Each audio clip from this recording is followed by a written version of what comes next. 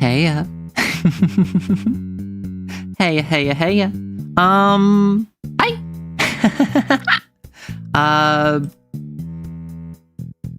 Oh, right, I'm streaming. Hi.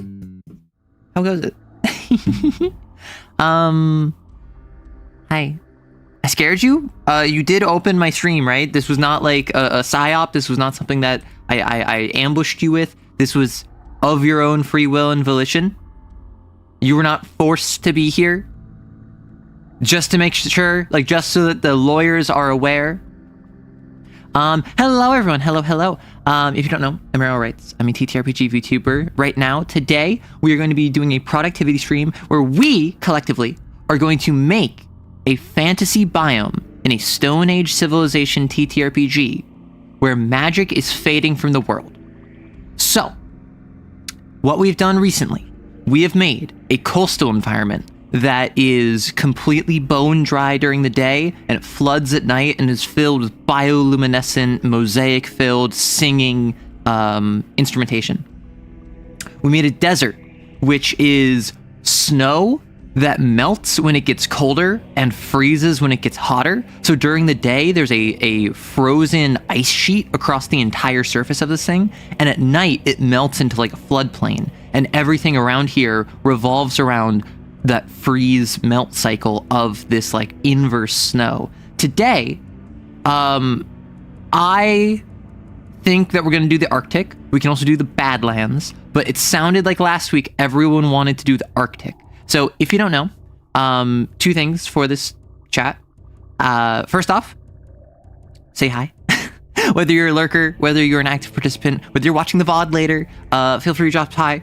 I'll say hello to you. I think that if you're giving me your time and attention, I will give you my time and attention. And also, we have a Q&A section where you can ask me questions that are not directly relevant to what we're talking about right now, and I will get to it by the end of the stream. Most often, the last like hour of the stream is just me going through Q&A sections. So if you want to ask me about this TTRPG, if you want to ask me about my cane game, if you want to ask me about what's been going on in my life, if you want to ask me about my thoughts on VTubing, like anything you want can go there.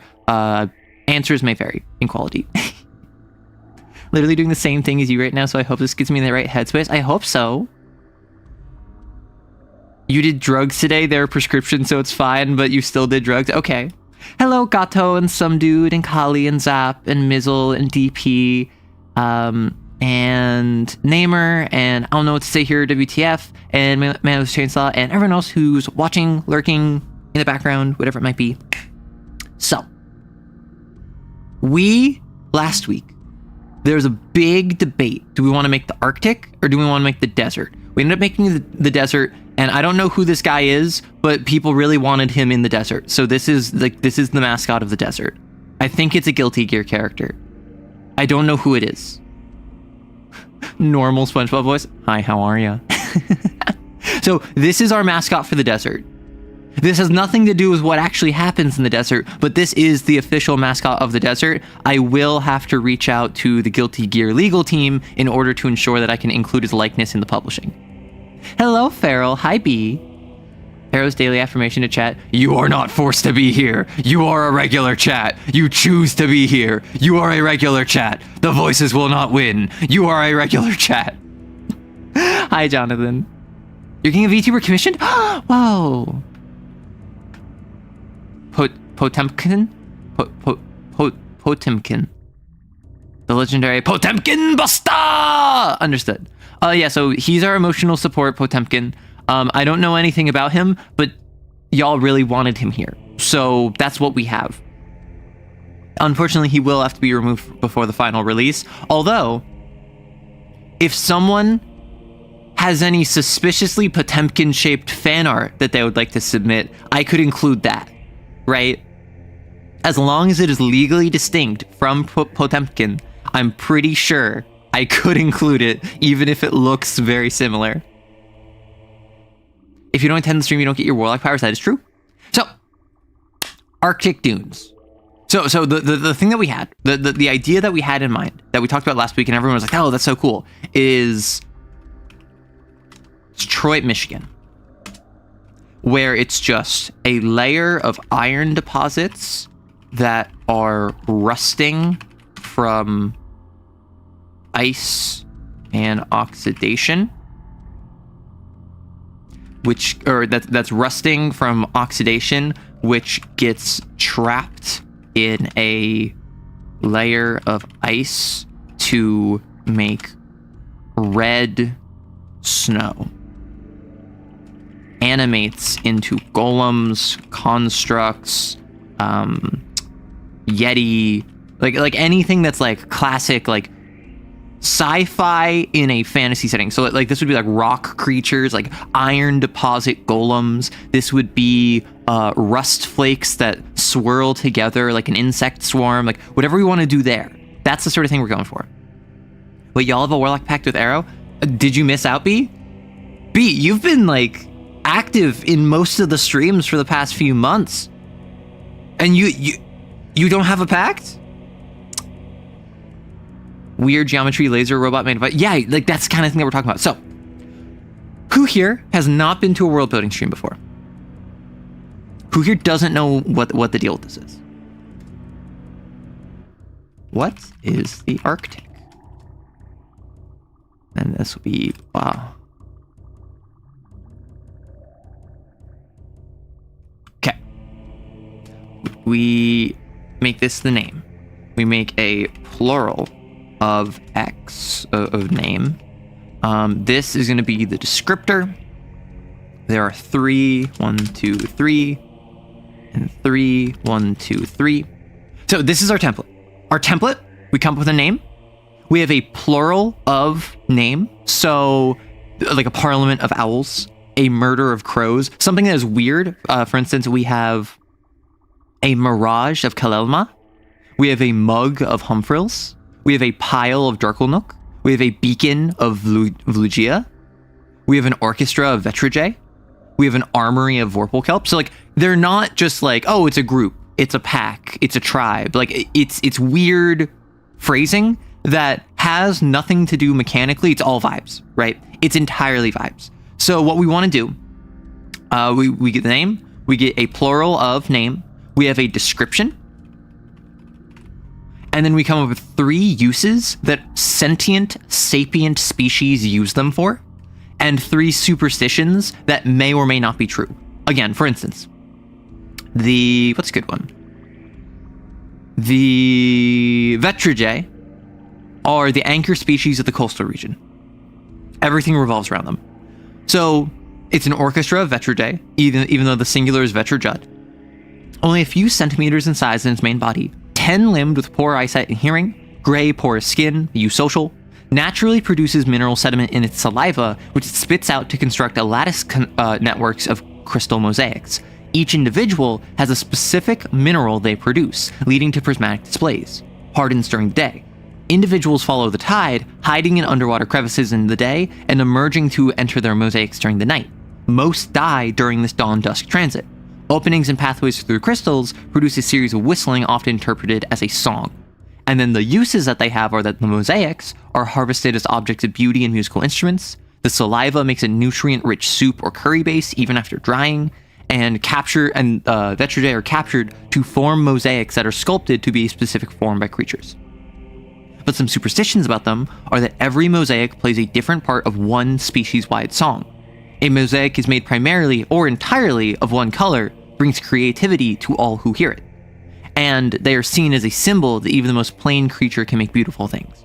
So these aren't just if you leave out some food at night, like the Vetrige will come and steal your child. It's also things like, what do they represent culturally? What are just suspicions people have about it? What are things that interface with how the populace views and interacts with Vetrige? So we do that for every single species.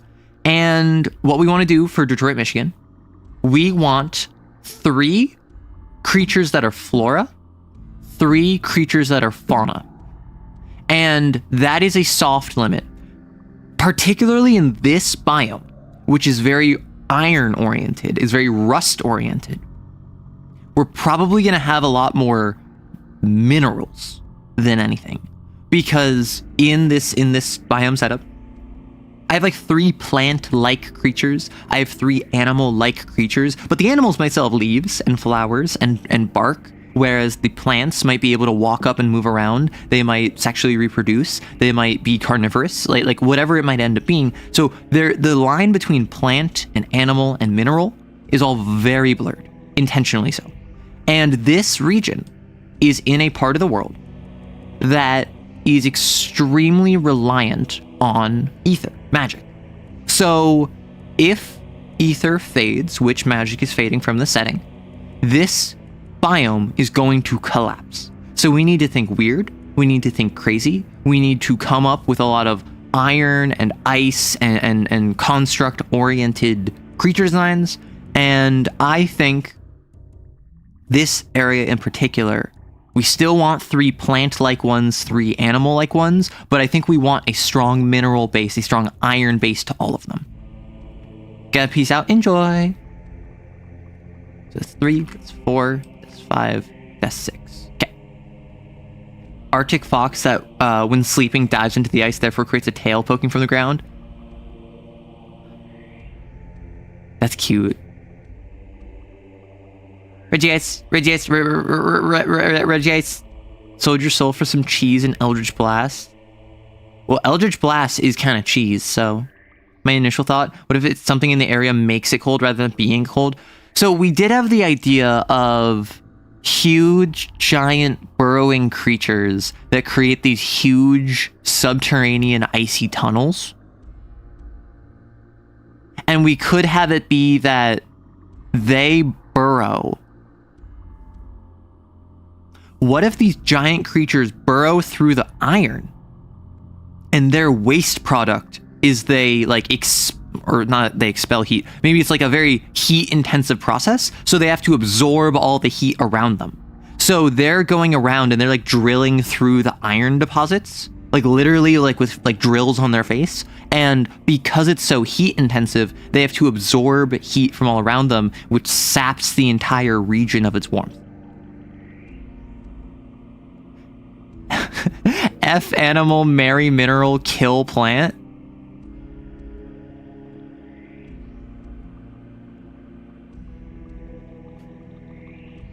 F, marry, kill, animal, plant, mineral. My issue was that, like, I understand animal includes human, but when I think animal, I think of, like, dog. I think of, like, horse. I think of monkey, zebra, giraffe, rhino. Like, I think of animals. So my first thought is not to say F animal, nor to marry them, if I'm being completely honest. So I think the dark horse option is kill animal. And I think that you're kind of onto something, where I think mineral is the most stable. Mineral is marriage material. I think plant, surprisingly, is the one that, like, is F. Am I crazy for that? Am I stupid for that? They're living heat pumps. They literally steal the heat from surrounding to heat up the iron. Heat. Giant heat pump. Worms? Moles? Snakes? Narwhals? We already did a narwhal in the desert. Based in Narcissus pill? Oh no. Correct as always. Thank you, Kali. Furnace worms, forge worm. Do we want them to be worm? Because, like, my first thought, dune worm. Giant forge worm. Like, I think that if it's a burrowing creature, it's probably going to be a worm. But we could make it a giant mole. Although we do have moles in the Phalangefeld. So, giant heat pump foxes. They draw in heat from their tails after they leap into the ground. Superheated faces. How are we feeling? So we took the idea of the Arctic fox that just kind of like pounces into the ground and like their tail sticks out. And now these are giant, like 5-meter long foxes that prowl the area, and they will leap into the ground into an iron deposit. They will like scratch down into it, and they will superheat their face, and they will draw in heat from their tail. And so their tail hangs up in the sky, like fluffs around. And if you get too close to it, you will like freeze to death. They eat tiny creatures that live in the ground, filter. Baleen Arctic foxes that burrow through iron deposits. Cute fox, but if you get too close, you just freeze. I think you only get too close and freeze to death if they're burrowing. And I think that they're burrowing. Why do they burrow? Do they burrow for like dens? Do they burrow for like a specific reason? A predatory animal that uses magnetic. Okay. Someone said cactus camel with cactus humps. That didn't fit our desert. We might be able to fit something like that here. We have a colony of creatures in a rust mech suit. That's kind of like magnetic predator. Okay, so let's start with the fox. I think we need a name, and I think we need a plural. I'm gonna start on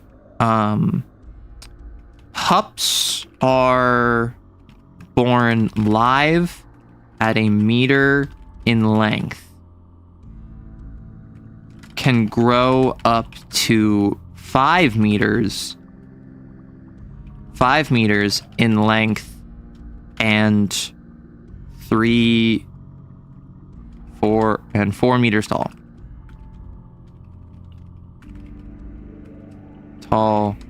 Neither of these include the tail, which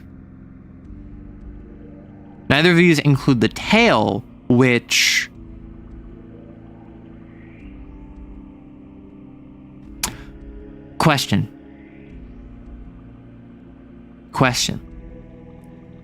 Is the tail like an antler?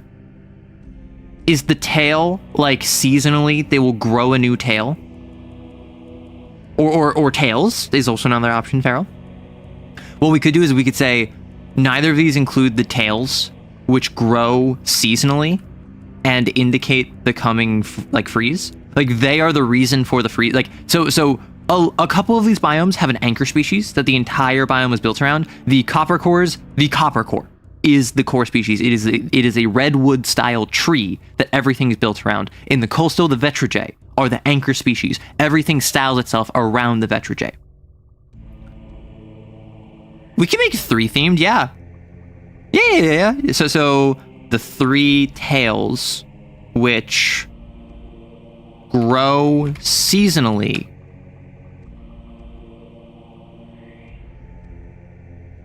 and often double the creature's length.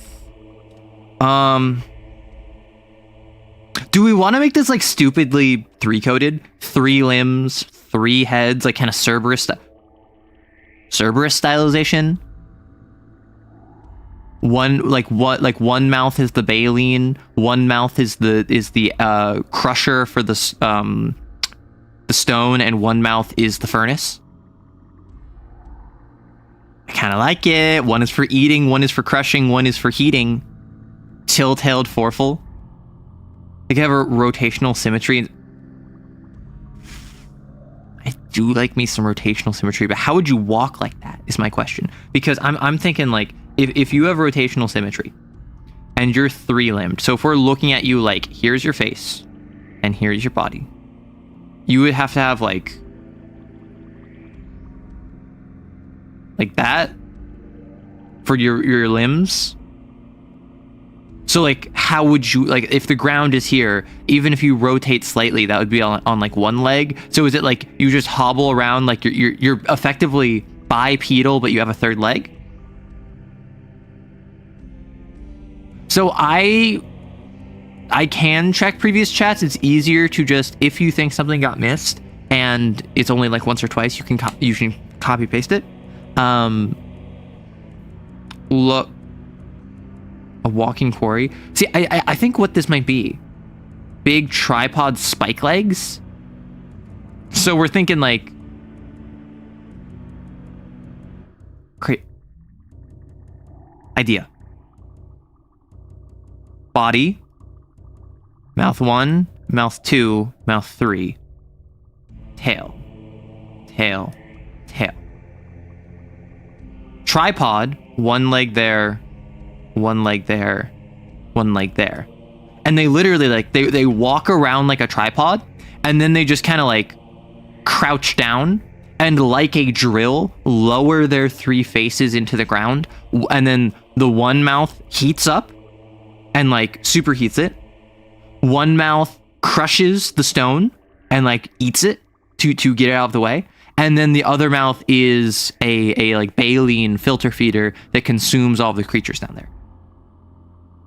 And it's all, and like this looks like a fox. Like it looks like a fox tail. It looks like a fox body. These are giant distended fox limbs that even have like hooked spurs on the end. The tails are fluffy and bright red because they need the surface area for heat exchange. They look like fur, but it's filled with blood vessels. Yeah. So the tails vent heat. That was like the first thing that we came up with. So let me redraw this. So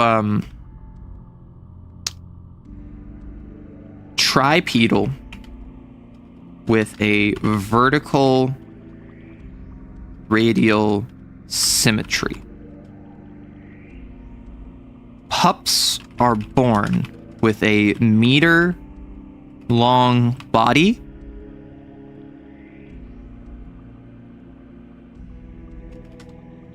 and while adults... Is the body weirdly small? Is the body like the body weirdly doesn't grow, it's the limbs that grow?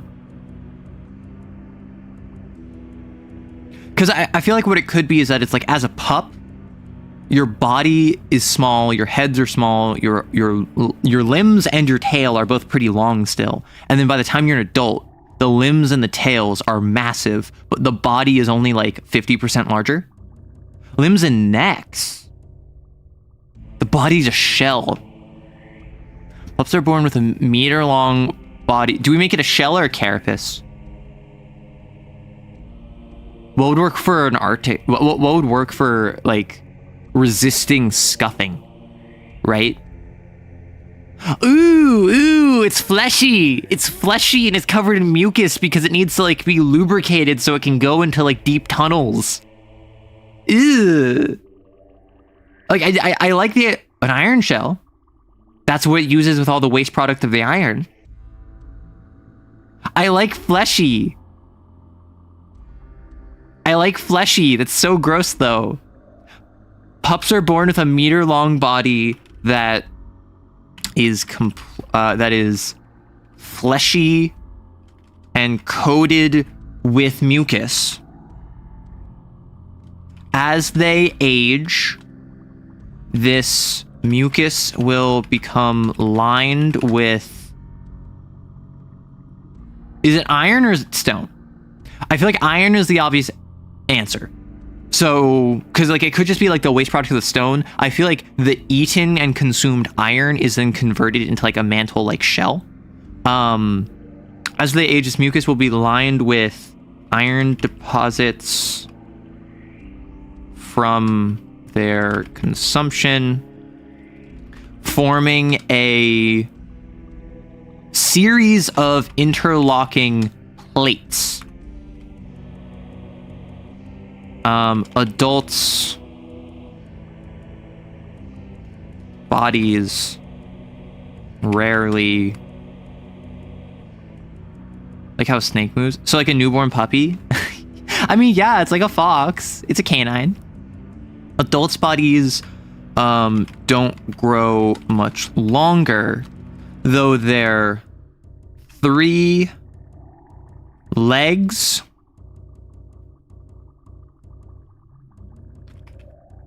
often triple in length over their lifetime.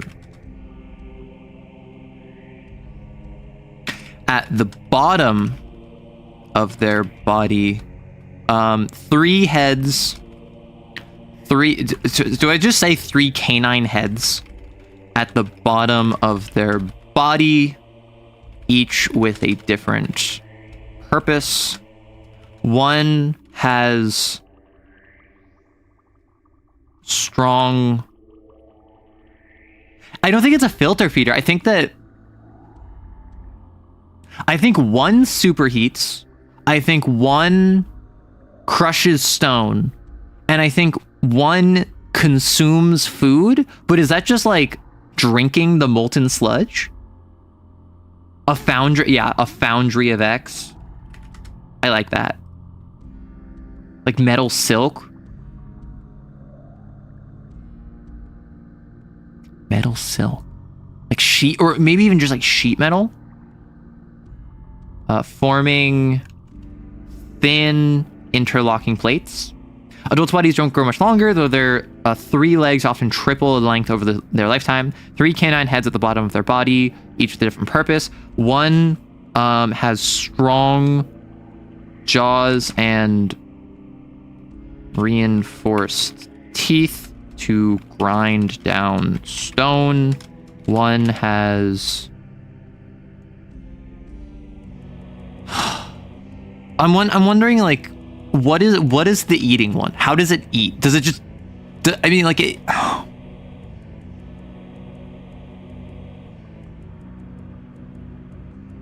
One heats everything up.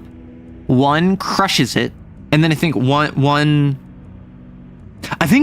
crushes it, one swallows. Right? I think one heats, one crushes, one swallows. So one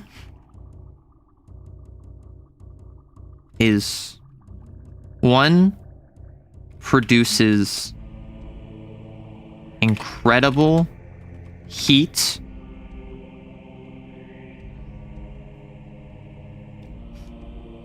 to melt iron ore. One has strong jaws and reinforced teeth to grind down stone. And one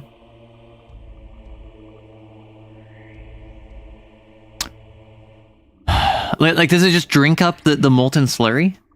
It can just eat veins of ether? Anteater snout? Do we want these to be foxes, though? They have dripping metal masks from the cooled metal. That's funny. That's very funny. One produces incredible heat to melt iron ore. One has strong jaws and reinforced to grind down stone. And one has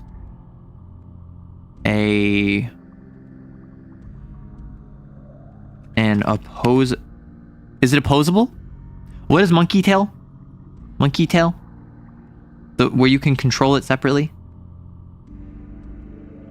One has a prehensile, thank you. Prehensile tongue. It uses to consume creatures. Burrowing creature. I think this is name. I think this is a separate creature. I think we need to make another creature that burrows and lives underneath the ice sheet. And that's the primary prey of this. At the top of the creature, it seasonally grows tails that appear to be fluffy at a distance. It grows red tails that appear to be fluffy at a distance, but are actually... How would I describe this? Like... Because, like, what would maximize surface area? Fractal. Right? A fractal lattice network of, like, silica or sinew would be the most efficient means of getting surface area. You want indents, you want bends, you want cracks, you want more exposure to the air. Molten ether? I like the idea that it's just kind of like consume molten ether. I like molten ether. At the top of the tree, it seasonally grows red tails that appear to be fluffy at a distance, but are actually fractal networks of blood vessels and nerve endings. tails absorb heat when digging to fuel the burning mouth.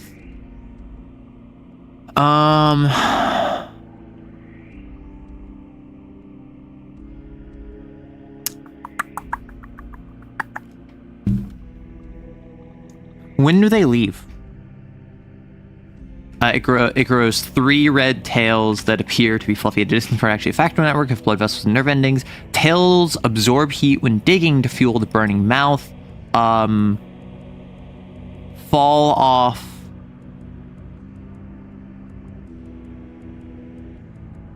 Fall off when the season ends. Ahoy, Monty. The way worms burrow is by inverting their face, prying the dirt apart. They get a proboscis that shoots through the dirt to find edibles. Do I like a forful? I like a forful. A foundry of forful. I like that. Fall off when digging season ends.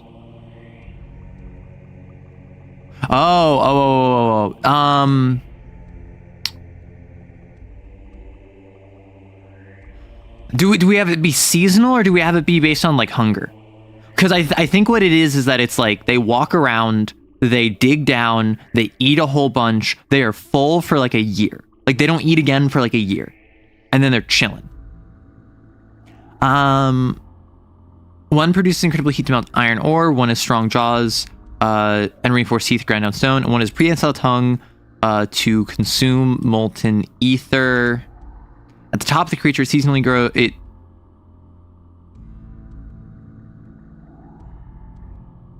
The hunger cycle are the seasons. I mean, they do cause the season.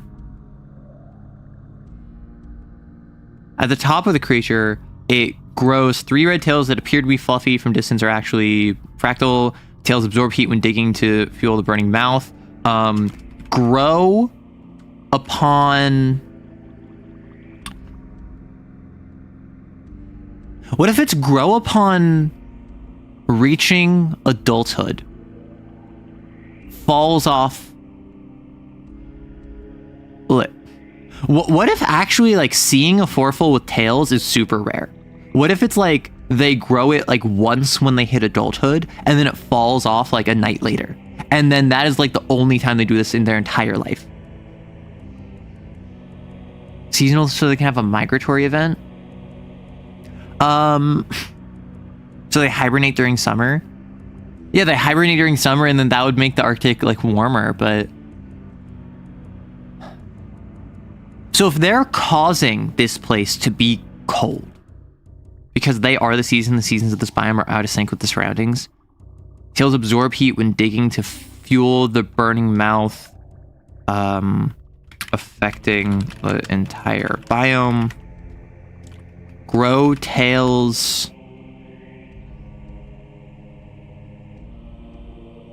once per year. Grow tails once per year. And shed them after a night. After a night, spending the entire time feeding. So, feeding to store food for the year. Does that make sense? So they grow tails once per year and shed them after a night, spending the entire time feeding to store food for the year. They, over time, they grow their tails once per year. They all feed. It is super cold. They're actively freezing the entire area around them. And then they shed. It's like they eat then shed them as they digest. That's what I'm thinking. So I think first up, they're an indicator of the season. If you see, forful, they're growing, that forful had a tail. We're going to be hitting the cold season soon. We need to be prepared. So like, they're used as an indicator of the season. Seeing forful, no, with tails indicates cold snap is coming soon. What if instead of it being seasonal, what if it's just like, gosh, what if it's not once per year? I like the idea that they eat it like once per year, because otherwise, like, how long would the iron deposits last? Because those are non-replenishable in the same way that like eating creatures is replenishable. Area dependent. So once per year, it flash freezes the entire. That's what I'm thinking. And then I think over the following year, it melts over time. And then so you have this association where it's gonna a yearly freeze.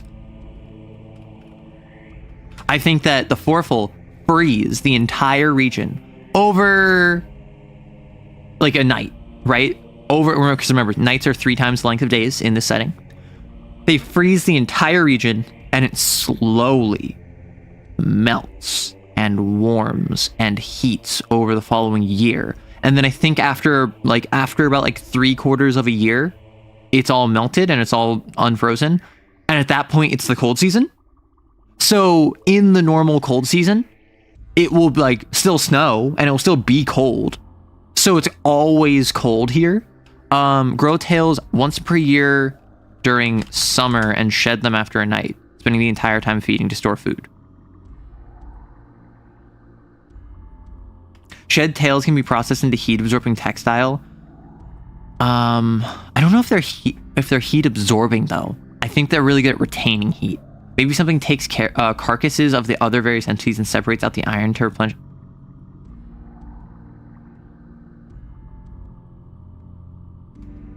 Mushroom rust decomposer. I like that. Wouldn't it be during spring? Because after winter is spring? No, that's what I'm saying. I think that the normal actual seasons of this area is like summer, autumn, winter, spring, and they grow their tails. Would it be in spring? Do they get to experience spring, or do they only in summer? Because I think it's they. Yeah, because if for like 3/4 of the year they at the start of spring grow their tails, freeze everything. Spring is frozen, summer is really cold, autumn is like snowy and cold when it shouldn't be, and then winter is snowy and cold when it should be, and then you go back to frozen. Okay. Seeing 4 full tails indicates a yearly freeze is coming soon. Got a dip, great stream. Thank you. Imagine children playing the crunchy tailed bits for the spring like we do with leaves. I don't know if they're cast off tails or for anything. I think what it is that it's the metal they produce. They're like shell, their carapace. That is used for something. And I think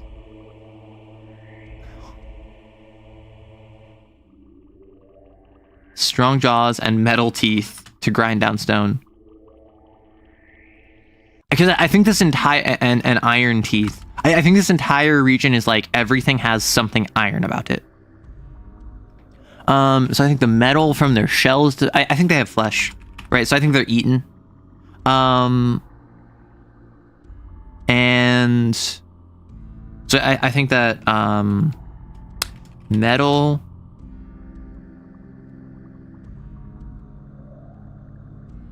What is tempered iron?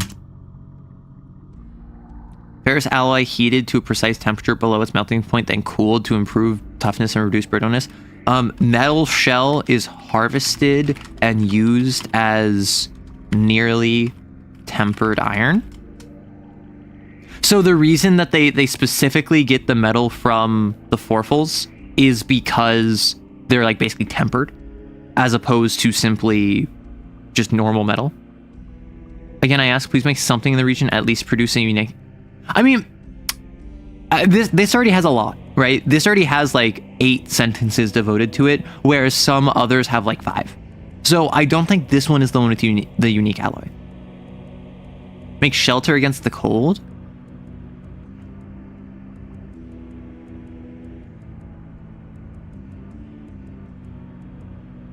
Crazy. Crazy, crazy, crazy.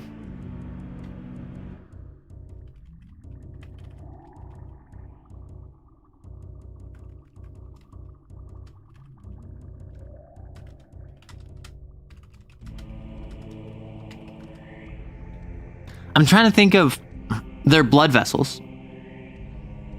Not just the tail, but also like the blood vessels inside of them, which transport the heat from their tail to their mouth. I wasn't thinking fuel. I was thinking like heat pipes. I was thinking like heat transfer. Someone said the idea of the tails being used to make heat absorbing clothing. I'm thinking like steam pipes, but made of these like blood vessel tails. These you string along blood vessels, and if you heat up one end, it very quickly heats up the other end. So you have one central house in a village that's like the firehouse, and then this lattice network of like blood vessels running from the ceiling of this like central hut, this longhouse that has this huge roaring fire that's always tended to, goes to every other house, and every other house has central heating. Like this region got a biopunk edge. I mean, this region has an abundance of iron, magic that animates that iron, and this is explicitly reliant upon magic, right? So I think we can go kind of biopunk crazy here. Like, we already wanted this to be a scrapyard. We already wanted there to be like golems and stuff. So I think that in terms of like raw technical skill, I think this would be the most advanced biome. That being said, it's going to fall apart, right? Because it's going to run out of magic. Steampunk, winter, rustland, metal. I think blood vessels in and out of tail used for heat transfer along between distances. So I'm thinking, like, how would I phrase this in like a one sentence thing? Like blood vessels used for insulated heat transfer between distances.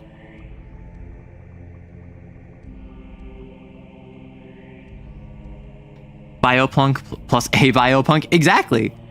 Blood vessels used for, I don't know if it is long distances though, because I'm imagining like, hey, I'm in my house. I am 20 meters, maybe 15 meters from the central house that has all the fire. That's a long distance for like heat to transfer, particularly in like the Arctic. That's not a long distance in terms of like a kilometer, right? Conduct heat insulated from the exterior cold. That's just insulated. That's just what insulated means. Blood vessels used for insulated heat transfer between shelters. Insulated heat transfer to connect shelters. The flesh, how, like, what are they eaten for?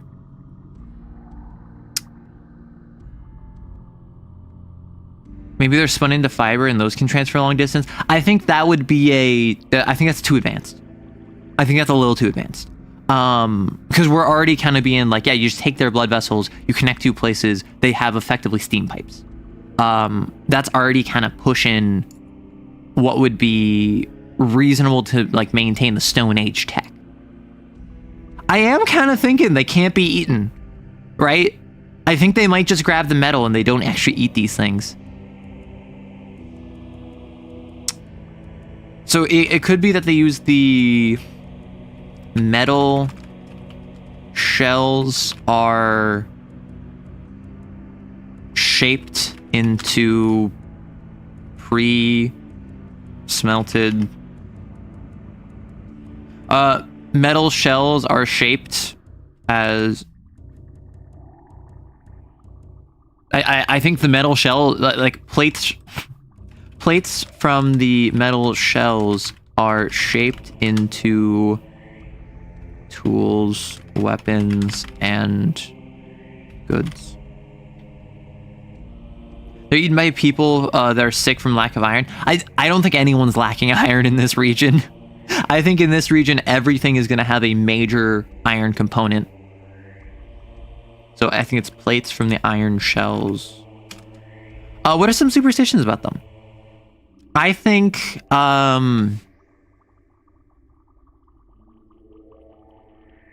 I think people assume that they fall like the tail growth cycle follows seasons. I mean, that's boring, right? That's boring. Drinking blood keeps you warm. Drinking forful blood will allow you to, like, my first thought is like stand naked in a blizzard, because it's not just will keep you warm. I think it's also, it's like you will be immune to the cold, right? Drinking forful blood will keep you warm for an entire night,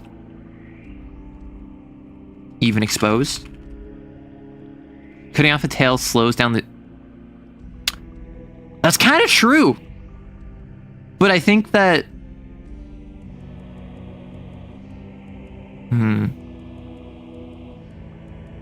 Iron deficiency in the Rust Arctic. The irony...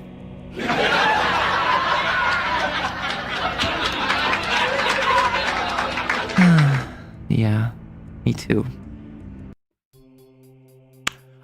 So I think cutting off the tail is definitely one of them. I think that it's, I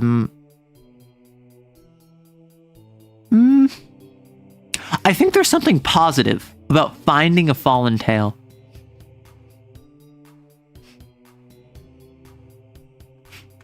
To gift someone a fallen forful tail is to signal you... Is it a sign of love, like a bouquet? You warm me up inside? I'm cold without you kind of deal? Because it like, I don't want it to always just be like, oh, this is about romance, it's about like good health. But I do think to gift someone a fallen, or to sleep under a fallen forful tail is wards you off of... To sleep under a fallen forful tail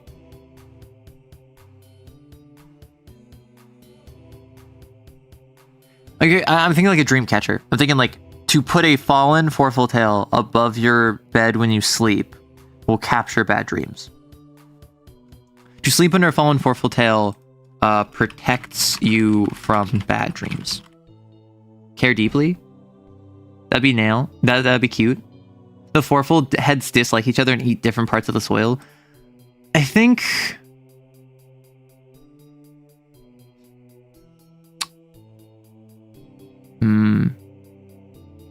What's the significance of 3?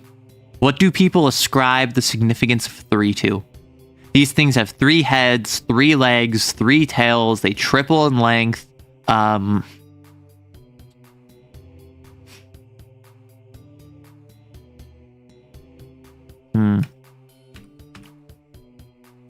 What do people assume the significance of 3 is? I think the significance of 3 is if you like kill 3 of them, if you see 3 of them, if you see 3 of them at a time, it's the preferred family structure.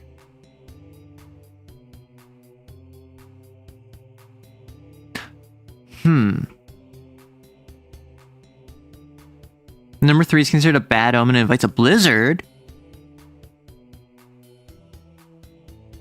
Traveling in groups of 3 is thought to provoke them. Traveling in groups of 3 provokes forful into growing their tails early. I like the idea of 3 being unlucky. I like the idea of forful are not liked, but they aren't like hated. And so you don't want to provoke them, Right, you don't want, because like traveling in groups of 3 provokes Foreful into growing their tails early because they have 3, they have 3, they have 3. If you are 3, they see that as a challenge. You're provoking them. I like that. So we have a colony of creatures in a rust mech suit. We have a mushroom rust decomposer. What we could do is we could combine these. We could have a colony of creatures in a rust mech suit that uses magnetism and decomposes creatures into rust. So what we could do is we can combine all of this.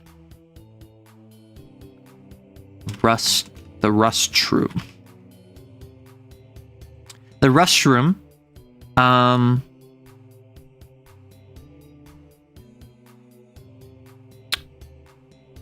know someone said a colony of creatures. I like the idea of it being a mushroom. Extending anywhere up to 3 meters in length.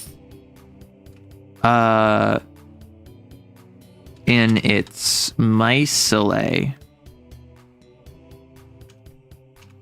The fruiting bodies rarely exceed 20 centimeters in length.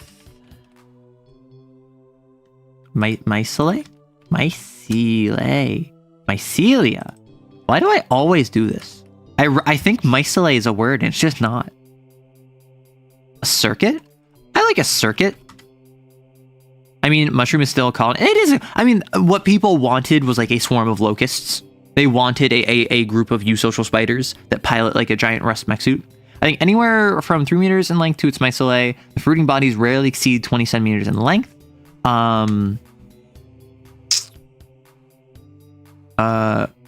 Reproduce by setting spores in a corpse, and then reproduce by setting spores in a corpse, and over the course of a month separates the iron from the creature, from the corpses, separates the iron from the creature's body, and grows off its ether.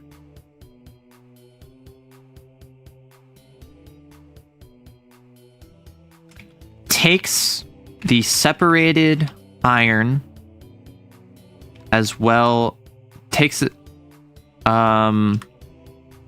using a localized magnetic pole, magnetic field,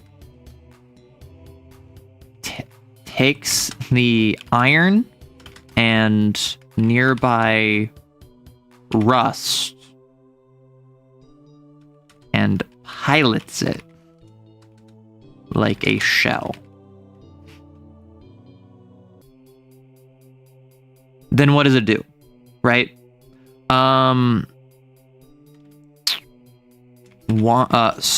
Wanders in solitude until it encounters, wanders in solitude or lies in wait until it can ambush a lone creature to continue the cycle. Some circuits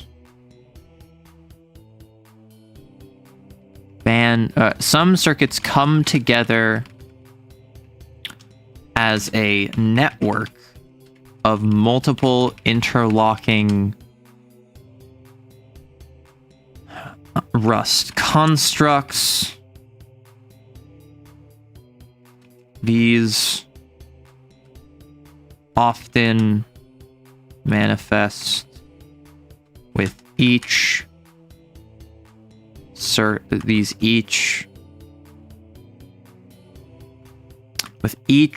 rust room.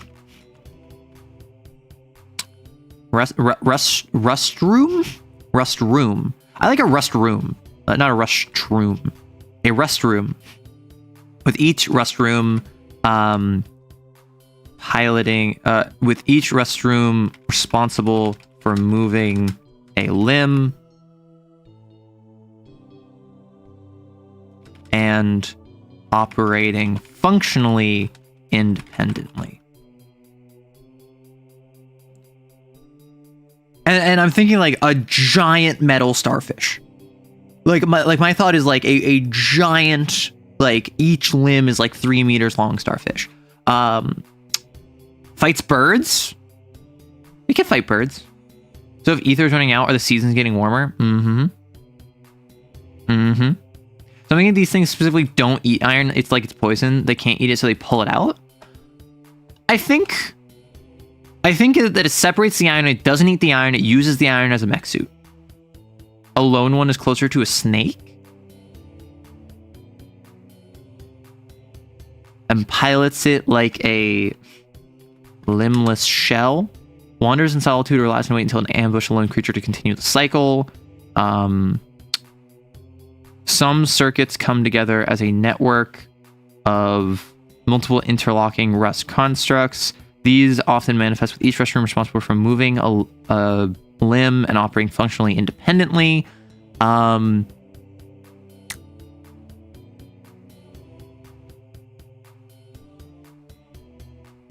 The energy cost required to maintain this often leads to such networks expiring shortly thereafter. Maybe a lone can be like a sea cucumber? They could be using longhouses. They split or whatever. So like, is this coming through? It is a mushroom. It's mycelium. That... What do the fruiting bodies do? What's the point of the fruiting bodies? Mushroom. Mushroom.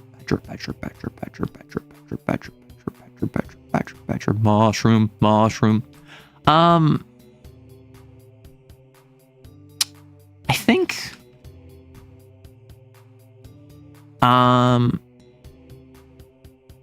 So what if...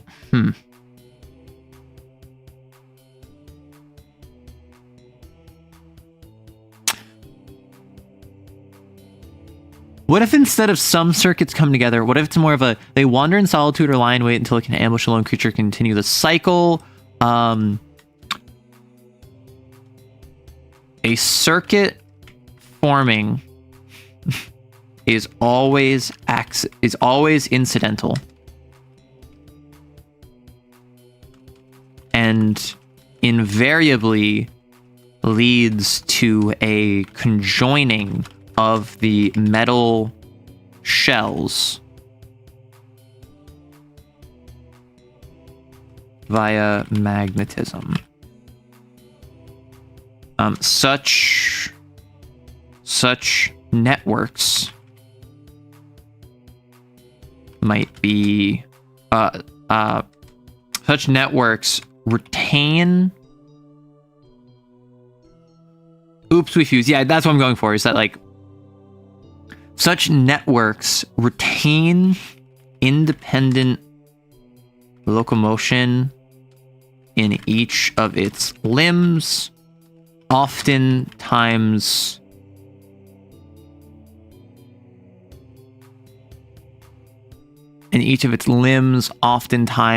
having a central point of connection that a motorcycle drives by outside and is very loud. Having central point of connection, where the mycelia connect. Oftentimes having a central point of connection where the mycelia intermingle.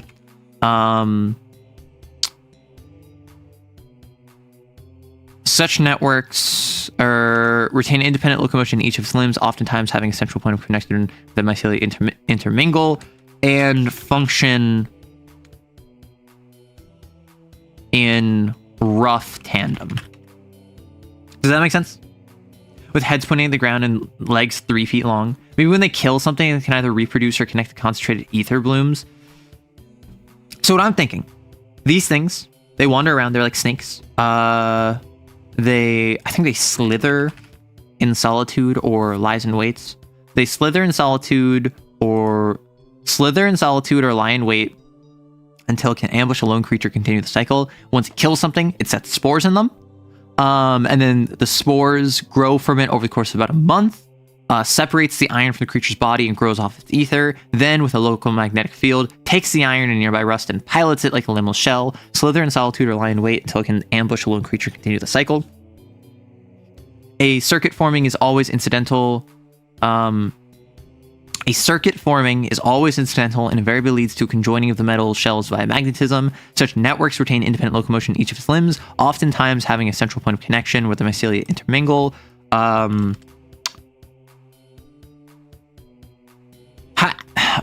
What is their relationship? Are they trying to break apart? Are they just kind of working in tandem? Do they not really care?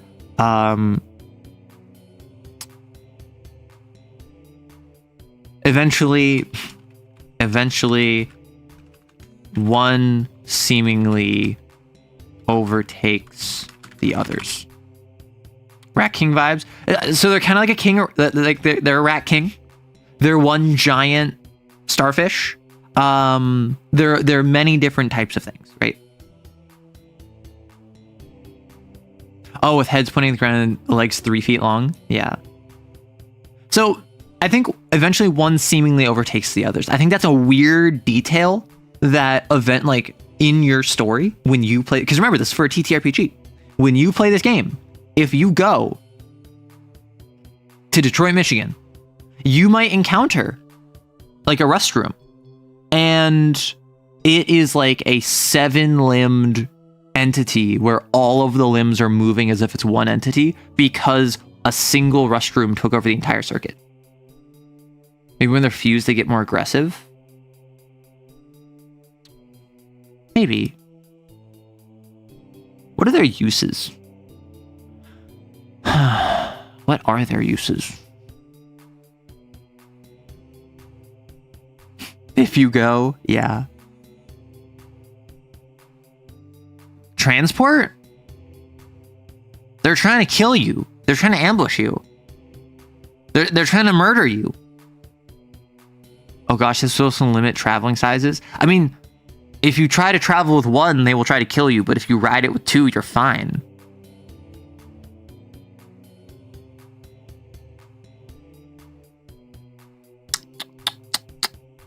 So these are predators that like go around and they kill people. Would you ride around on that? Well, so we already have 3 as bad luck with the 4-fold.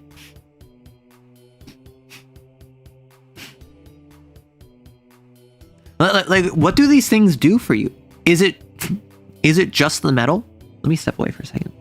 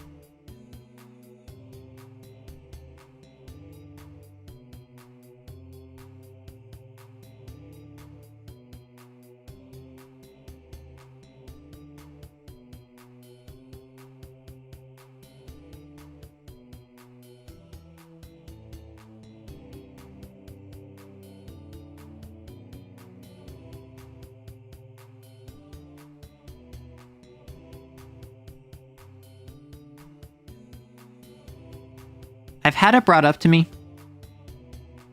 I might just be allergic. I might just have allergies to where I'm at. Because I was fine up until I moved here. And now, like, every day I have, like, a stuffy nose. And it sucks. You know too much about biology? Yeah. So something that I will say is that this is a system where I literally have a warning in the document. And let me see if I can find it real quick.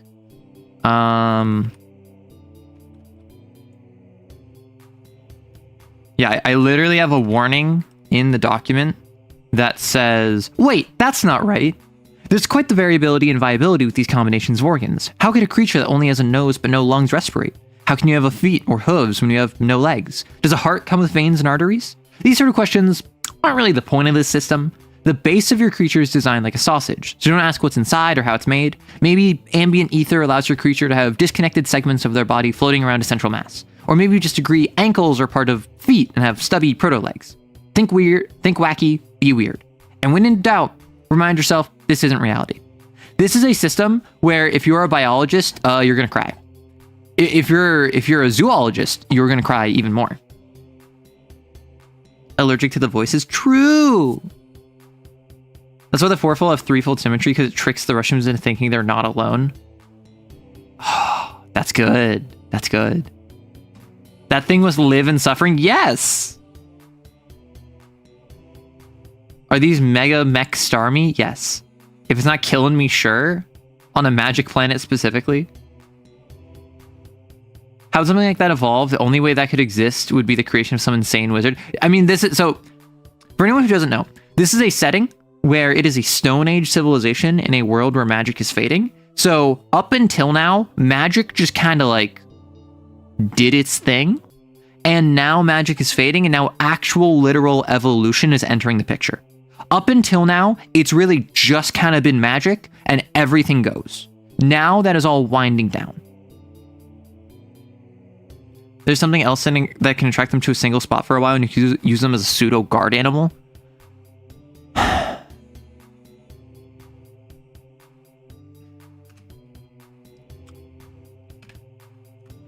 When approached in groups, they can be ridden around as mounts.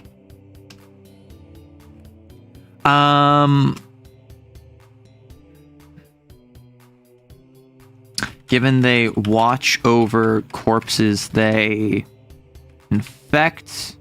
Given they watch over corpses, they infect.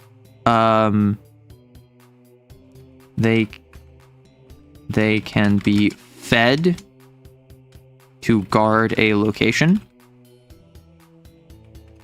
The fruiting bodies they produce are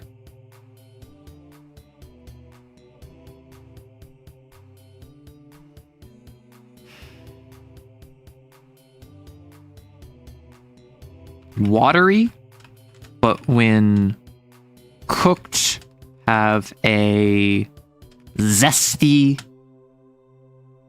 taste. Right. Just kind of like, let's add something weird. I added fruiting bodies to them. I didn't know what to do with that. So they can be ridden as mounts. So these are actually surprisingly on their way to domestication. It's just, as of right now, they don't know how to not kill you if you're alone. Maybe the mushrooms are nutritionally dense and surprisingly tasty. That's kind of what I was thinking. I don't know about nutritionally dense, because I don't think that's the point of these creatures, but I do think that they have this like watery mushroom fruiting body that is like pretty all right when you eat it. Yes, me, my tribe, and our pet Megazord.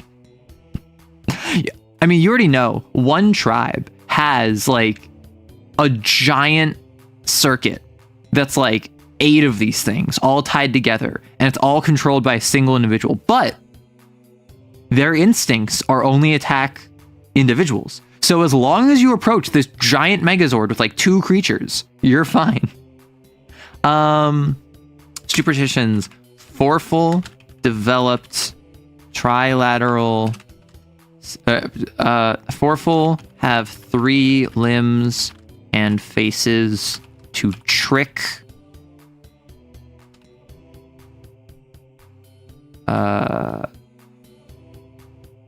circuits into thinking they weren't alone.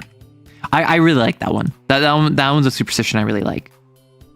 Maybe to deal with them, you have to wear a multi-faced wearing a multi-faced mask fools them into thinking you are multiple creatures. Restroom, do not join with other restroom of the same alloy.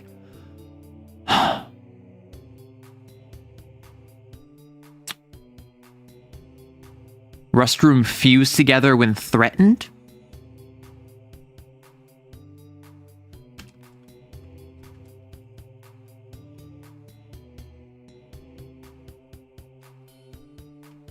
So first off, are we in restroom? So those would be restrooms. So it'd be restrooms fused together after reproducing and to go after larger targets. Maybe no one's seen them fused together. Maybe it's the size of the corpse indicates how many limbs the circuit will have. Rustroid. Yeah, I think you hit it in one with restroom. I mean, like, it so works. Rustroid. Maybe it is Maybelline. So, okay. Next up, we went through all of our ideas. That's good. So I want to do a golem. I want to do a metal iron golem that has ice components to it. You can domesticate one if you remove it from a circuit with a dominating restroom. Ooh. So, golem.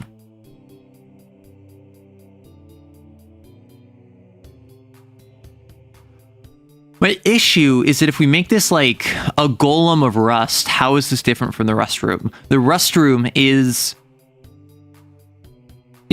mushrooms that pilot a like rust worm / snake. How would this be different? Is it because it's like bipedal? Is it mostly ice-based? The actual body's living electricity? I don't know about that one. Ferrofluid golem. Yeah, someone brought up like a ferrofluid slime. Golem, like actual golem or like synthetic being? I'm thinking like D&D style golem. I'm thinking of like, this is a large, stony, rocky creature. F it, if we can make any kind of creature, I make the bullet worm. They burrow underground in massive swarms, wait till you walk over them, then shoot up at the speed of a bullet. Yeah, I mean, that's exactly the sort of thing that would fit here. Electromagnetic moths form my issue, we have small creature with magnetism makes big creature out of metal. This is basically a golem. That's my issue. So we don't want it to just be other different small creature uses magnetic fields to make other larger metal. Because that's the same creature, right? Golems and restrooms need to get into punch-ups. Tragic, not a protector of minorities. Reggie, I mean, I am kind of thinking Reggie Ice. We could make it ice-themed. Instead of metal, we could make it ice-themed, and it has, like, flakes of rust throughout it. How would you move around ice? Because, like, this isn't water bending. However, what could be done that a creature would be like a ice golem, ice elemental, snow.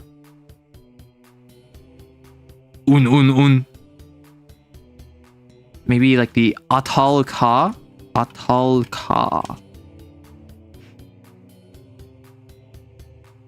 I don't know what this is, but it looks cool. It looks like an Egyptian praying mantis. So like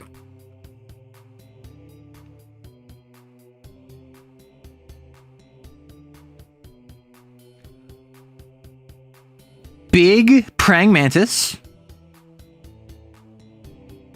Probably only like a meter tall, but like big. Uses ice for illusions. And so part of what it does is that it looks like there's multiple of it because it like drags ice with it. Using silk threads to manipulate a larger body. That there's Monster Hunter Mantis that makes a mech around itself. Ice ball bearings. Ooh, ball bearing. Roll, it becomes like a ball like Cannonball from Ben 10. I want to make a giant praying mantis now. You've successfully praying mantis pilled me.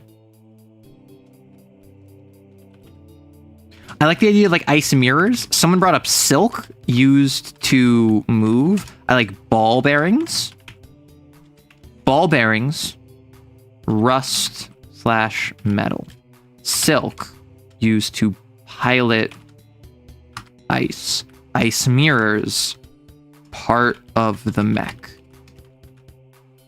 So, whereas the mushroom is like electromagnetic fields that moves around rust, this is going to be a praying mantis that I don't think is like a 1 meter tall praying mantis in a 3 meter tall giant praying mantis ice mech. I think it is a 1 meter tall praying mantis that has like distended reach, disjointed hitboxes, right? With ice.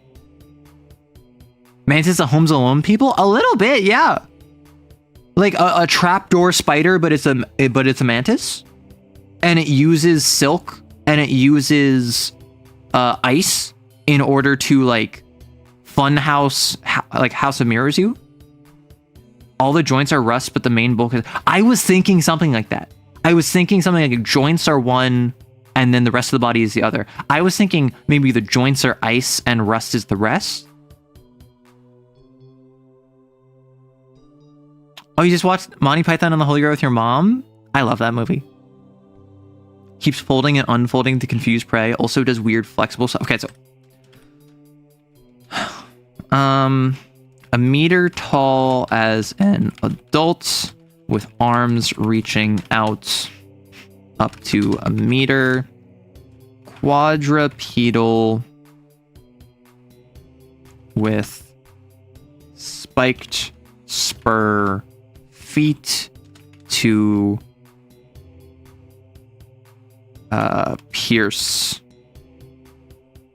to dig into ice. Hands are hooked with a spinneret behind the wrist.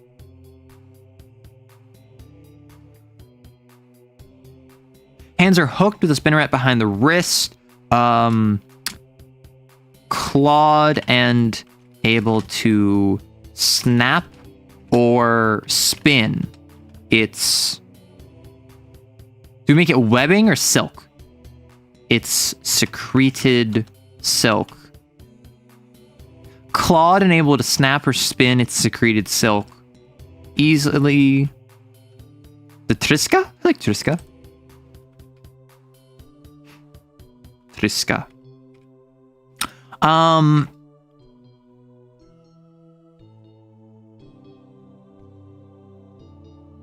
Very salty.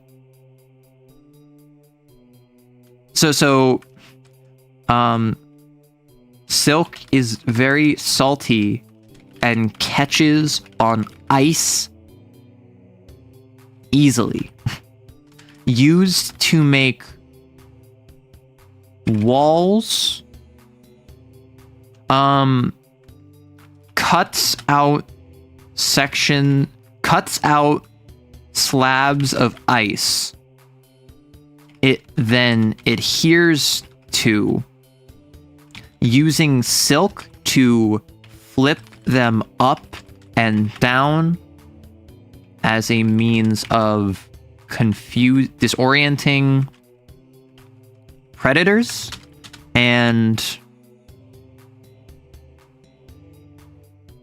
disorienting prey and walling off predators. Particularly reflective sheets make it seem as though there are multiple Triska in a location. Highly territorial and kill one another after mating. Because you gotta get that, right? If we're doing praying mantis, we gotta do that. Lays eggs in partner's corpse. And then buries in, or then covers in a sheet of ice. You think mirror a garrote? I like a garrote. Like they flutter to mess with the light.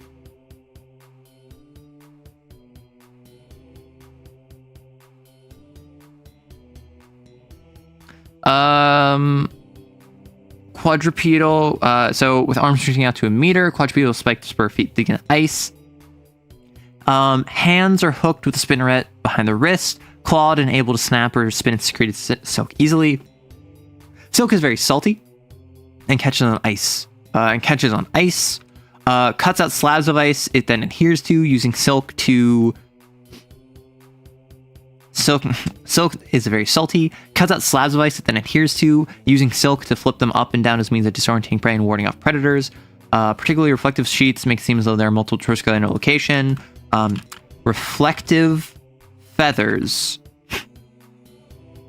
amplify this effect. Highly territorial and kill one another after mating. Lays eggs in partner's corpse and then covers in a sheet of ice.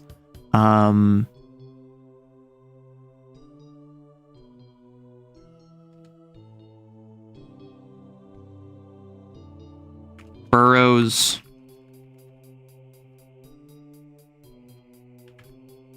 And ambush. Ambushes prey from a burrow.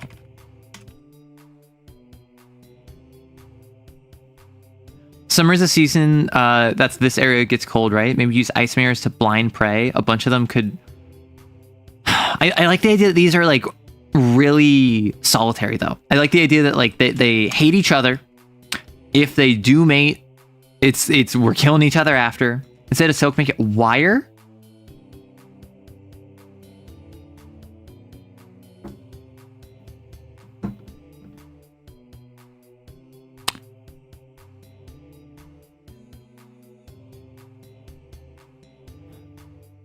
Can you do iron wire is my question. Like, because like copper wire, gold wire, those are things that are very common. Like how much of a conductor? I mean, you don't need that. Actually, it's secreted with an iron spinneret behind the wrist, clawed and able to spin or secrete spin its secreted wiring easily. Wire is very salty. Cuts out slabs of ice with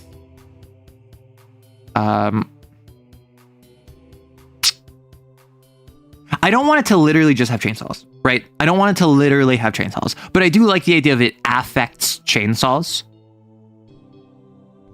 Cuts out slabs of ice by rapidly sawing with its claws.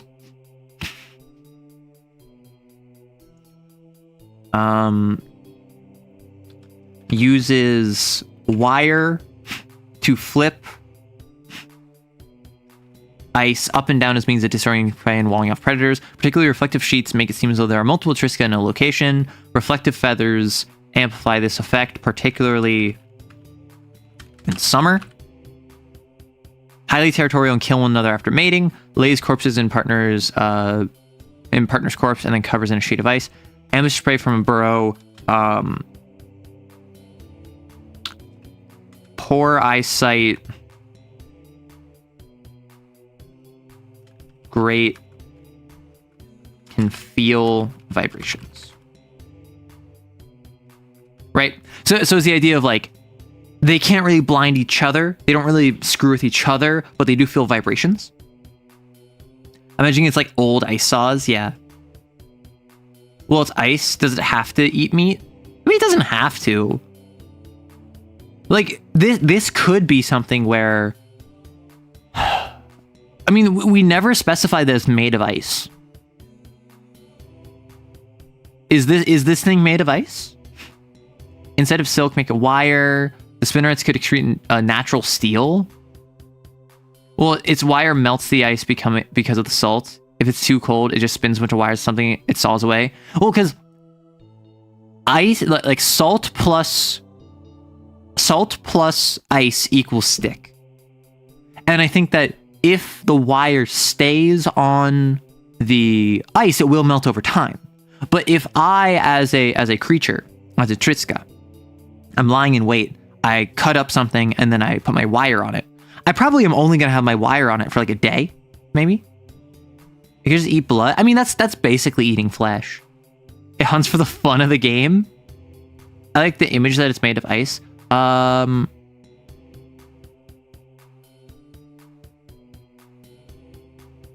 Can feel...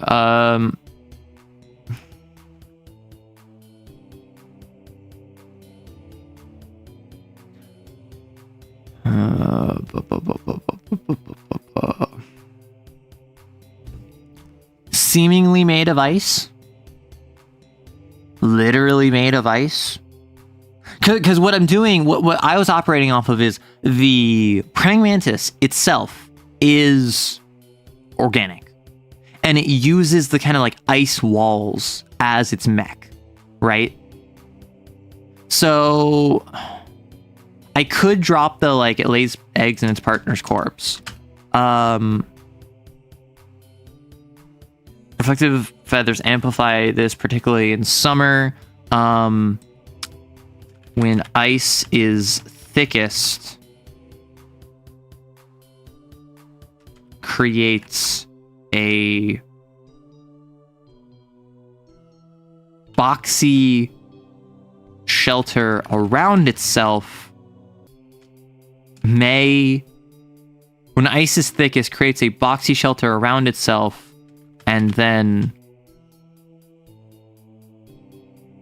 like maybe instead of a mech, it's a vehicle. Maybe it makes a big like Arctic, Antarctic exploring vehicle, right? So like when ice is thickest, creates a boxy shelter around itself. Maybe more of a crab, and the golem body grows from its like a glass frog. Reflective feathers amplify this effect, particularly in summer. Yeah, I haven't specified anything about it being ice. All I've specified is that it uses wires to like flip up and down ice.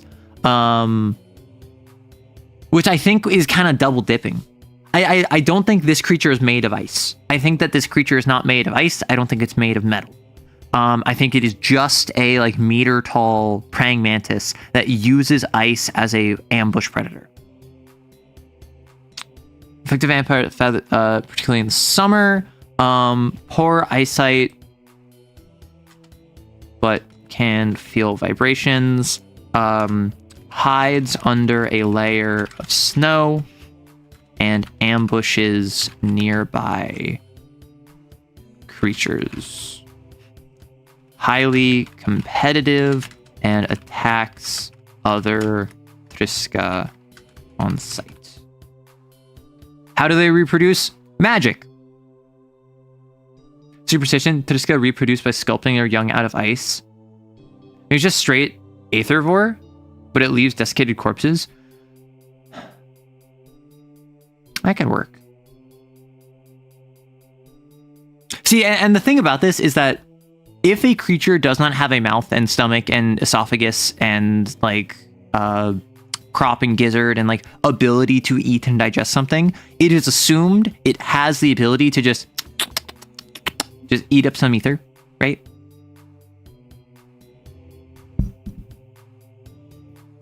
I don't like it eating ether. I don't like everything eating. Yeah, I think that some things do need to eat creatures, right? Like the restroom eats the ether and separates the iron from the body. The fourfold doesn't eat anything. It just eats ether down from the earth. The eggs are highly exothermic and need the ice to stay cool. Kills partner after mating. Eggs highly exothermic and require constant application of ice to stay cool. I mean, they could just what if they just reproduce asexually? Highly competitive and attacks other Triska on site. Asexual eggs highly exothermic and require constant application. Yeah, obviously the wiring. Obviously the wiring is some of it. I think that the claws also. And then I would say probably meat. It could absorb blood, and so you could get pink variants. A pinkish coloration indicates that Triska has eaten recently. A meter tall as an adult with arms reaching out. A meter tall as an adult. A meter tall as an adult. I think it's fair to assume everything here is white. Everything here is blue. Everything here is ice and snow and Arctic colored, because at this point, that is how this has been with all the fourfold. White.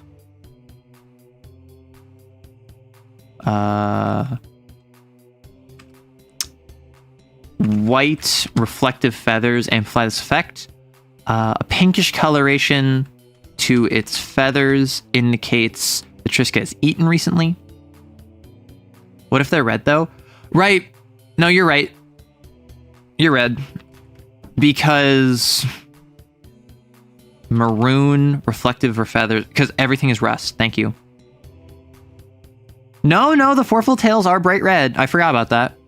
Everything here has got to be like red, maroon, brownish, reddish. Like everything's got to be in that. Like, because these are just covered in rust. The fourfold, the only color that's mentioned is their red, like blood vessel tails. Eggs as a heating element.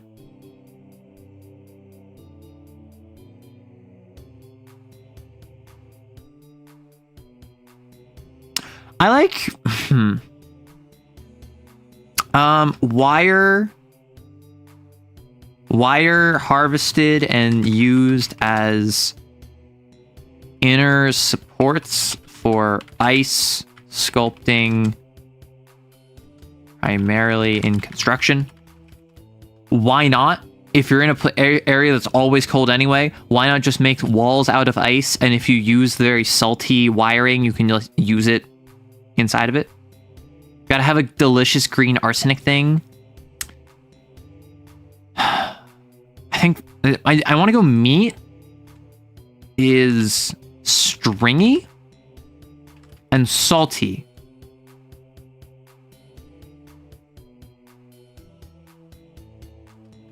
But pairs well with a smooth and creamy sauce. Because I'm thinking like crab, right? I'm thinking crab. I'm thinking like you take its arm, you snap it in half. Oh, wow. That's like a bunch of crab meat. That's my thought process. We do the claws. We do the eggs. Do we need a linchpin prey species? We don't need that. Because again, this is an ether-reliant environment. Everything here is reliant on ether, is reliant on magic, is reliant on the fact that magic is fading from the world is going to screw this ecosystem. Oh. The meat has to have iron melted out of it. I don't think that's this one. I think that's a different one. I do like that though. Steel wire is wildly useful. It'd be used in practically everything. This isn't steel wire, this is iron wire. And I think iron wire might be too much. Because remember, this is Stone Age. This is Stone Age. As much as this is technologically advanced in comparison to everything else, wire degrades out of extreme cold, but is used in supports, is used in construction and treated with ice. Iron wire would be crazy, but no, I know. Like the goal of this is not that this is like, oh, this is an amazing material that the civilizations are going to be able to use. This is a creature that has an overproduction of iron. It's using this and it never uses it for long. What's this system for? Yeah, so this is a system that I am making. It is the Neolithic. It is a Stone Age TTRPG. Imagine Spore, the creature stage / the tribal stage, as a TTRPG. And what we're doing is we're making biomes that you can travel through, and we're filling it with different creatures and animals and just like weather patterns, because this is an exploration-oriented system. So we don't need a linchpin prey species, although I do like arsenic green ferrofluid moss. People have brought up like something that's like arsenic green. So I've heard of ferrofluid a few times. So I think that the eggs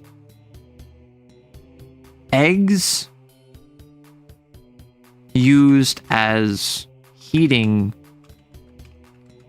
units,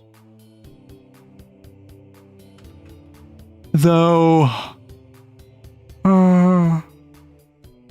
eggs used as heating units, though I think that they only last like a night, right?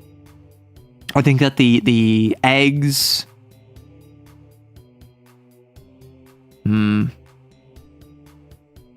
eggs as campfires. An arrow yawns, yes. Arrow went to bed late last night, yes. Maybe its eyes could be perfectly cup-sized. I have a couple things which are cup-sized. I've already done enough cup-shaped things. I'm thinking, what are some other things that would be useful? Because remember, we have not just, what are cups? What are forks? What are swords? What are axes? Also, what would be a clasp that you could use? Something that like acts as a hook seal that's naturally occurring that would allow you to wear cloaks, right?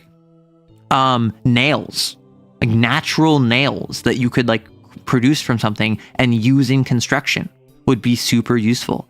Like picks and styluses and scalpels, things that are very precise that could be naturally occurring, more than just like flint broken off, would be very useful. We are going a little biopunk with this, but I do want to keep it fairly restrained.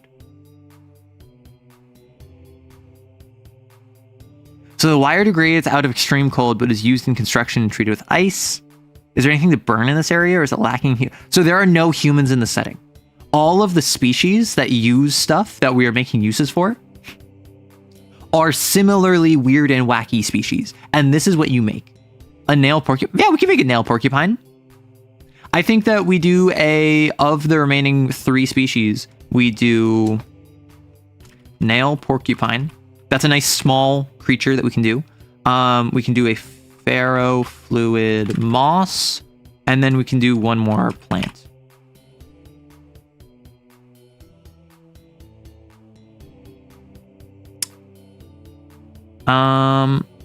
Eggs used as a heating unit.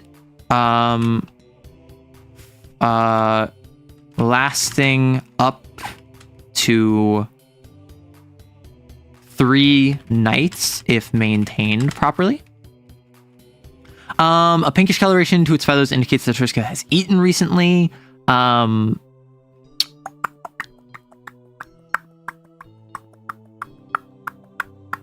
Sorry, there's music playing outside, so I just instantly started like matching the rhythm or matching the beat. So the meat, stringy and salty, you have to boil out the iron from its meat before consuming it. I think it's a superstition. I don't think that it's like, oh, no, remember to boil your Triska meat. 3 nights would be about 6 days in Earth time. So each night is 3 times the length of the day. How long is the day in comparison to Earth time? I don't know. But in this setting, each night is 3 times the length of a day, and measurements are often taken. This will take a night. So it's, you have the day, and then 3 days worth of time is 1 night. So 3 nights would be 12-day lengths of this setting. Maybe some kind of lighting flowers / briar. That could be fun. What's one final superstition on this? The Triska. And we have a garrote of it. Why are they competitive? Why do they hate each other? Why do people assume they hate each other?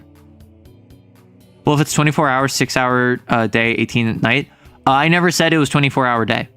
And also, no, it's not like... So you're thinking this is in Earth times.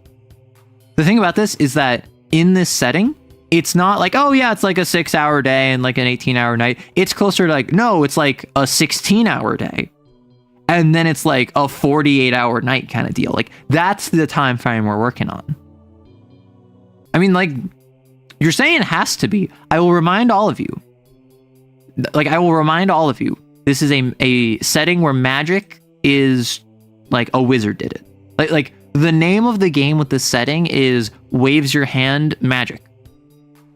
This is not meant to be realistic. This is not meant to be understood. This is not meant to be coherent. This is meant to be alien, whimsical, adventurous.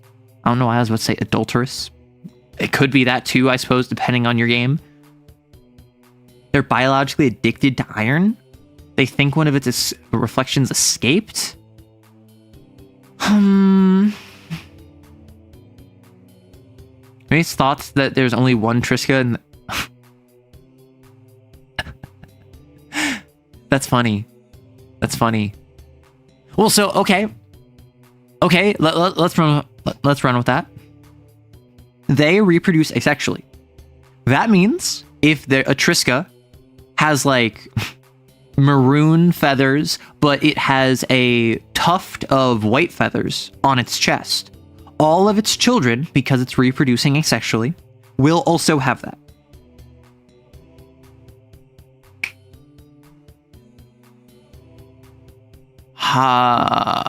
Asexual, highly competitive with Triska that aren't genetically related. Because if they're all asexual, there will be genetic differences. There will be genetic drift over time. There will be mutation. However, like by and large, the way asexual reproduction works in nature, it is child is parent, grandchild is grandparent, great-grandchild is great-grandparent. And there are minor differences. And the way evolution works is that over many, many, many generations, these small differences will add up. And based on your biological fitness, you will be more or less likely to survive based on what these changes are. But like asexual reproduction does not have the genetic exchange of sexual reproduction. It does not have the genetic exchange of sexual reproduction. Therefore, the ability to change is much more limited. I think Triska reflections come to life and inhabit. Triska eggs absorb and give a body to their reflections.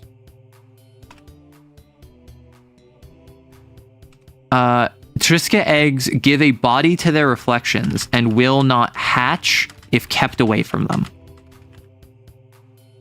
So it's the idea of the reason they all look identical is because the Triska will make reflections of itself with its ice or whatever. And the reason the eggs hatch is because it takes these reflections and gives them a body.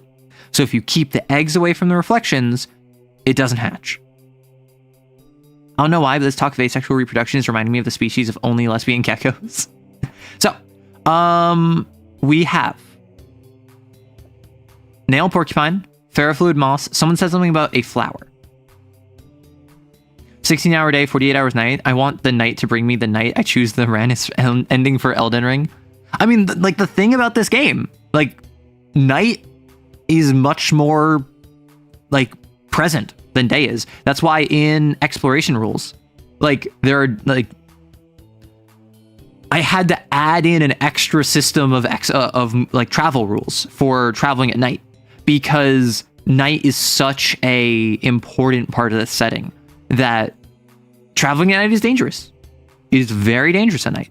And that's why the coastal environment can work, is because the night is thrice the length of the day. Even though it's bone dry during the day, mostly at night, they're all chilling. Kind of a mirror prism based nest, like it reflects everything into the eggs.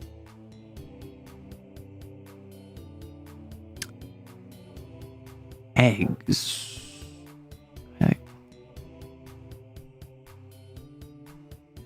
They kind of do this. Eggs highly exothermic and require constant application of ice to stay cool. That's why people think it's the superstition thing, is because, oh, I see this Triska, it has its eggs, it's putting a bunch of ice on it. Clearly, it's trying to make a wall that is reflective enough that its reflection can be given form. Let's go take those eggs before it finds that. And they keep the Triska eggs away from reflections tracks because that's what it needs. Exactly. It all fits. It all works. So, let's do ferrofluid moss. People want this to be like arsenic green. They want it to be nasty. So I want this to be sludge. It's moss, sure, but it's also sludge. It's ferrofluid, so it's very rusty.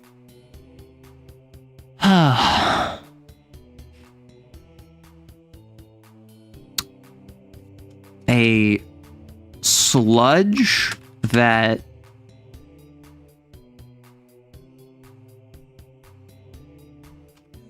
is drawn to iron deposits and oxidizes them. A sludge that is drawn to iron deposits and oxidizes them in order to incorporate rust in its mass.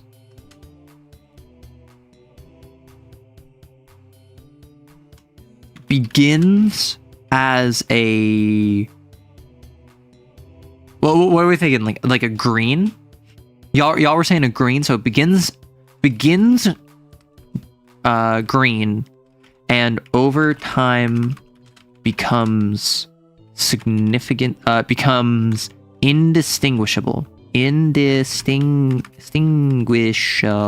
from a collection of rust flakes. Can be considered valuable because it releases frozen ether. I don't think it's that. I think it's that it basically locates, burrows through the ice, and breaks down the top layer of iron. And so if you remove the sludge, suddenly you have access to just like a deposit of iron.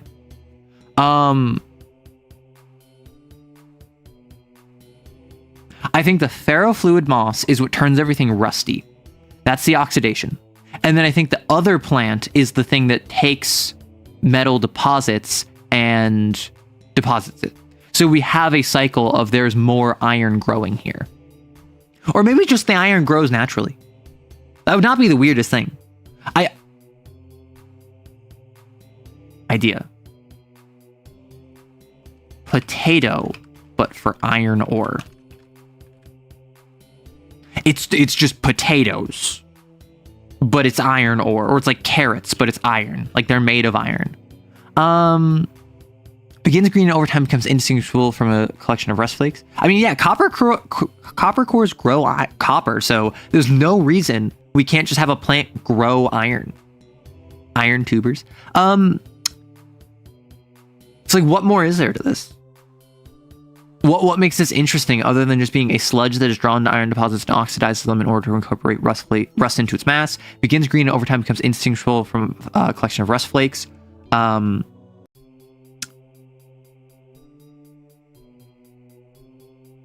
Maybe they have a symbiotic relationship with the potatoes, where they find the potatoes and they drop off a bunch of this rust to like clear their system. They flush out the rust, and then they go back and they continue to oxidize. So,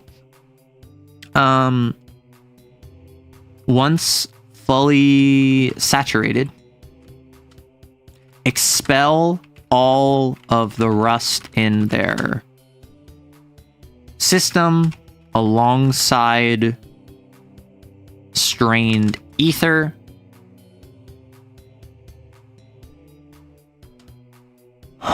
I think it's just expel all of the rust in their system, along with their spores. Then maybe after they're after heavier metals, and iron is what they collect most of. That could work. They're after heavier metals, and that is drawn to metal deposits and oxidizes. That's drawn to metal deposits. Oxidizes through the topsoil level of iron, incorporating rust over time as a waste product. Begins green begins green, but soon turns rusty, but soon becomes indistinguishable from a pile of rust. Once fully saturated, expels all of the rust in their its system along with its spores. Upon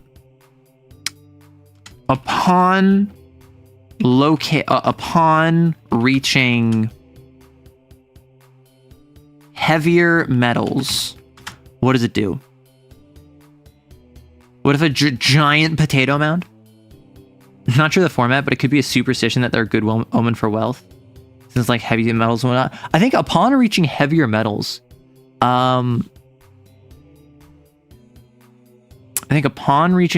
metals, my first thought is that it like refines them. It like eats the impurities and just leaves like this, like, oh, here's a giant thing of gold down there, right? Upon reaching heavier metals,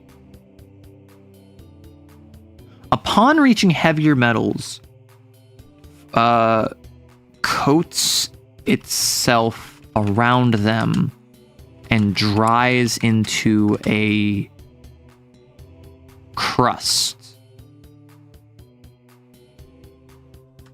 Secretes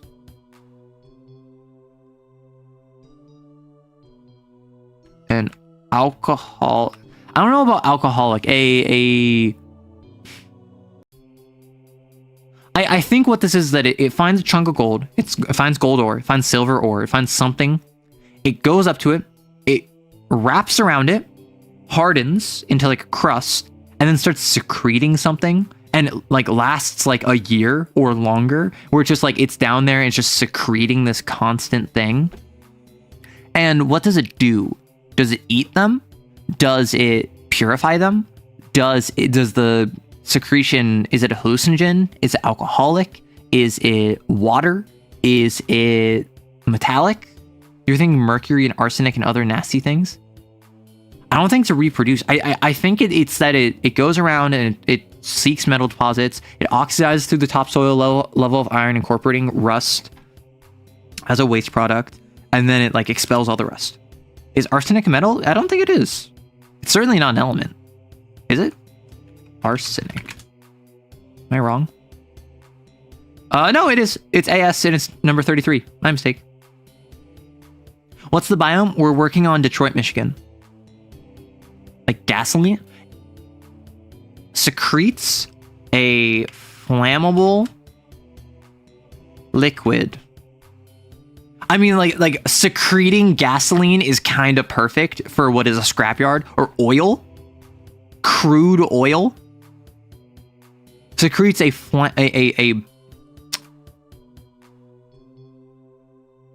secretes a flammable liquid as it breaks down the metal over time. Even small deposits often take several years.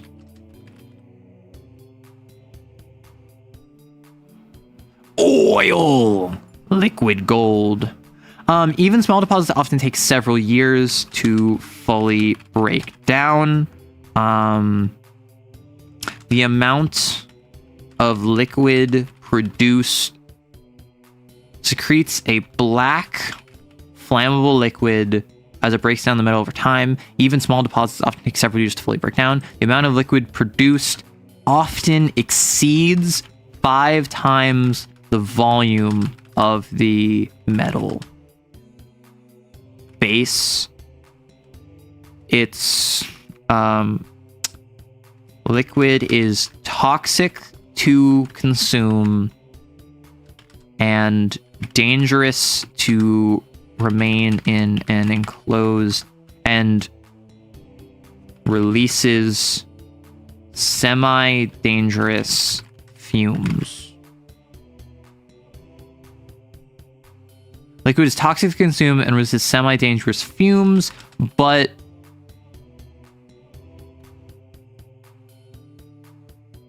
is also mildly hallucinogenic.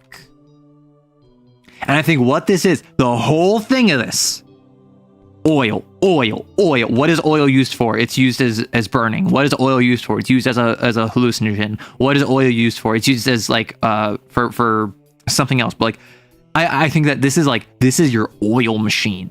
Black gold is Arrow's color scheme oil. Yeah, I do kind of have an oil color scheme. Is Arrow one of the Captain Planet baddies? Lady Oil? No. Okay, so I think that liquid is burned as a... The thing about gasoline and oil is that don't they burn extremely quickly? Don't they burn doesn't oil burn very quickly? Or maybe secretes a black liquid as it breaks down metal over time, releases flammable fumes, but is also mildly hallucinogenic and smells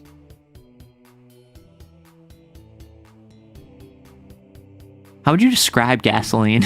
Like, how would you describe gasoline smell?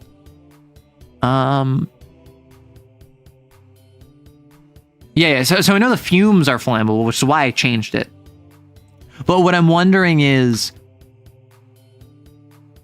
like, what's the longevity of gasoline? If you have like a liter of gasoline and you burn it, how long would that last? Assuming that you have like a campfire of gasoline. Sweet and acrid. I was gonna say smells sweet. It smells acrid. Like, this is signposting to anyone like, hey, this is oil. Like, how do they get oil from gold? Who cares? Like, it's magic, whatever. But like, it is oil. It can be more tar-like. Secretes a black, sticky liquid as it breaks down metal over time. Even small deposits often take several years to fully break down. The amount of liquid produced often exceeds 5 times the volume of the metal base. Liquid is toxic to consume and releases flammable fumes, but is also mildly hallucinogenic. Smells acrid and sweet. Smells acrid and sweet. Smells acrid and sweet. acrid and sweet, warm to the touch, approaches boiling in warmer environments. So liquid is used as fuel for lamps, like pitch. Yeah, because I'm thinking like a weird mixture of like gasoline, pitch, oil, like some weird like miracle tonic, transforming worthless gold into incredibly valuable crude oil. Remember, Stone Age civilization. Stone Age civilization. American alchemists be turning gold to oil instead of copper to gold. So liquid is used as fuel for so liquid is used as fuel for burning in lamps, campfires, and stoves. Should you be cooking over crude oil? No. However, they don't know that. I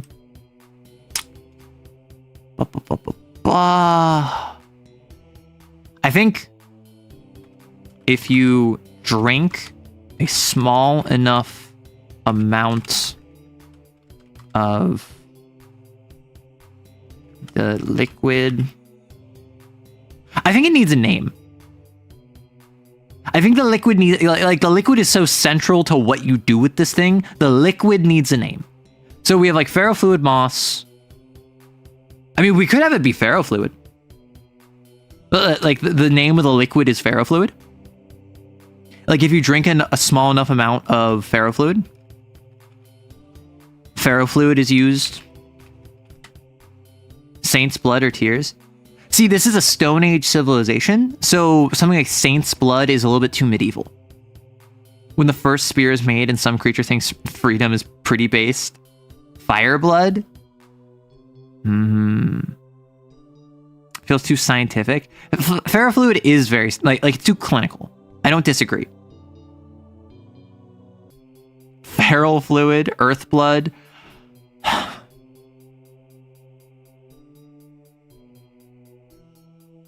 I mean, we could just call it like pitch. Like, even if it isn't pitch, we could call it pitch. We could make a joke. Gas oil lean. Like, gas oil. Gasoil. Scorch sap? Ooh, I like scorch sap. I actually really like scorch sap. Gross black stuff. Yeah, so scorch sap secretes a black sticky liquid called scorch sap. As it breaks down metals over time, even small deposits often take years to break down. The amount of scorch sap produced often exceeds 5 times the volume of the metal base. Scorch sap is toxic to consume and releases flammable fumes, but is also mildly hallucinogenic. Smells acrid and sweet, warm to the touch, approaches boiling in warm environments. Gas oil lean. Thank you. Scorch sap. So scorch sap is used as fuel for burning in lamps, campfires, and stoves. I think ferrofluid moss. Ferrofluid, like, I like ferrofluid, but I do not disagree that it is too clinical. Score sap? Yeah, you kind of picked up on what I was picking up, but like, I kept writing score sap anyway. I like score sap. It's scorch sap, score sap. So the moss might be called Scorcher.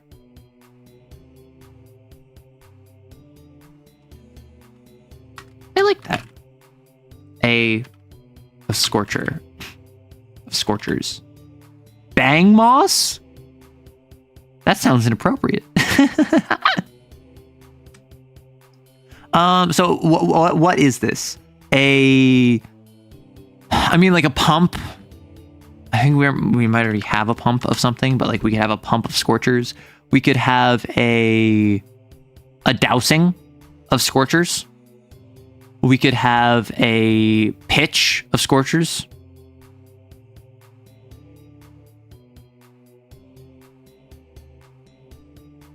You still misspelt it the second time. It's score sap. Oh.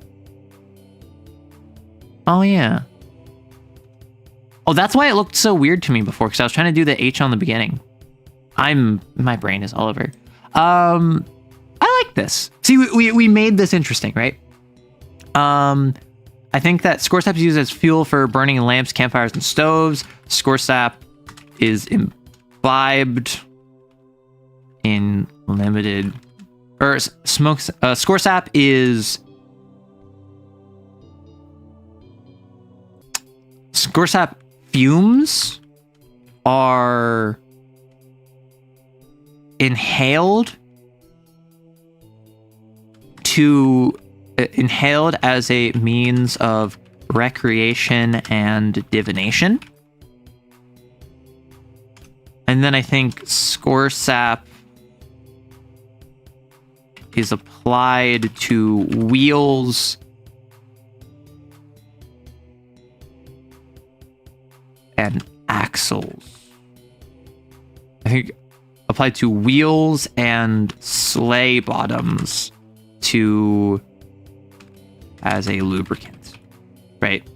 Because I think that the whole thing of a scorcher is like, oh, we found a new source of score sap, and like we found it, like it's 2 days this way, like we gotta like go over there, and we gotta like, it's gonna be there for like the next 2 years probably.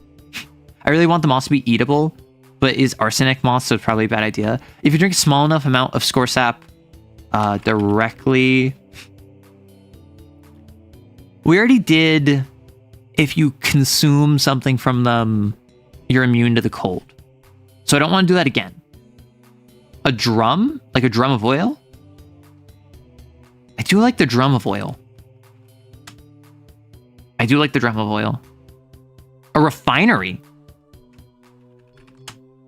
A refinery of scorchers. So if you drink small enough amount of score sap directly, you die. Drinking a small amount of score sap is a rite of passage into adulthood.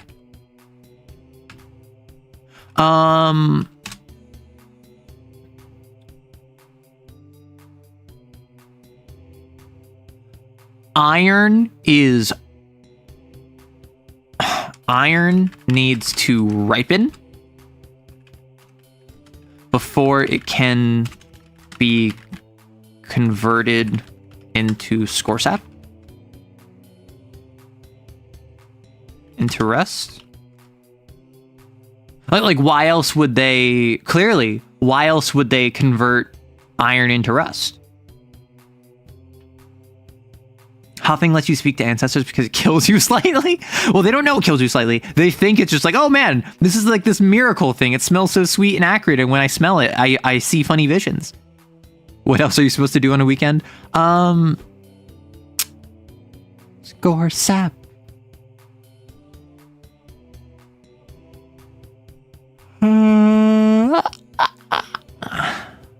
Hang on. Why does it take years? Why does it take years?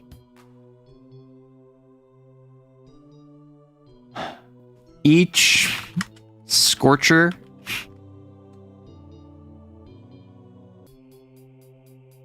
has a specific deposit they're tied to. No aerodurable.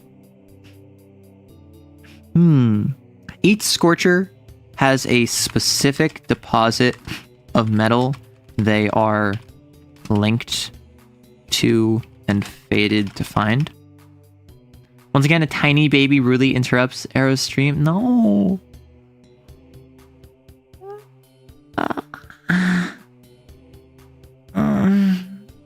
Oh, I'll have you know.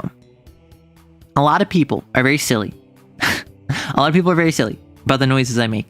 And I recorded a voiceover yesterday that I'm probably going to edit tonight. I'm tired.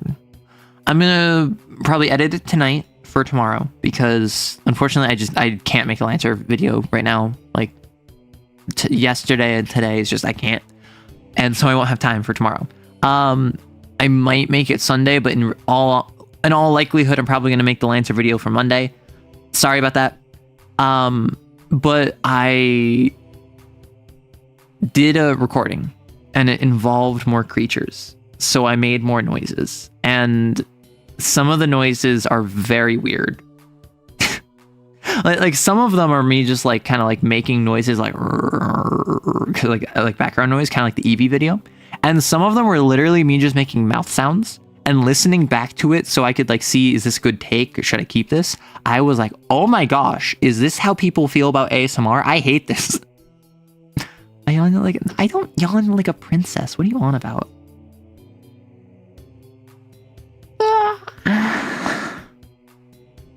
Arrow's a machine that makes sounds. You know it. Oh, you already know when Arrow opens their mouth, they're gonna make a sound.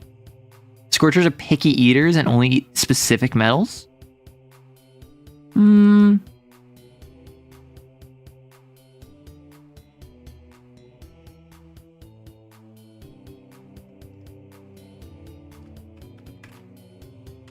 Scorchers die when they solidify around a metal. And score sap is them decomposing. Maybe. Scro sap? Score sap. Maybe. Arrow's a machine that turns making TTRPGs into cute yawns? What are you on about? Now you keep mentioning yawning, and I'm tired. This is actual cyberbullying. Nail porcupine. Scrosap. Shut up. I'm gonna whack you with the scrosap. Is a porcupine, but is got nails. That's it. That's it. You're a machine that turns embarrassment into sounds. Yes, because I get embarrassed when people hear me make noises. I have to constantly remind people that I make noises. Little bro got Pavlov. No. Arrow's passing the sympathetic neutron test. Yawns at you. Yeah, because it's my mother is way worse than I am. My mother is like, if you reference yawning, she will yawn. Right now, what it is that my brain is on it. If you talk about yawning, I won't yawn. But if I just yawned and you talk about yawning, since I'm already like in the mental state of yawning, my brain will just continue yawning. Cyber teasing streamer, my favorite pastime activity. I can just kill you. I can hit you in the scrosap if you want. Right in the kisser. You keep complaining that you aren't cute, but keep making noises that wouldn't be out of place made by a sleepy kitten. What are you on about? What actually, like, there's nothing sleepy kitten about this. How am I giving sleepy kitten? If anything, I am a danger to myself and others. You feel? Like, do you not feel threatened right now? You should. You are in danger right now. I have the power to just ban you. You can't kill all of us? Oh, you wait. You just wait. Hey, Arrow. Had to get ready for an infusion, and now I have a sec to type. On a scale of 1 to elemental plane of ice, how icy is this biome? 8.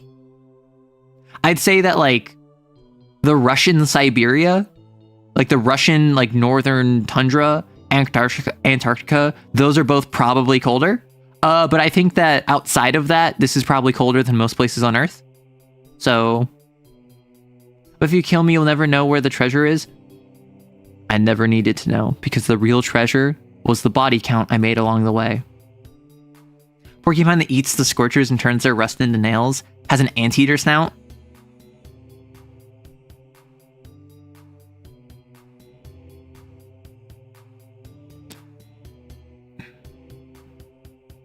I like it. However,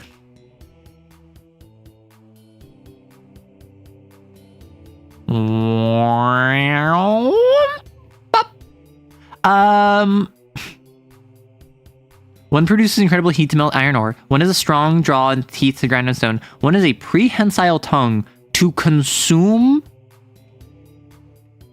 scorsap secreted from scorchers.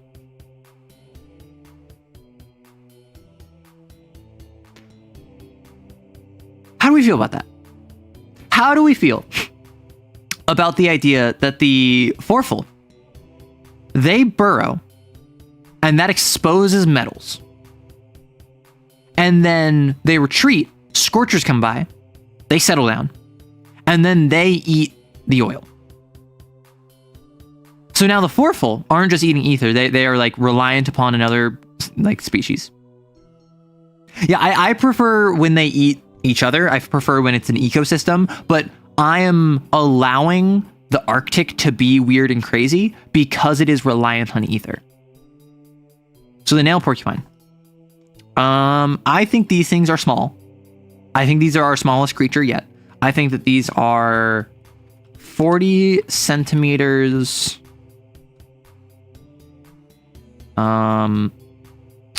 When born, and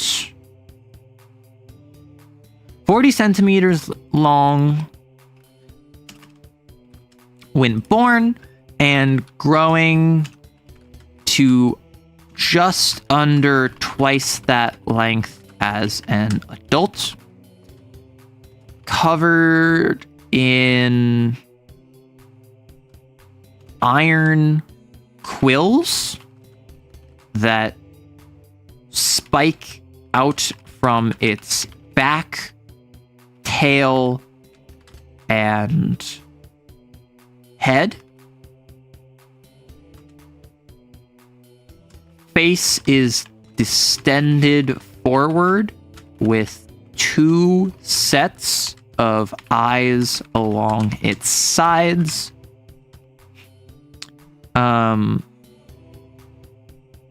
Proboscis. That's like the right? That's like the mosquito thing. It's also a nose, but it's like a mosquito thing. Proboscis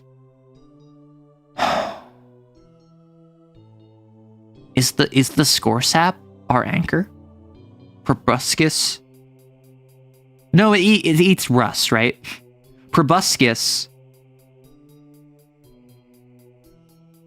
consumes rust flakes that are then converted into iron quills. You know, Arrow can spell the difficult dinosaur names, just saying. Is that a dunk? Proboscis? Proboscis? That had you chuckle. Ah, they're nail bombs? That's hilarious. When threatened, increase in body temperature as a death reflex. Expel their as a death reflex, fires out their quills in every direction. When threatened, increase in body temperature as a death reflex, fires out its quills in every direction. I mean, that's funny, but like, what else does it do, right? We already have shatter. The issue is a lot of good names are already taken by this point. No, wait, not die. No, I like the idea that when they die, they explode. They are a nail bomb. So like you walk up to it and it's got the nails, and then you see it like getting really warm, and you're like, I'm gonna walk off. As a reflex, fires out its quills, or maybe not as a reflex.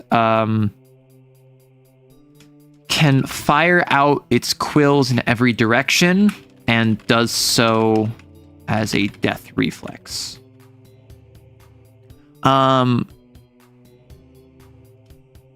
Six-limbed with 4 pawed feet. It primarily travels along. 2 smaller arms with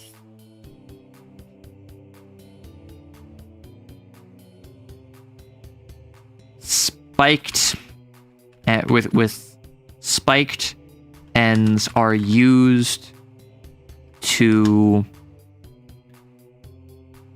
grab onto a mate or child in blizzard conditions. They hold hands.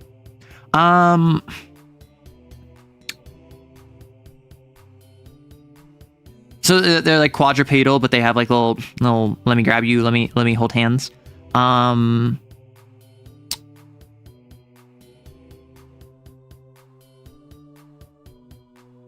Social by nature, and will purposely detonate and give up if alone for more than a night. Like otters, yeah. A pop? I like a pop. A pop of porcupines. 2 smaller arms of spiked ends are used to grab onto a mate or child in blizzard conditions. Also use these to form bridges or ladders in minor feats of social engineering. A pop of plow. I like plow. A cave creature, keep a nail bomb as a pet. A plow. The plow.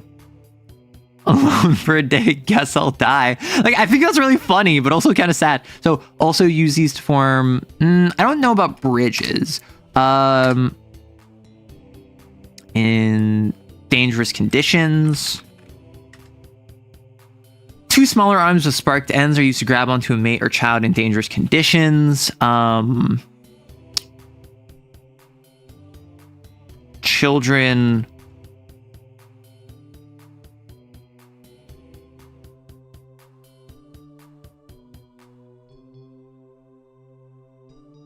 Skin is leathery and loose, allowing them to like stab each other without pain kind of deal. I'm thinking it's like they're like the dogs that have like the really like flaps of skin, so they were raised as like guard dogs or fighting dogs or something, so they have this like these flaps of skin so they can take a bite and not be hurt. I'm thinking these things have like skin is leathery and loose, allowing them to be stabbed without injury. Social by nature and will purposely detonate to give up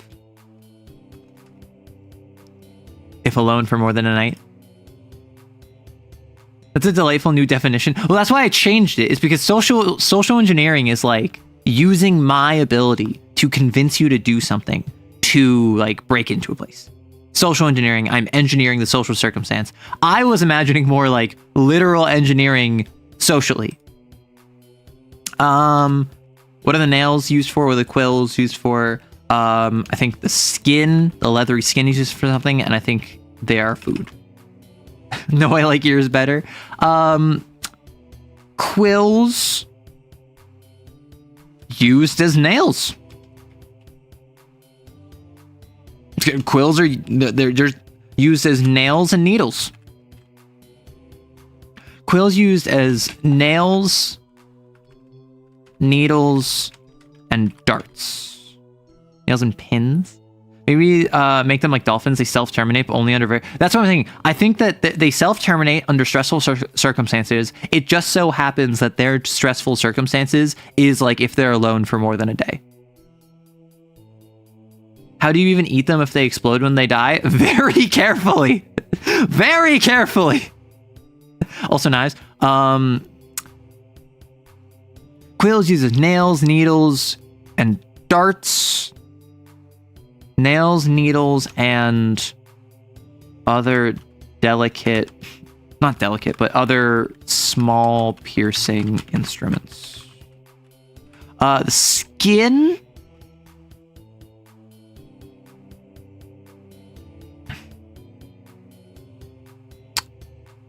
Skin is used as a hard to pierce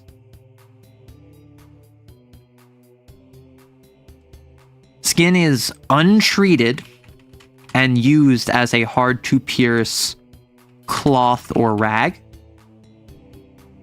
And then for food, these things are little. I think this is the one you have to boil out the iron. Give me a moment.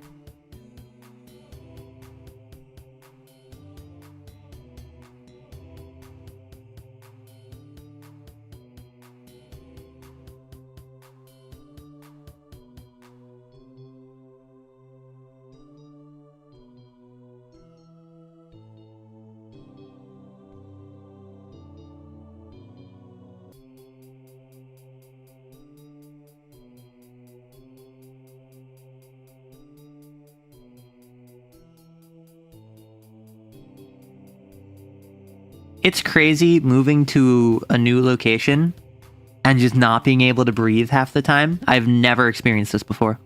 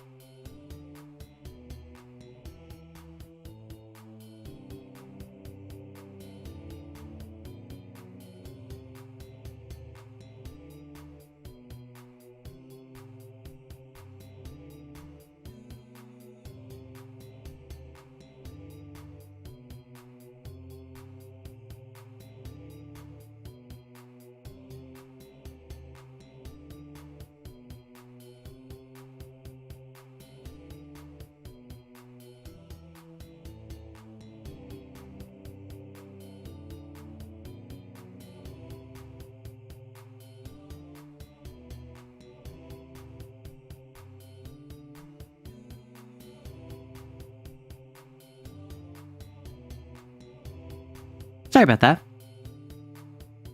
As I mentioned, it's very difficult for me to stream as I can't breathe.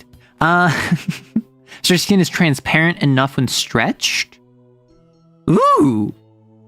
Skin is stretched, is semi-transparent when stretched, and used as window cover, used as windows, used as resilient, heat treated, because like they're hard to pierce, right? Uses windows and face coverings.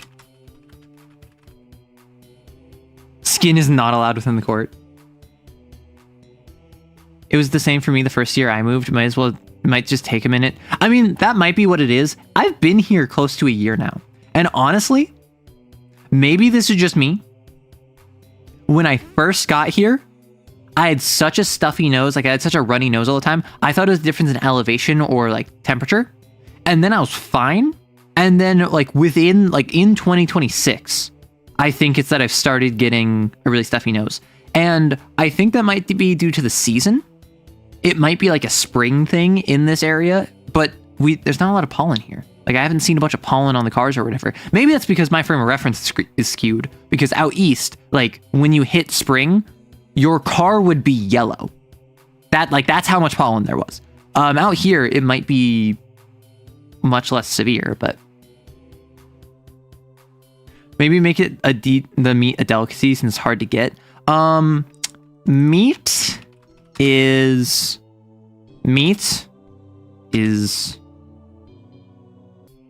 rich in iron and must be boiled to have it removed, leaving it quite tender. And we go up here. We go up here. I think we remove this one because that's basically the exact same thing. The Triska.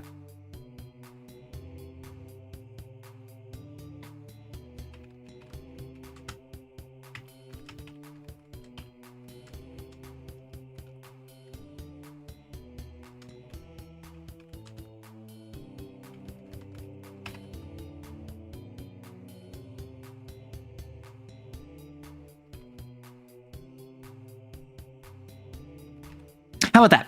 There are only 4 different types of Triska identified by chest feather colorations. Arrows getting nerfed with the invisible pollen. True! You check the air quality in the area? Had a friend move to Indiana and has not been...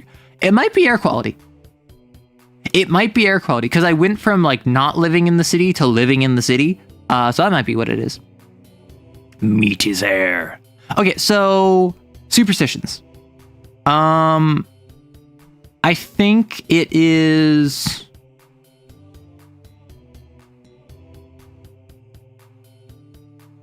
I think they link together in organic bridges or ladders to cross obstacles. Like, that's just something people assume they do, but they don't actually necessarily. You know, I was playing Crusader Kings and I remember the World of Darkness mod focusing on the vampires. So, I am planning to do a CK3 thing sometime in the next, like, month or two. So be on the lookout for that. I am curious, because I've heard amazing things about that mod. I've heard that the Vampire the Masquerade CK3 mod is, like, amazing. Or I don't know if it's CK3, it might be CK2, but, like, there's a World of Darkness Vampire the Masquerade CK mod, which is, like, unironically the best Vampire the Masquerade video game. Like, it competes with Bloodlines. CK3 Reddit out of context? No, I meant, like, actually playing CK3. Like, I've played CK3 before plenty. And I'm actually in chat with someone about doing, like, a little event for it. You think there's one for both? Probably. Finding loose quills is a sign of incoming death. Yeah, because if you just find that they were all shot out. I think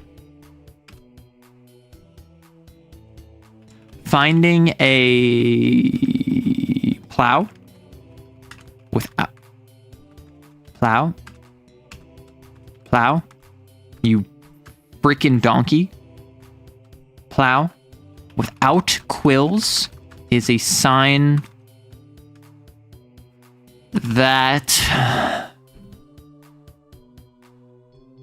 you need to be more vulnerable.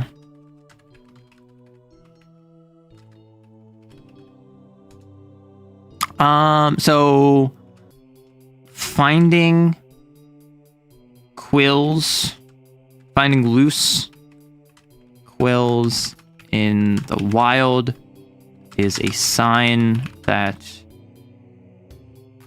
you must take drastic action or death approaches.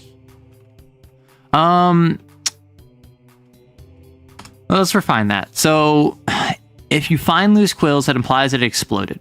If it exploded, that means that it thought it was going to die. No, imagine a herd of chow dog porcupine holding hands to form a bridge. It has to be real. Okay, so plow, come together and form organic bridges and ladders to cross obstacles. because I think that's cute. Playing a flute at the right pitch makes them explode. If you play a specific note on an instrument, it can induce a plow to explode. That's so funny. Like the proper resonance. Okay, so we have a small creature that there's a lot of. We have the anchor creature that this entire thing like kind of revolves around the Scorchers. We have a random animal that just kind of like does its own thing. We have a weirdo plant, and then we have a weirdo giant creature. I think we need potato, but for iron. I think what populates this area with iron, how does iron grow? It's not by the sirens outside, if you can hear those. That's so cursed. Whoa! Plow bomb upon ye! Boom! They reworked the way militaries in CK3, so the mod devs took that and ran with it, replacing levies with thralls. That's pretty good. Like, if all of your thralls are, like, the peasant levies, and then your man-at-arms are the actual, like, ghouls that you have, and then the actual characters leading it are the kindred, that's pretty awesome. That's pretty based. So.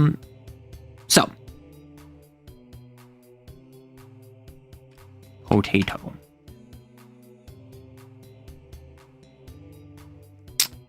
I think these are tiny little itty bitty flowers that have a stem system that goes way down, and they grow huge, like, deposits of iron.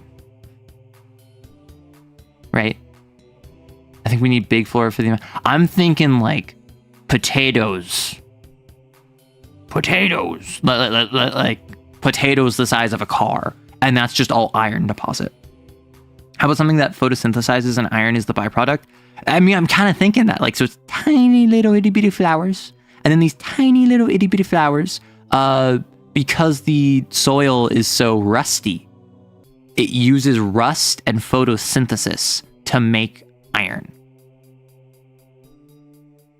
So I think above ground,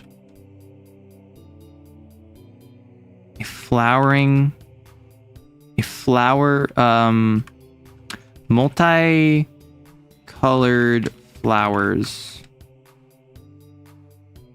rarely grow taller than 20 centimeters.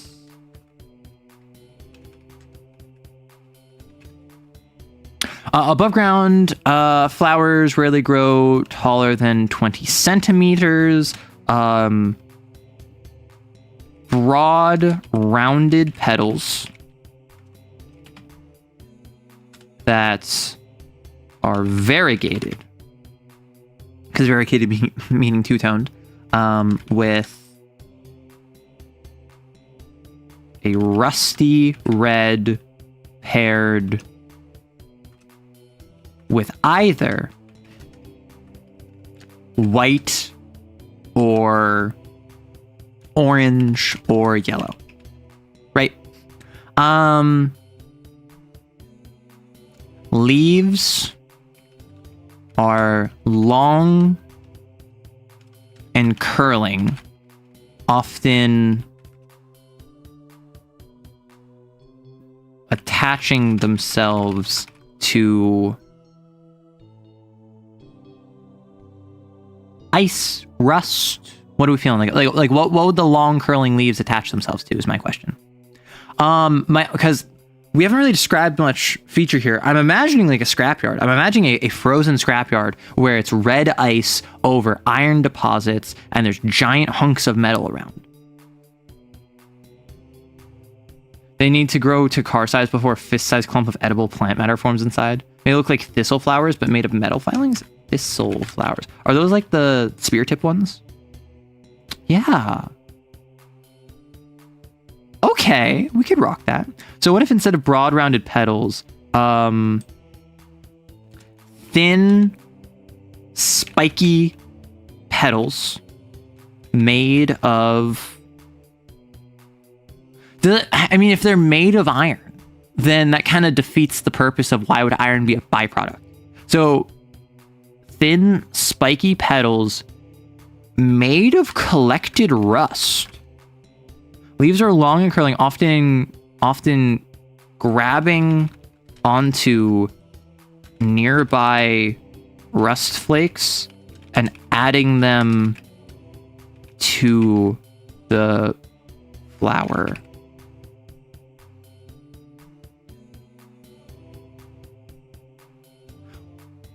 So leaves are long and curling, often grabbing onto thin spiky petals made of collected rust. Leaves are long and curling, often grabbing onto nearby rust flakes and adding them to the flower. I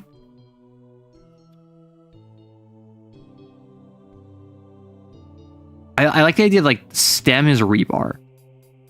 Stem is metallic and brittle, running over 2 meters into the ground. Its root system drills into nearby rocks and releases iron as a byproduct. Its root system drills into nearby rocks and releases iron as a byproduct, grows out deposits of iron ore. Grows out deposits of iron ore as a waste product. And releases drills into nearby rocks. Grows out deposits of iron ore as a waste product.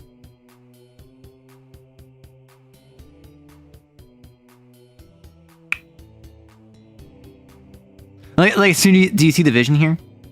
Do you know what happens about, do you know much about pre-modern World of Darkness? I wonder which region of the world you play. I don't know. Although that's something for the Q&A section. I like how the local population can't refine the iron of the environment, but the animals can and therefore can be scavenged for their process. That's what we're going for. Because remember, this is Stone Age. Yes, there is iron everywhere. Yes, they have iron wire, but they don't know how to make iron wire. They can't temper it. They can't make it steel. Therefore, they just kind of like got to run with what they got. And it's basically as if they are taking like ivory tusks, or if they are skinning a tiger, or if they are hunting an elk for meat. Like it's just a natural process in the same way that like antlers. Bone is really weird, but like it's natural. In this world, it just so happens that like what we would consider artificial is considered natural. Grows out iron deposits as a waste product.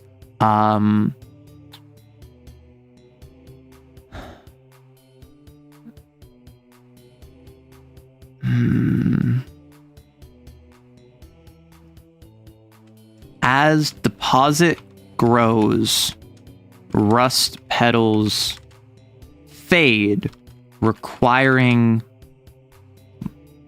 more.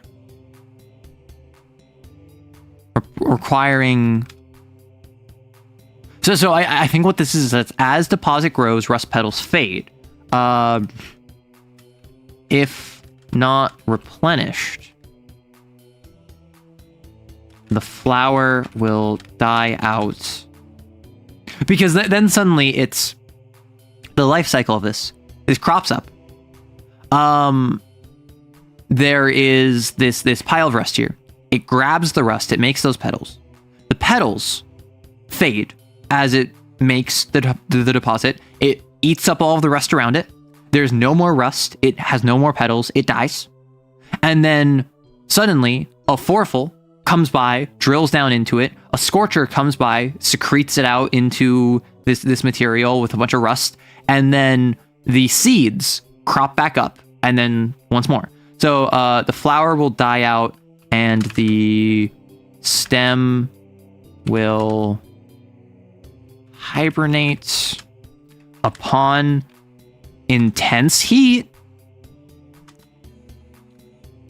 such as from a forful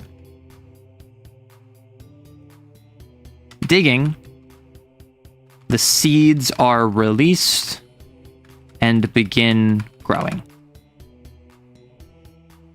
Do we think it's from intense heat, such as a fourfold digging, or do we think it's from like when being coated with the oil? Because being coated by the oil is only when it's not iron, so that wouldn't work. So what are our thoughts about this? Above ground, flowers rarely grow taller than 20 centimeters. Thin, spiky petals made of collected rust. Leaves are long and curling, often grabbing onto nearby rust flakes and adding them to the flower. Stem is metallic and brittle, running over 2 meters into the ground. Its root system drills into nearby rocks, grows out deposits of iron ore as a waste product. As deposit grows, rust petals fade. If not replenished, the flower will die out and stem will hibernate. Upon intense heat, such as from fourfold digging, seeds are released and begin growing. And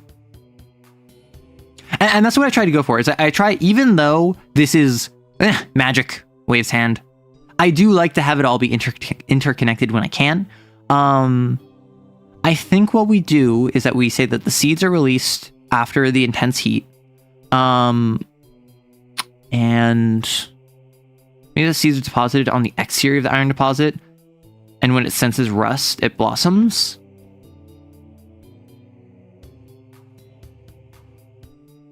Maybe.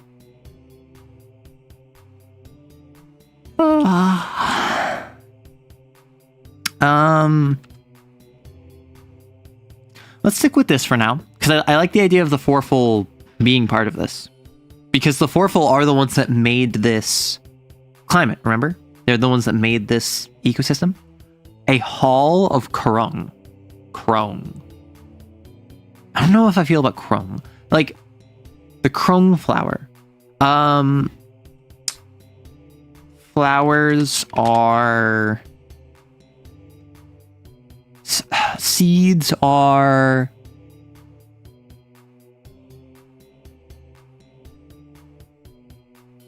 I'm thinking like sunflower seeds, right? We already have this somewhere else, but it's like the idea of they're mostly consumed for like just chewing. Like if you have an oral fixation, you'll just chew on them. I want one more thing here, because right now these are flowers that just kind of chill there. They make iron deposits. When they run out of rust, they die. When something comes by that makes more rust, they pop back up, and then they do the whole thing again. What is something special about them? What's something that makes them more alien? What's something that makes them more unique? And I understand that's a tall ask. They already are flowers that make iron, which is really weird.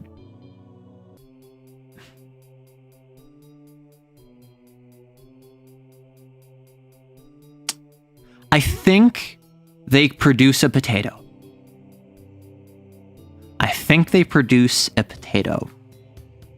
Like thing.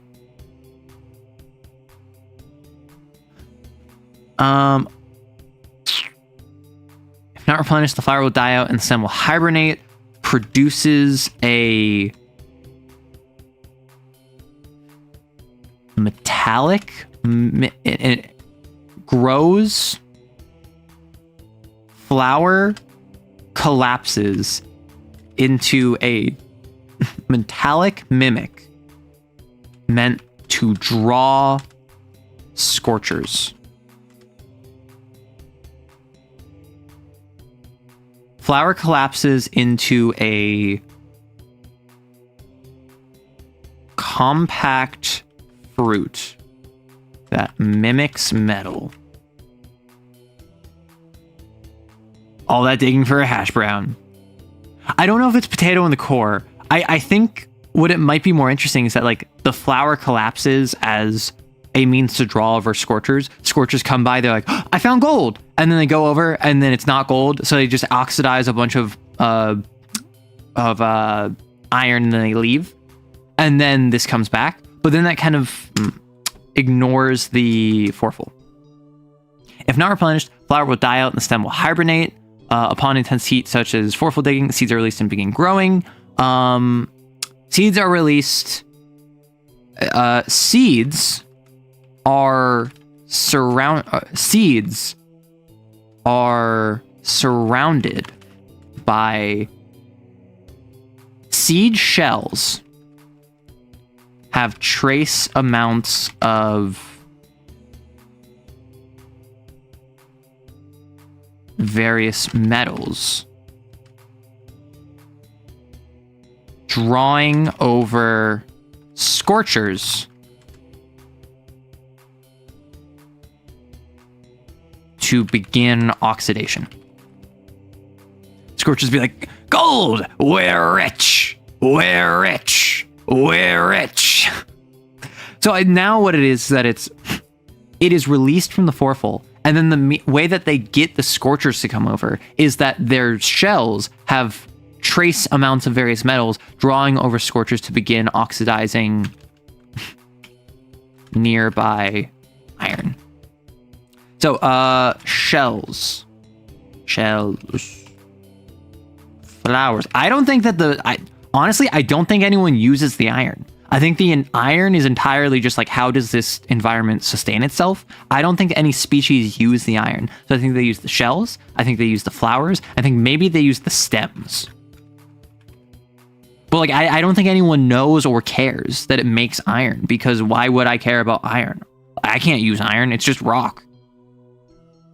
So the shells of the seeds, the seed shell, or the seed, seeds harvested and shucked to eat as a starchy nutrient, or as a starchy, dense side dish. Starchy seeds harvested and shucked to eat as a starchy, dense staple food. So it's gonna be made into an instrument? How? Stems can be made into a woodwind instrument.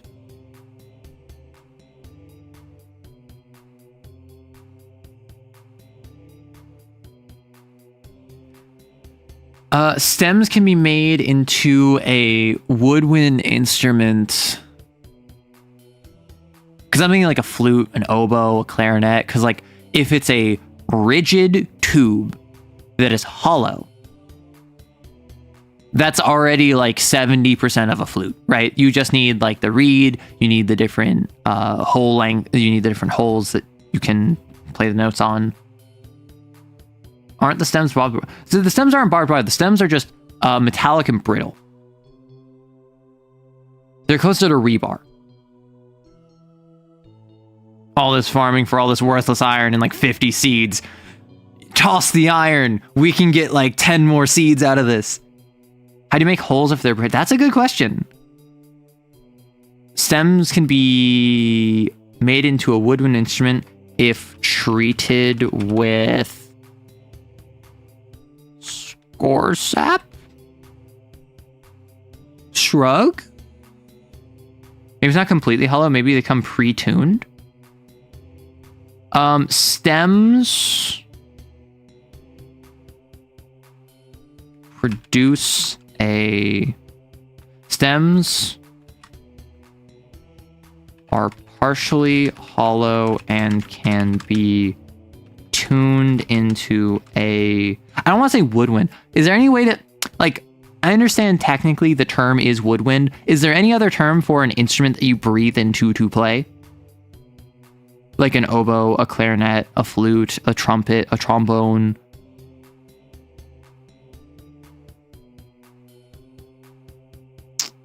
Stems are partially hollow and can be tuned in and can be tuned into a... When you don't have metallurgy to melt iron, so it's really... No, literally, that's what this entire biome is that it's this entire biome is just like, man, all this useless iron, we should just get rid of it. Air instrument into a instrument one can breathe into.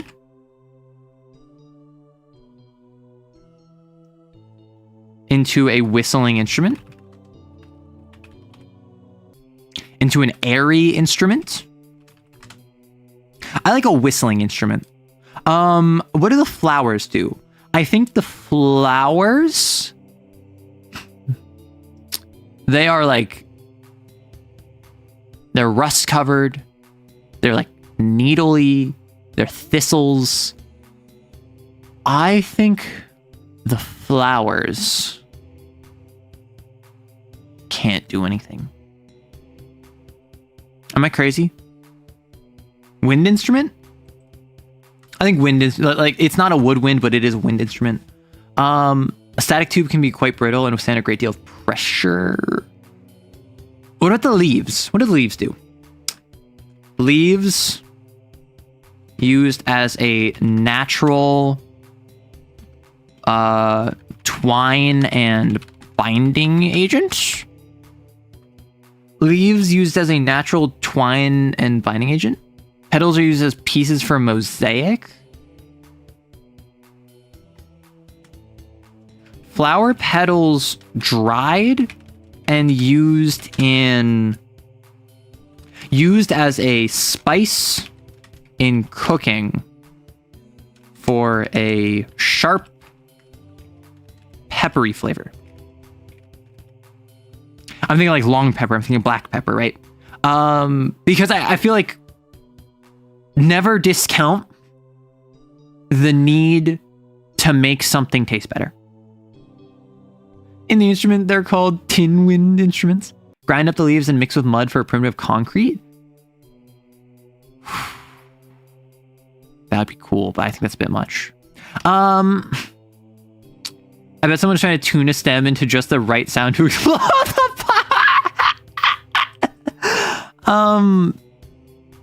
Oh my gosh, I've had multiple people now.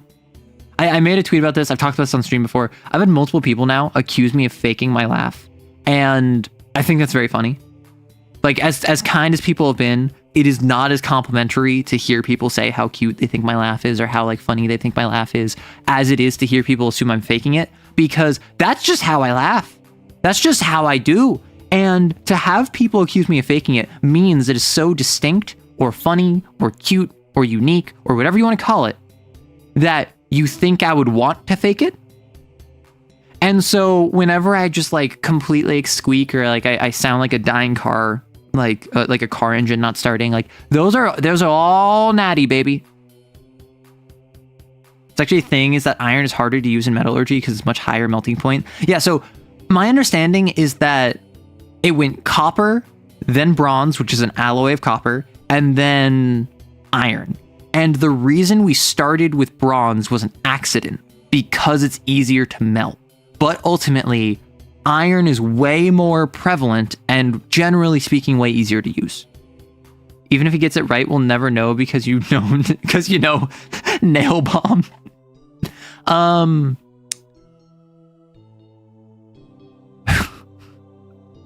just thinking like if you take the entire stem of one of these potato plants, they have the exact right note to set off all of the plow.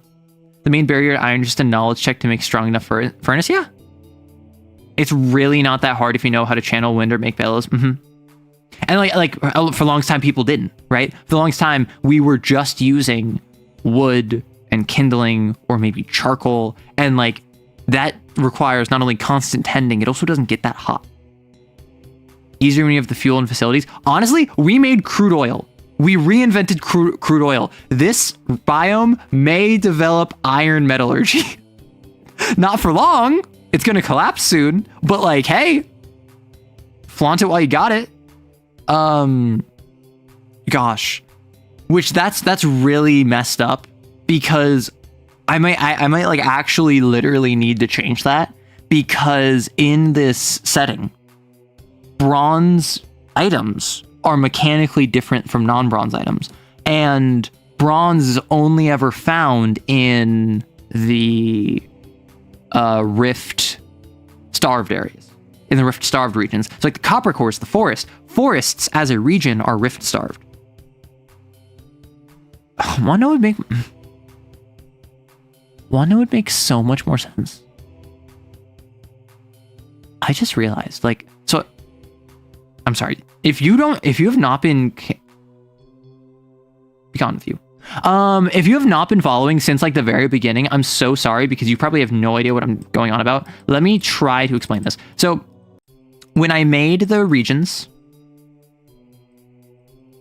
I made 12, and there are 6 that are rift starved, and there are 6 that are rift bleached. The 6 that are rift starved are the ones that I made.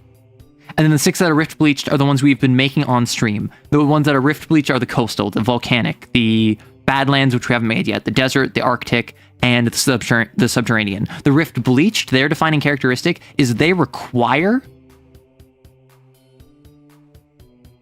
the rift to continue to function. Rift starved don't have a lot of ether. And so if the rift collapses, they will just kind of be fine, right?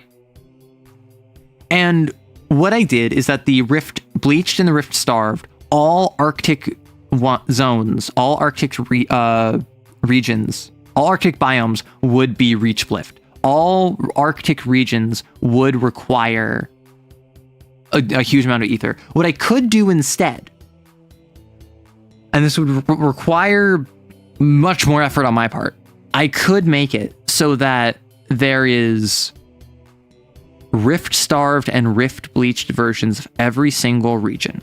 So you can have a field which is either rift starved, like the Phalangifeld, or rift bleached, and then I would make a rift bleached field. And so instead of 12 biomes, I would make 24 example biomes, which I was considering doing anyway, but now it would be, you can be from a desert and it can be either rift bleached or rift starved. Your choice. So in this circumstance, that wouldn't help the problem though, is because in the system, bronze is only accessible as a material from the rift starved area. Ether infused items are only available from the rift bleached areas. This entire area is reliant on magic, is reliant on the rift, is reliant on ether, despite being, technically speaking, technologically advanced. The ability to access iron and crude oil is stupid from a power scaling sense. And I know you watching this are thinking, oh, well, if I was playing, I would go to Detroit, Michigan, this Arctic region that we've made, and I, as a player, understand how we could use this crude oil in order to make bellows that were hot enough to melt down iron, and suddenly I would arm my species and we would have iron tools while everyone else doesn't even know how to work with bronze, and then we'd win the game. We'd take over everything. And I think that goes against the spirit of the game. I think that legitimately is would be an oversight if I did not address it. So, we have to do one of a couple things. We have to say, hey, no creature is smart enough to come up with iron working yet. It doesn't matter how smart you are as a player. It doesn't matter how natural it sounds to you. Just for the sake of balance for the game and for the sake of pacing the game, no iron working, which I think is the cop-out answer, but I don't think it's necessarily a bad option. We could rework this region so we remove crude oil and we make the iron more explicitly hard to work with. Or I could just full send it.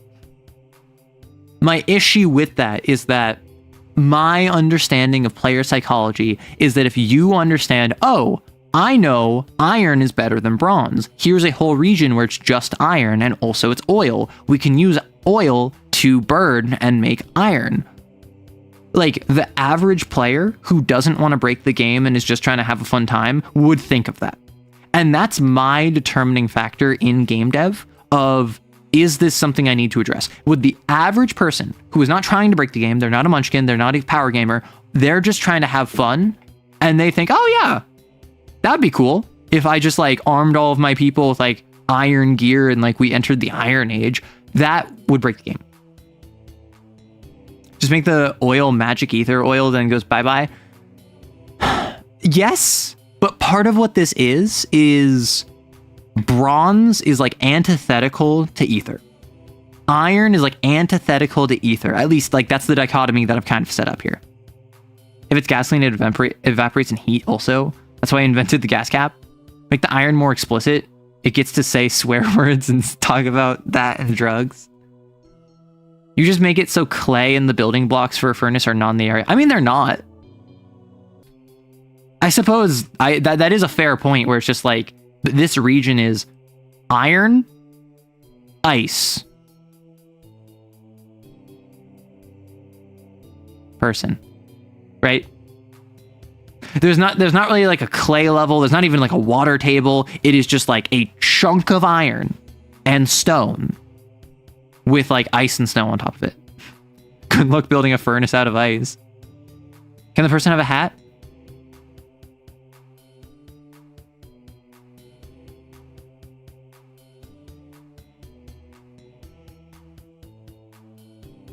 Is that acceptable? Let me fill that in a bit. There. Is that acceptable? Is this hat? And I'll also give them like a little like a little badge. They're a sheriff, right?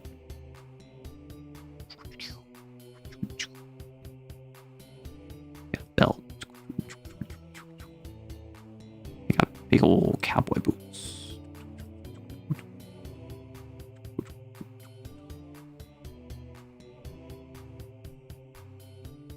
And they got a bad attitude. And they got a toothpick sticking out of their mouth. But as you can see, they have a white hat, so they're a good guy. Okay. Is this acceptable? Big iron of the big iron. This can be interesting for trade in the world as people try to work together and survive the new era. That's really what this game is about. This game is about your species. Multiple, plural. So like if B and Farrell and Ken and Jonathan are all players in the game, y'all would each have your own species and your own species trying to react to the end of the world effectively in your own way. How do we do this? 10 out of 10 would trust him. Hear me out. Discworld reference. But yeah, fuel doesn't do you much good without a furnace. And at that point, if multiple people are working together to get iron that's cooler than just one person, that is. But also like it does kind of break the game. So I think for now, I will err on the side of like, hey, give people their fun, let people do what they want. And probably in playtesting, I will be like, hey, how did this work? So superstitions. I don't think people realize, I don't think species realize that this makes iron. I think that it's like, yo, those weird flowers are like cropping up again. Kill them.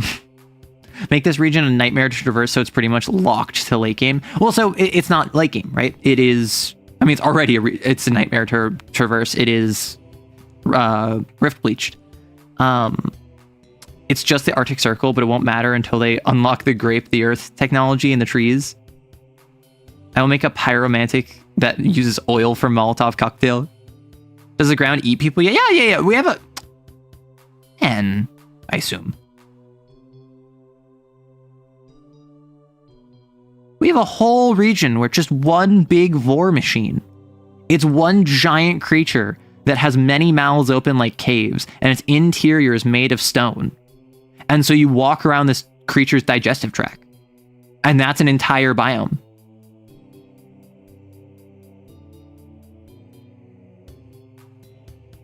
So the potato. What are we naming the potato? Flew around my room. We need a plural, we need a name, and we need some superstitions. I think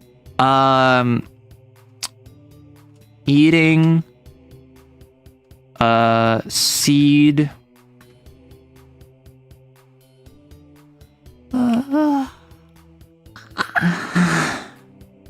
eating a seed right before bed might have a name grow inside you.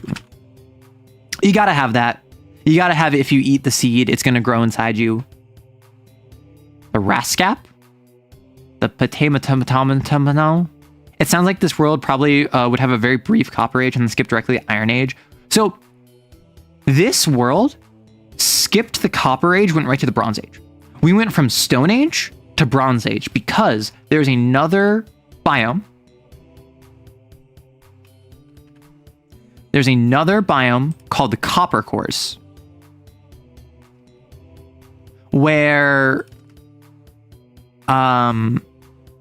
it is a forest a la the redwoods that is inhabited by these trees, where internally inside of them, as their tree rings, they grow both copper and zinc. So it's not just copper, it's copper and zinc in tandem, which means if you harvest them, you throw them together to like burn them, they kind of accidentally become bronze. And therefore, you might find copper by itself, but you're probably never going to use that because with something like the Copper Cores, bronze is so much more accessible than it is in the real world. As opposed to outside of them, because magic. Doesn't bronze produce nasty fumes being made? Everything produces nasty fumes being made. Why do you think the rift is closing?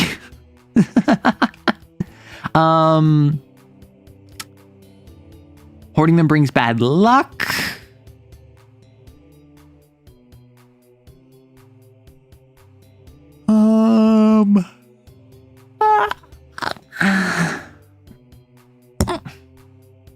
Sorry, I had to shake my head. Why don't I have my hair up? Why is my hair down? Thank you for the super chat. Get paid, nerd. Thank you. The streams, they make my workday go by faster. I appreciate it. Yeah, I try not to be too much of a bother about getting paid, even though I really should be. Best name I got for the potatoes is Spurgust and Spurgs.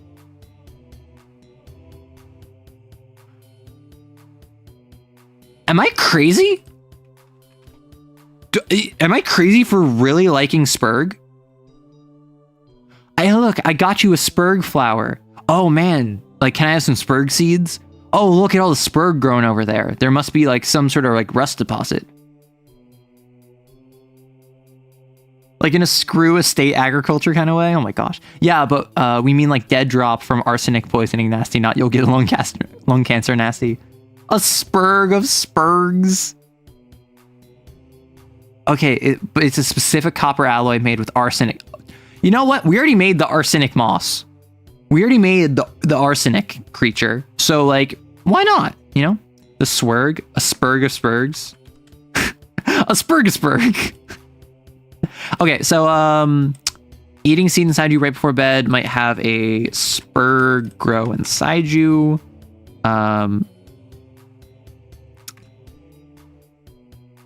Spurg flowers are a sign of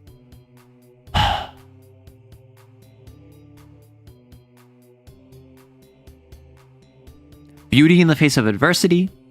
I think resilience.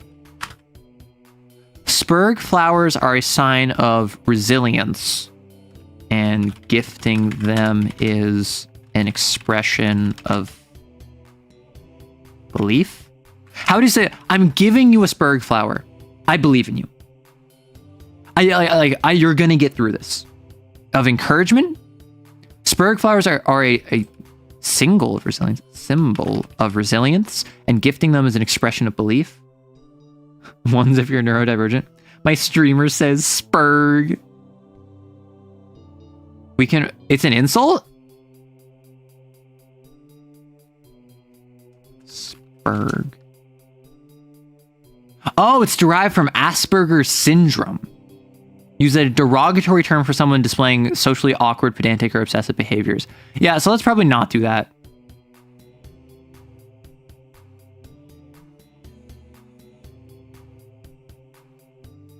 Okay, I fixed it. Do you like my Spurg? I showed you my Spurg. Please respond. Oh my gosh, I accidentally created an insult. It's fine. Like, we just gotta change it because no one knew.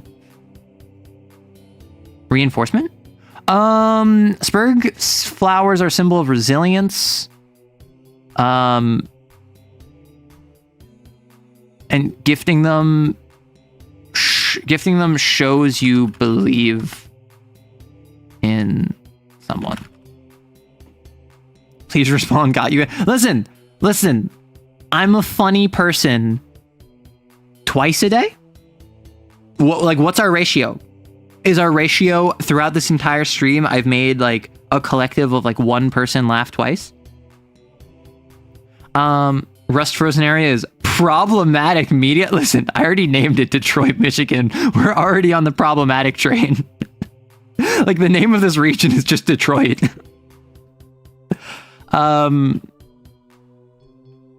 My face when my iced GF proposed with a potato. No! A potato flower. Eating seed. I like the, like, children think, like, children are told eating a seed right before bed might have a spur grow inside them.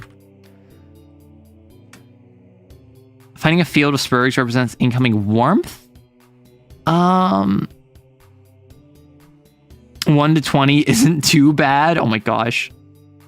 I actually have Asperger's, so I can officially say y'all are okay for doing it. I didn't even know it was an insult. That's the thing, is that whenever it comes to, oh, this is a term that certain people don't like. For instance, I am non-binary. That means I am trans. There's a certain term for trans people, particularly trans women, that a lot of trans women don't like. And I'm not one, despite being trans, to be able to tell them, hey, it's fine, gal, don't even worry about it. So in the same way that, like, people are not monoliths, so you shouldn't make assumptions about them negatively, you also can't make sweeping assessments about what they should be accepting of. So I'm not going to tell anyone that, like, we should rock this just because a couple people aren't offended by it. Some people might be. I'd actually like it if I got proposed with a card and fries instead of an artificially scarce rock. Okay, but, like, what about an artificially scarce rock, but it's like plutonium, right? Not a diamond, like it's plutonium, like it's radioactive. Like, you're going to die much sooner now, simply by being handed it. You were handed the demon core. Like I feel like that would make my heart stop. Personally, that would take my breath away. That would be the happiest I've been for the rest of my life, if I can be completely honest with you. I don't mind the term much, but better to be conscientious. That's my thought process. That's why I think spurg with a U can work, so we need a different plural. I like to be proposed with a Pokeball ring with a Pokeball, which is now a thing. I mean, listen, it is cute to be like, I choose you.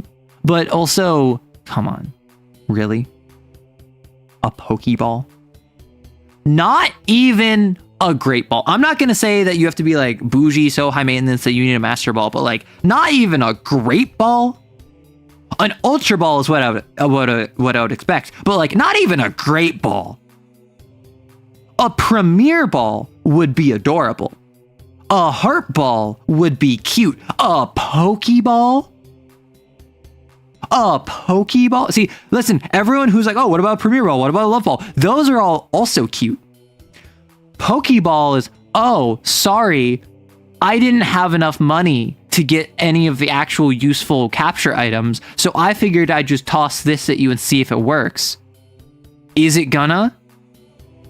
A Pokeball is for the practice wife. You know, maybe you're a polygamist, and maybe you want a full team of 6. So you have 5 with a normal Pokeball and then 1 with a great ball, because that's when you actually leveled enough. Arrow draws the line at being called basic. I am many things. I am also not many things. And one of the things that I am not is basic. I am a problem. And that is not a good thing. However, that is true, and I'm going to be honest about it. A nest ball? Listen, maybe if they bug you, right? Like give me a Pokeball name. Give me any Pokeball name, and I can probably come up with a cute reason as to why it would be super sweet. A spade? A sporg of sputters? I like a spud. I like a spud of spurgs. Right? No, that's a netball? Oh. So let me look this up then. Heavy ball. Pokemon. The heavy ball You just catch wild Pokemon, being more likely to succeed the heavier the Pokemon is. Easy. You just got so much to love that I needed a heavy ball to get to the point where I can even just contain a portion of it. Your just heart is so big.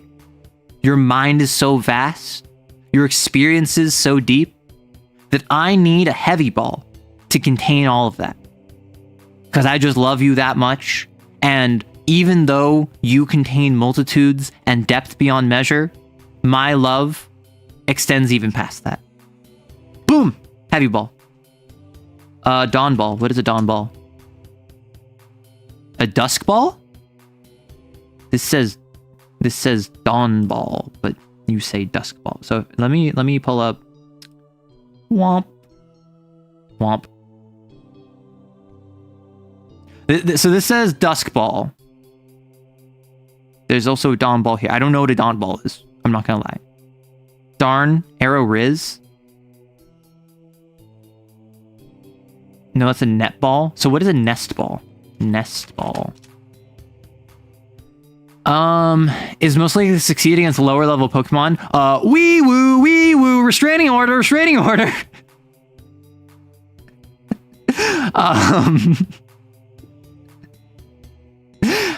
I don't know if I should have made that joke, but that was my first thought. Girl, I proposed to you with a heavy ball because you're a brick house. The Dawn Ball is ugly. What is the Dawn Ball? Is this the Dawn Ball? What does it do? I got my ex a toaster and she seems to like it. Did you tell her to take a bath with it? Like, that's rude. The Dawn Ball. The Dawn Ball. I assume that the Dawn Ball is a timing based ball where it's more likely to succeed if your Poke Tracker timer in like Pokemon Gold and Silver or something was at the hours between 5 a.m. and 8 a.m. kind of deal. And I think the Sun Ball it's more likely to work if you do it during the day from 8 a.m. to like 8 p.m. And then the Insulate Ball is if it's in a power plant. And the Money Ball is based on how much money you have, how many Pokédollars you have, the higher the chance to catch it.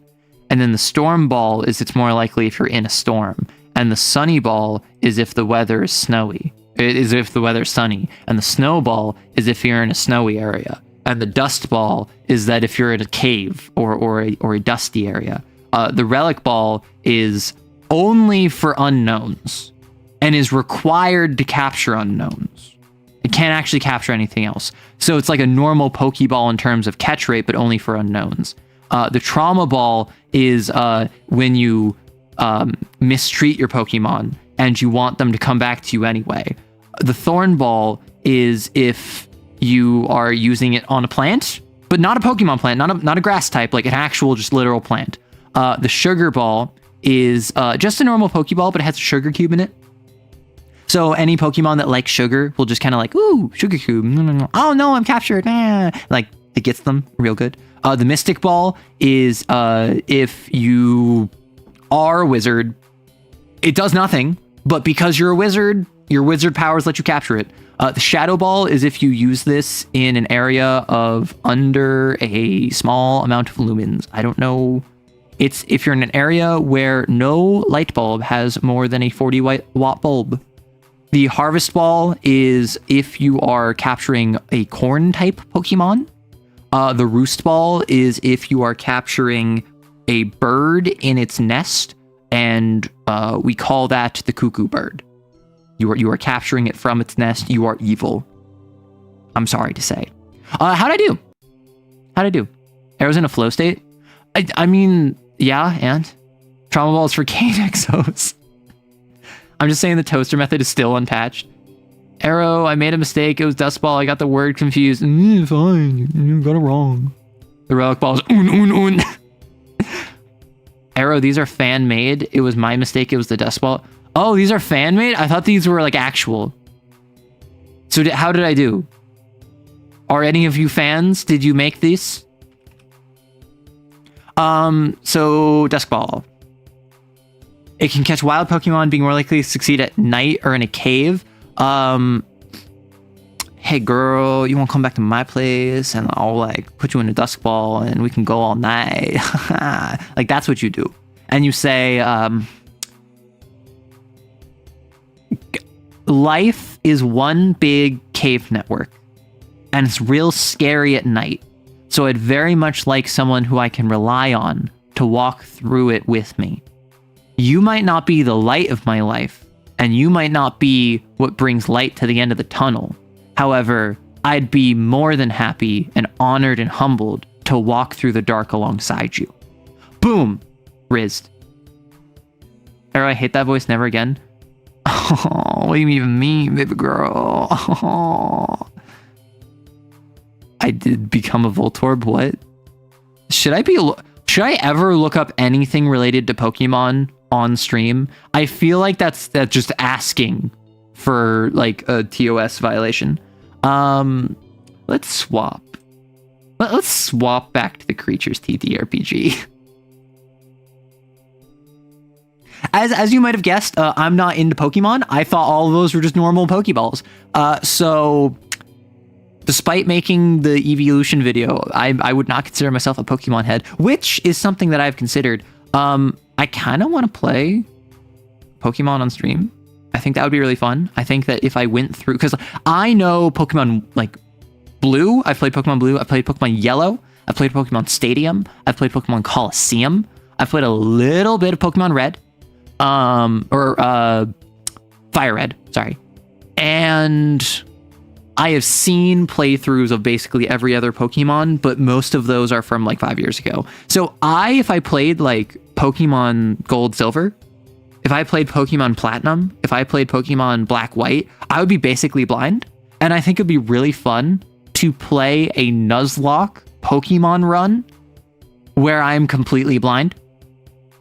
Because I don't know what the gym leader is. I don't know what I need to plan around. I don't know, like, oh, get really scared. Because isn't there like in Pokemon Silver and Gold, there's like this one team admin leader who has like a cow that uses rollout and she's really scary. Like, I don't know when that would be. I don't even know if that's in the right game. So like, that's the kind of thing that I think would be really fun. Arrow plays too many types. Nuzlocke times 10 randomizer. Pokemon is good fun. I think we can keep from backseating. My streamer hit the classic blunder of Googling Pokemon on stream. Blunder. Thank you. I want to see Magikarp use Hyper Beam. I was a bigger fan of the manga and show of Pokemon. Yeah. I mean, I grew up with the show. Like, anyone that is, I would say almost anyone that is a millennial, and most of older Gen Z grew up with Pokemon. And then I think even younger than that, there's been more recent Pokemons. I'm talking like the 90s into the 2000s show, right? So the broad age range that everyone has kind of like assumed that I'm a part of, pretty solidly Pokemon, because that was 4Kids bringing it over to the West. We need a Spurg. Children told eating a seed right before bed might have a Spurg grow inside them. Spurg flowers are a symbol of resilience, and gifting them shows you believe in someone. Also,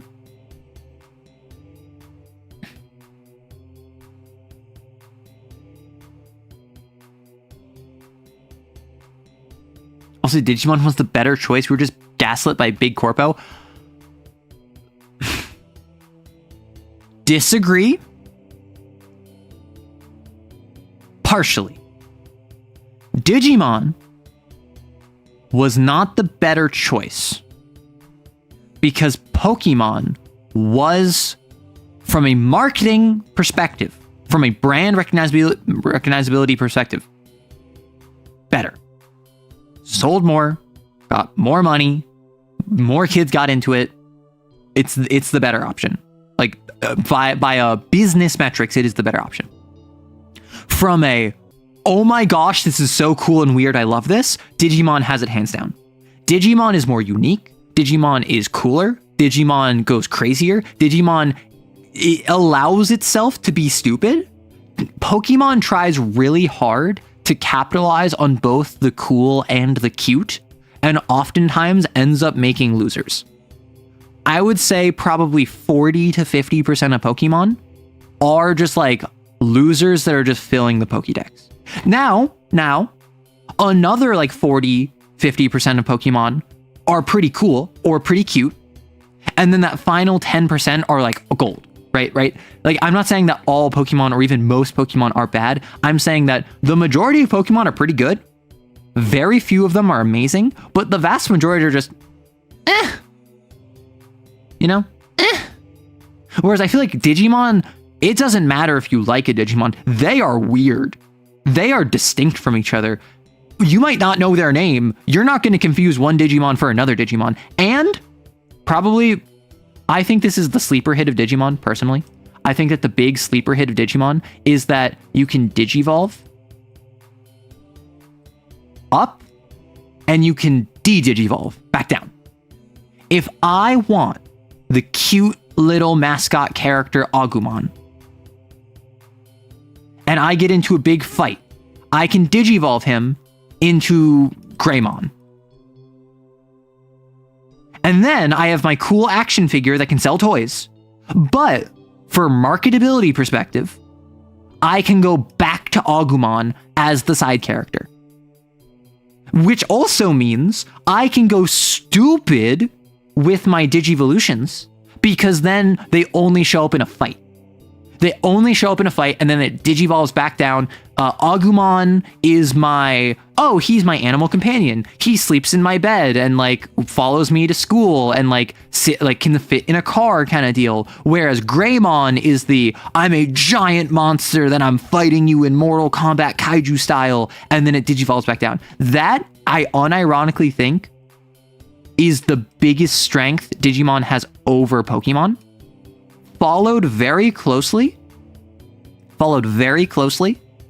by the fact that Digivolutions can go crazy, because Digivolutions going crazy is a direct result of this.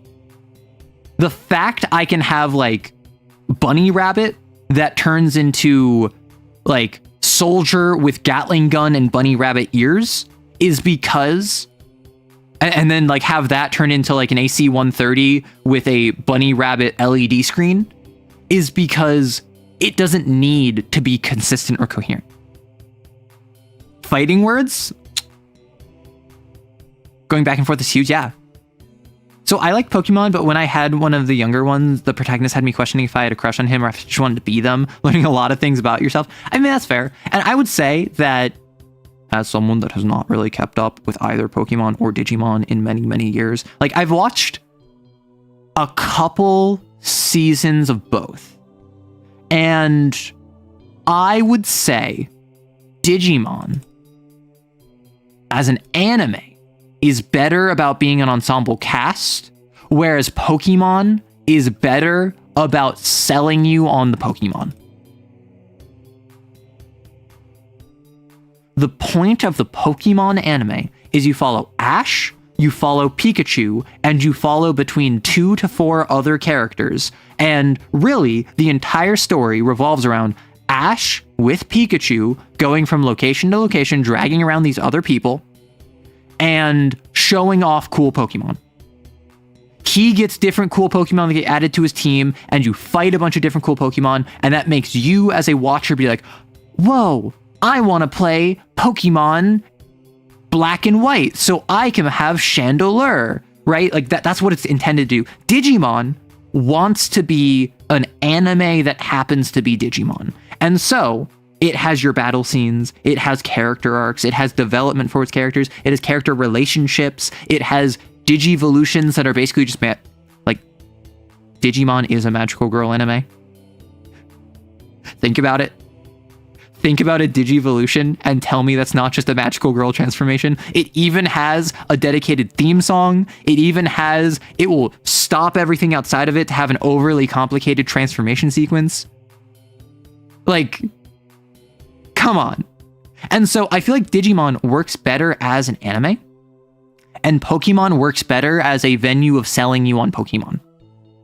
Oh my gosh, I love Lucario. Did you see in the movie about when Lucario did X, Y, or Z? Like, that's what Pokemon is intended to do.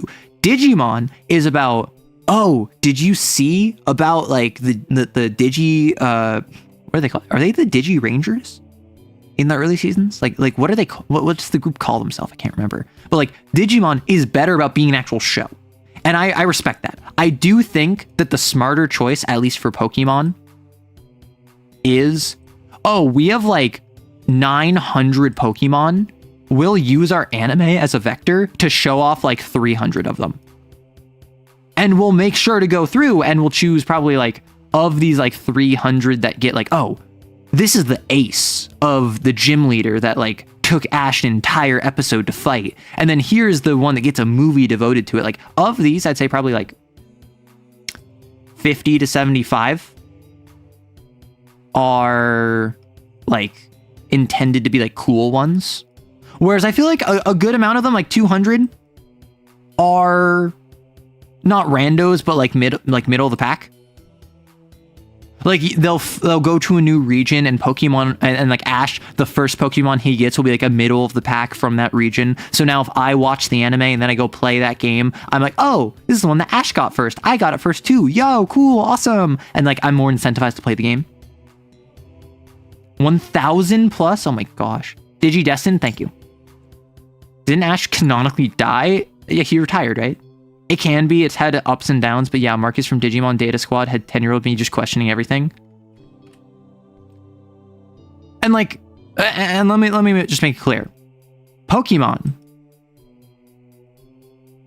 I maintain, was the quote-unquote better series. I don't think it won because like it cheated via having like corporate funding or something. Unless there's like a story, I don't know. I think Pokemon was more accessible to audiences as a franchise over Digimon, which opted to be more of a...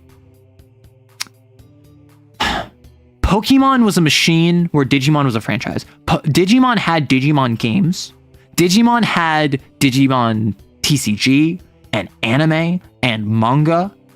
Pokemon had everything comes back to you want to play Pokemon. Everything comes back to you want to buy a Pikachu plush. Everything comes back to you will feed the Pokemon machine. And like, I don't think that's from a business perspective, that is really ballsy.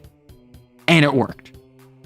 And I think it was kind of like the perfect time because remember, this was peak 90s. I'm honestly, the thing I'm most surprised about is the fact that Pokemon has continued into the modern day, particularly given by the fact that I would say 90% of Pokemon news I hear is negative. Probably 90% of news I hear about Pokemon is the new game sucks. This new game has major issues. There's no creativity in the new games. But like nostalgia at this point is a very powerful drug. The most people that play Pokemon are kids that are getting into it for the first time and adults that have been playing it for 20, 30 years. And the people that play it for 20, 30 years are the ones that are buying it and complaining, and they continue to buy it anyway. And then the kids are like, oh, this is awesome. I love Pokemon. And then their first experience was Pokemon X and Y. And so now they've played Pokemon X and Y and Sword and Shield and Scarlet and Violet and A to Z. And then now they are going to start complaining when the games aren't like Sword and Shield. But they're still going to keep buying it because nostalgia. To be fair, the gaslit by Big Corpo is mostly a quip humor. I know, but Pokemon is kept alive by Nintendo fans and a lot of inertia. I mean, Pokemon is, as far as I'm aware, the biggest media property literally in the entire world. Like, I'm not going to say too big to fail, but also like, you know, I was alive and aware of pre-Pokemon World. The arrival of it was like a meteor strike. Yeah. Nintendo had love hotels, trading cards, and taxis, and it was heavily suspected they had ties to the Yakuza. Okay, you tell me any business in Japan with ties prior to like the 1920s, any business that's been around now that has been around since like the early 20th century didn't have ties to the Yakuza. In the same way that any business in like New York City that did not, that like has been around since like the early 20th century did not have ties to like the Irish or the Italian mafia. Like just putting aside the fact that it's just been a long time. The 20s and the 30s in particular for the US was peak mob. And like Chicago was the big ticket. Las Vegas came around back then, like as like the pet project of a very famous gangster. The 20s and the 30s in particular. And then I think it was like the 50s and the 60s is when it was more UK, is when it was more UK mob. But yeah, there's a lot of businesses where it's just like, yeah, they probably worked with or for their local organized crime back in the 10s, the 20s, the 30s. I don't think they probably have any ties to it now. I would be shocked if they did. Like, I think Nintendo is a big enough brand that they, like, if they told the Yakuza to jump, I imagine the Yakuza would probably say how high. Not because they're like cowed or cowards or whatever, but because when you have FU money, like Nintendo does, you kind of can't not, right? Japan's national defense literally depends on foreign armies being full of Pokemon fans. I mean, and that, like, that's a culture victory. That's a culture victory. More money than God. All right, we were making a biome. It's been 4 hours. We're still not done. We didn't even finish it in 2 hours and then yap for 2 hours this time. We literally just got distracted with one superstition remaining. That's because social media is just a hate conveyor belt now, that and bad stuff. Yeah, I mean, social media, it's engagement bait. It's the more aggressive you are, the farther you reach, which I hate. I don't like that, which is why I try to avoid that. And that's why I basically, I don't know if anyone's noticed this. I have become much more vocal about a lot of different things in the past like 6 months, 8 months, because I've been streaming for like 2 years now. I think I'm closing in on 2 years in the summer. So like I have much more experience streaming, and I've seen a lot of other people talk about a lot of other different things, and I felt more comfortable talking about my opinions on things. Whereas in the beginning I was more reserved, so I kind of wanted to like test the ground of like what was acceptable to say. Now I'm much more vocal about my opinions. 6, maybe even 7 months. 6, 7? I like flowers showing soil fertility. Throwing a spurg seed in the air. I like this, the spurg seed in the air. Throwing a spurg seed in the air will point, or dropping a spurg seed will point towards the nearest spud. Let's keep it on theme. The fruits can be used to trap souls of other creatures. Oh my gosh. The seeds can be used to digivolve. Okay, so we have our Arctic. Let me grab this. And I like to put all of the plants up top. So we're going to put this here. We're going to go there. We are going to grab you. We're going to grab there. There. I'm gonna put you there. I'm gonna grab you. There. There. Don't make fun of me. I'm trying my best. Please. And there. What are we naming the biome for real? I would like to have it reference Detroit, Michigan. I would like to have it be like Detroit, Michigan. Detroit, Michigan.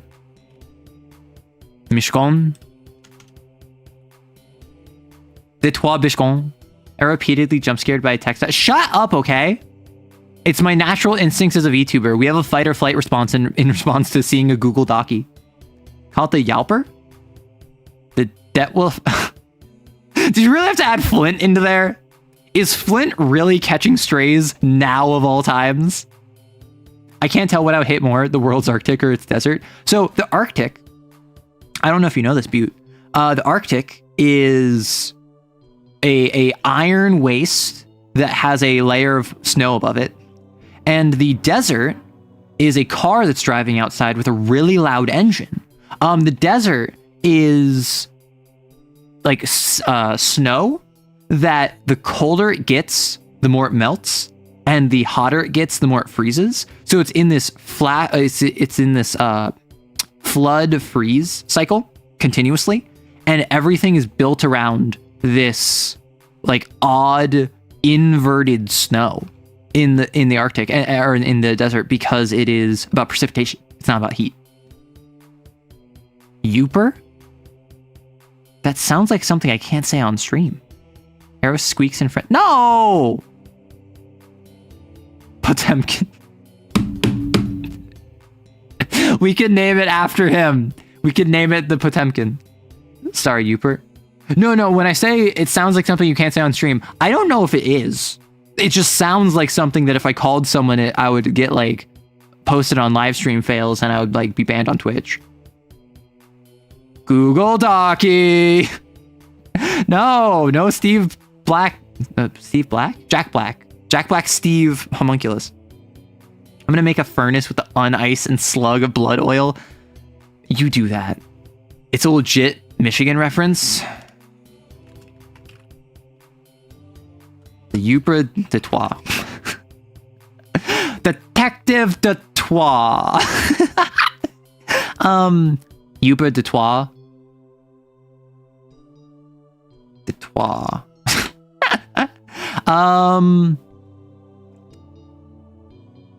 A hardened stone, a hardened stretch of stone with intense veins of iron running throughout it. Initially quite barren. The onset of extremophile fauna radically altered the weather patterns of the biome of the Detroit into having a year-round cold. Initially quite temperate. The onset of extremophile fauna radically altered the weather patterns of the Detroit into having a year-round cold. Each spring is heralded by a snap freeze that coats the entire biome in multiple meters of ice that melt over the following year. The end of autumn is the only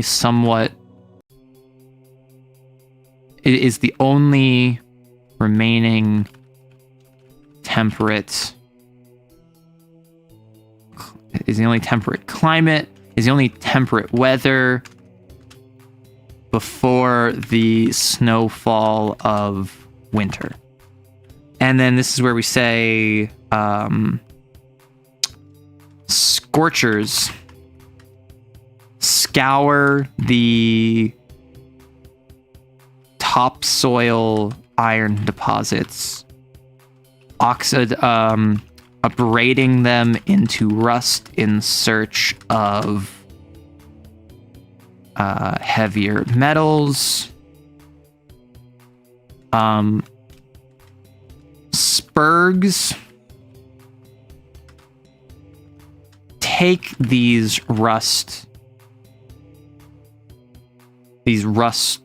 take such rust and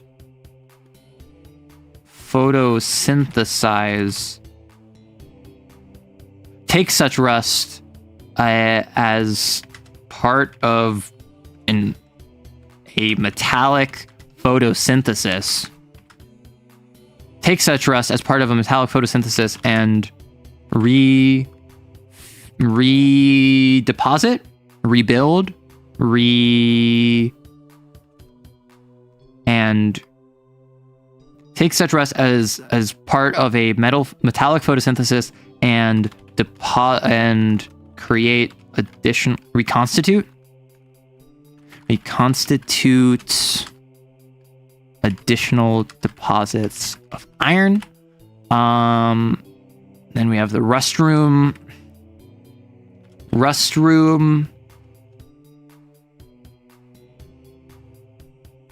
Compete for such rust, forming serpentine bodies they use to ambush prey with forming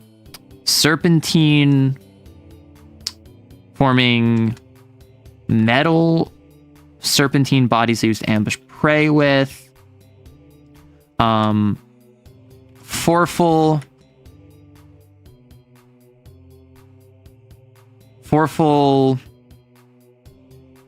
enforce a radical departure from the TOS natural climate, causing its yearly freeze. And what else do we have? We have the Triska use these newfound ice sheets as ambush burrows while plow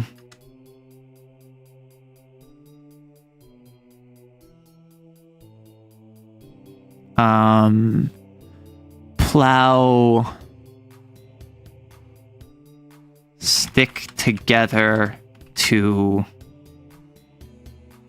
keep safe from predator and blizzard alike. Replenishes. Hey, was Detroit a part of a French colonial land before the French and Indian War? I don't remember the European name for the war. I don't know. Make no mistake, Flint must always catch strays, same as Ohio. They've done it to themselves. Okay, Flint didn't do it to themselves. Their lack of water did it to them, which I feel is a failure of city management more than anything. Ohio does deserve it. Ohioans, they are all culpable. They all deserve what is coming to them. More astronauts are from Ohio than anywhere else in the US. And that's how you know people want out of Ohio so bad they're willing to leave the planet. Wait, this is an Arctic biome? Good luck getting that iron up from under an ice sheet. Those can be literal miles thick. So how are we defining an Arctic environment? The desert is not hot. The desert is low precipitation. I think an Arctic, is it defined by a layer of ice? The TOS sounds too French for my delicate Italian ears. Well, yeah, it's based on Detroit. Ohio producing the most astronauts could also mean they have good education and are just hiding it from the rest of us. Unbelievable. Are you saying that Ohio is the Wakanda of the US? They're hiding a good education and like fantastic public development, infrastructural revolution, all within the borders of the US? When the place when you live is so bad, you take the place with literally no air? Well, Arctic is traditionally found by its bears? Depends on permafrost. I feel like the permafrost is what we got to go for. Because like a desert, biologically, or ecologically, is about a lack of precipitation. I don't know what would define like Arctic environments, because Antarctica is a desert because of such low precipitation. The Arctic regions in this setting are not deserts per se. How do you set a river on fire 13 times? Ohio's not Wakanda of the US. Okay. Cleveland is an SCP. We all know this. I don't think we can blame them for Cleveland. Arctic is literally defined by its bears? Really? Arctic means bears here. Antarctic means no bears here. Oh! So Arctic, because the Arctic Circle, that has bears, and the Antarctic has penguins, because no bears. I feel like I knew that. So how do we want to define Arctic? I feel like we have to do it with ice sheet. What did we use to define coastal? More than just a coastline, this region involves any area that involves significant overlap in terrestrial and maritime. Non-natives find salt and moisture off-putting. Arctic regions.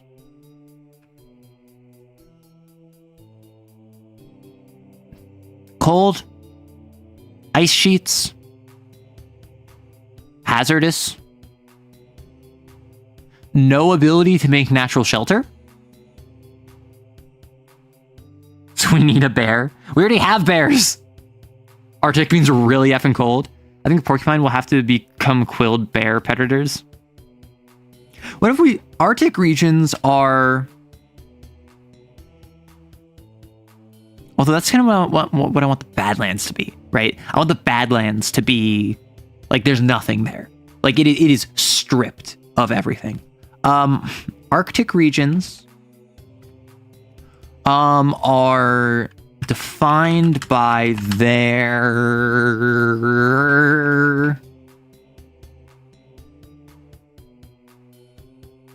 I don't want it to be bears. Because we have bears everywhere.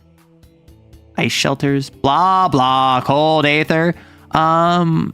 We could do something like cold aether.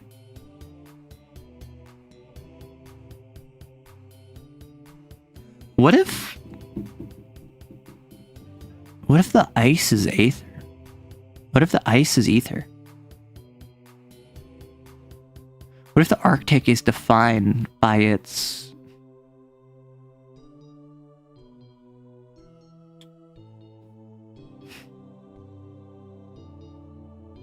What if the Arctic is just defined... Oh my gosh, my nose. What if the Arctic is just defined by the fact that you can't grow anything there? We have mushrooms, we have moss, we have like technically flowers, but like you can't grow crops there. The sound of arrow desperately trying not to think of the word bears. So would a rift bleached Badlands environment just be a pure void? I think so. I think the rift bleached Badlands is just like a flat plane of like featureless, right? You can grow potatoes. A state of near sterility due to temperature. I mean, we could do desert isn't cold. Desert is just precipitation. Arctic is cold. But like desert doesn't have to be hot. Arctic could be cold. I don't want it to just be cold though. I'm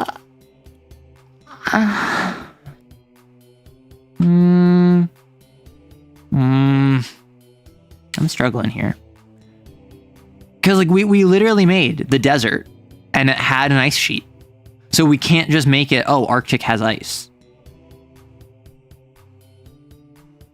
I think it might be about the inability to grow. Arctic regions are defined by their inability to grow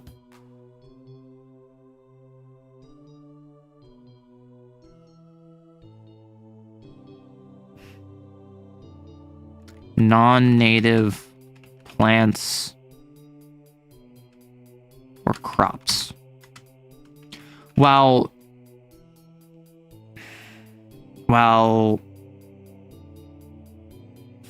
flora from nearby biomes might adapt to it over time. Arctic biomes are set aside by their inhospitability. inhospitability. Inhospitability. Why is this not right?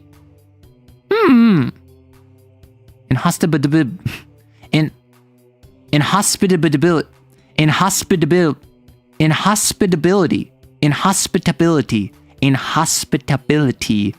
To, what was I gonna say? No woody plants? Inhospitable environment? I mean, a lot of these environments are not hospitable. Arctic regions are defined by their inability to grow non-native plants or crops, while flora from nearby biomes might adapt to it over time. Arctic biomes are functionally inhospitable to any creatures not native to it. This often manifests in rugged terrain, extreme temperatures, and a lack of accessible resources, as well as a motorcycle outside my home that is revving its engine and is a stupid butt face for being disruptive in a city where there are people trying to sleep. Are making a hot Arctic then? So this one is cold. We might make a hot Arctic. Lack of water? That might be it. Mimetic biome. All life therein is affected by self-perpetuating idea of the biome.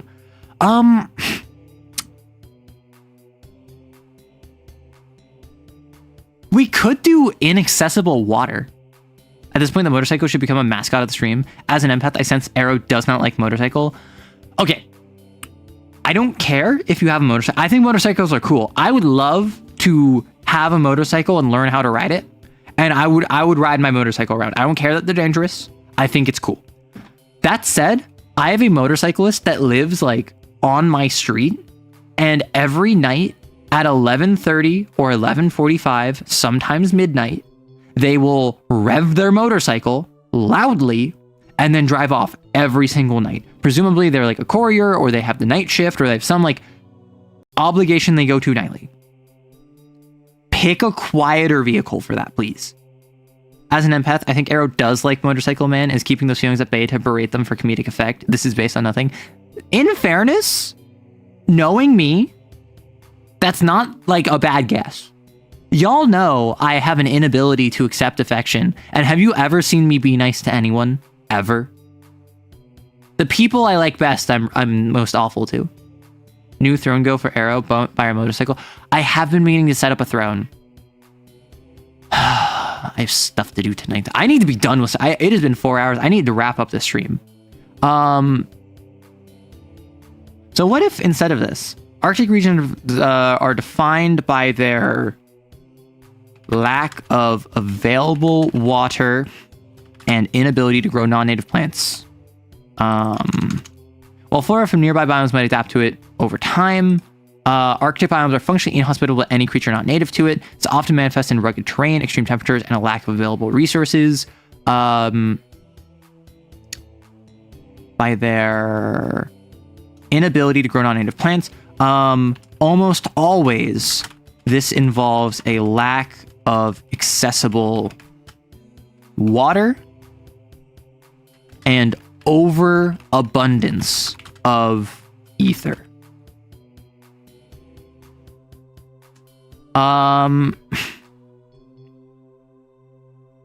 To live in an Arctic biome is to weather an environment that few else can. There's a sort of pride in its denizens, felt even in the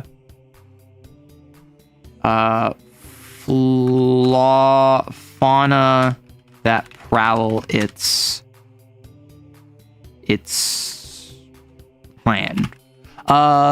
Its expanse. the bears are gaslighting you into thinking there's no water. And a leather jacket or a farm. I have a leather jacket. They need all the help they can get. How dare you? I have a leather jacket. I literally I didn't wear it last night. I wore it the other day. Yeah, I have like a big leather jacket that I wear not quite daily, but like more than once a week. Is the water not accessible because the bears are gatekeeping it? I think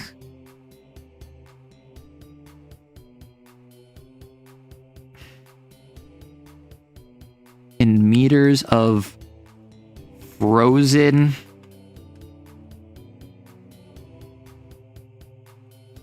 ether.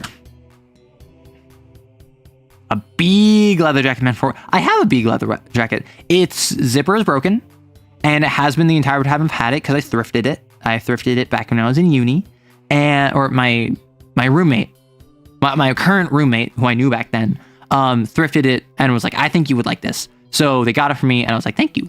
And I've rocked it ever since. So it is actually very bad at keeping me warm.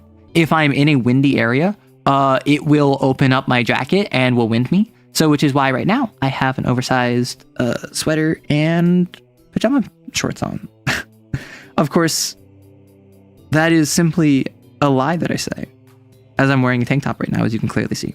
Although I'm not lying about the pants. Oh, these aren't pajama pants. These are... My apologies. Those are not pajama pants. Those are jean shorts. Okay, now all you have to do is get a motorcycle and make your own toxic Yuri. What if I start toxic and then become wholesome? I do have a question. What if I did a hard pivot? I say screw the VTubing thing. I just become an IRL motorcycle streamer where my entire channel is devoted to being on a motorcycle with a leather jacket. I drive around and I go, hey, baby girl, what you doing? To every woman I see. Doesn't matter how married she looks. Doesn't matter if I'm attracted to her. Literally all I do is that, and I stream that for 12 hours a day every day. I feel like that's kind of a market that I can hit on, you know? Hurt, comfort, toxic Yuri. No! What's better, a nice looking lady in pajama pants or jorts? There's that voice again. You know it. You will either get shot or go to jail, but what a way to go. Jail speedrun any %. You would miss the creative content? Aww.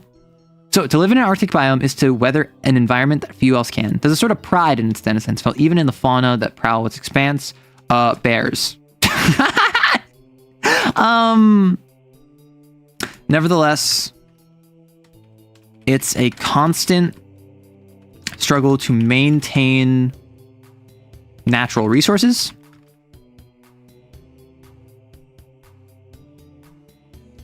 Where negligence means death. Outsiders often avoid Arctic biomes even to travel through as a result.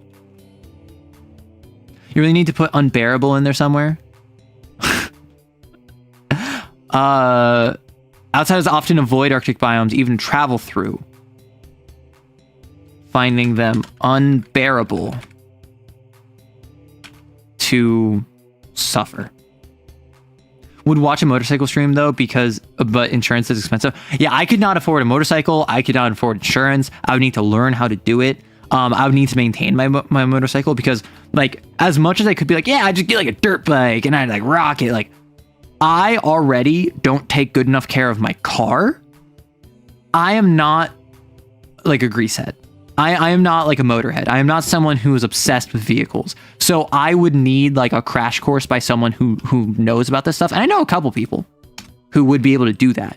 But I would need help in getting into motorcycles. I have a car. Yeah, I have a car. How do you think I drove across the entire country?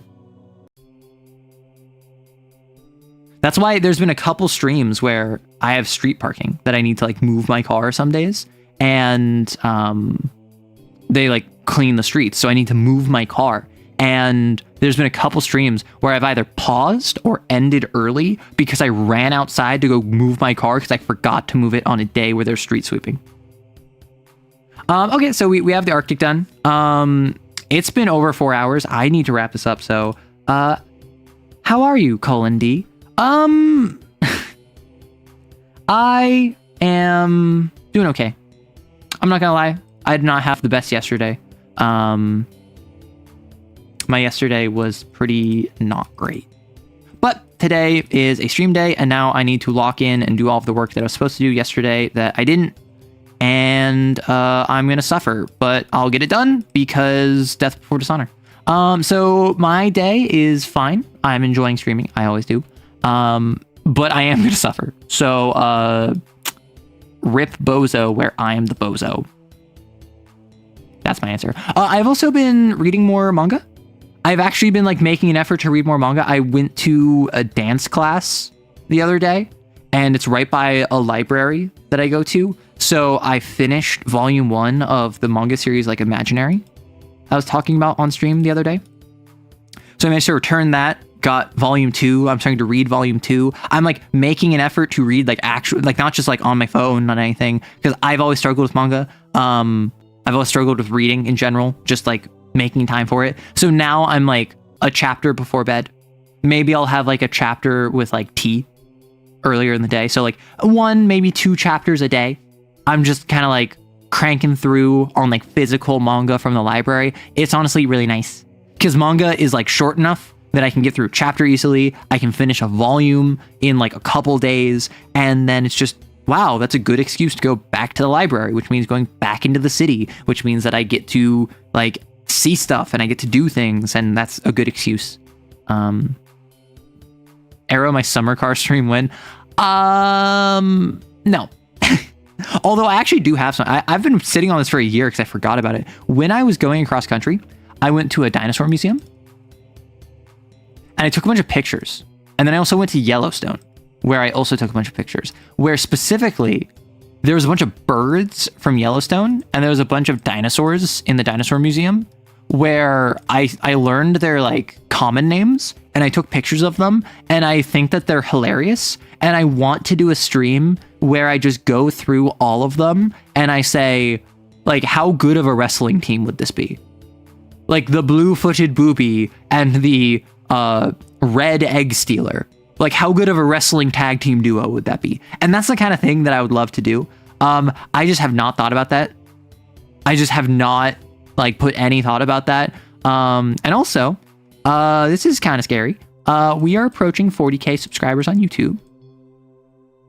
So I put my words where I was thinking of doing like a painting stream for minis.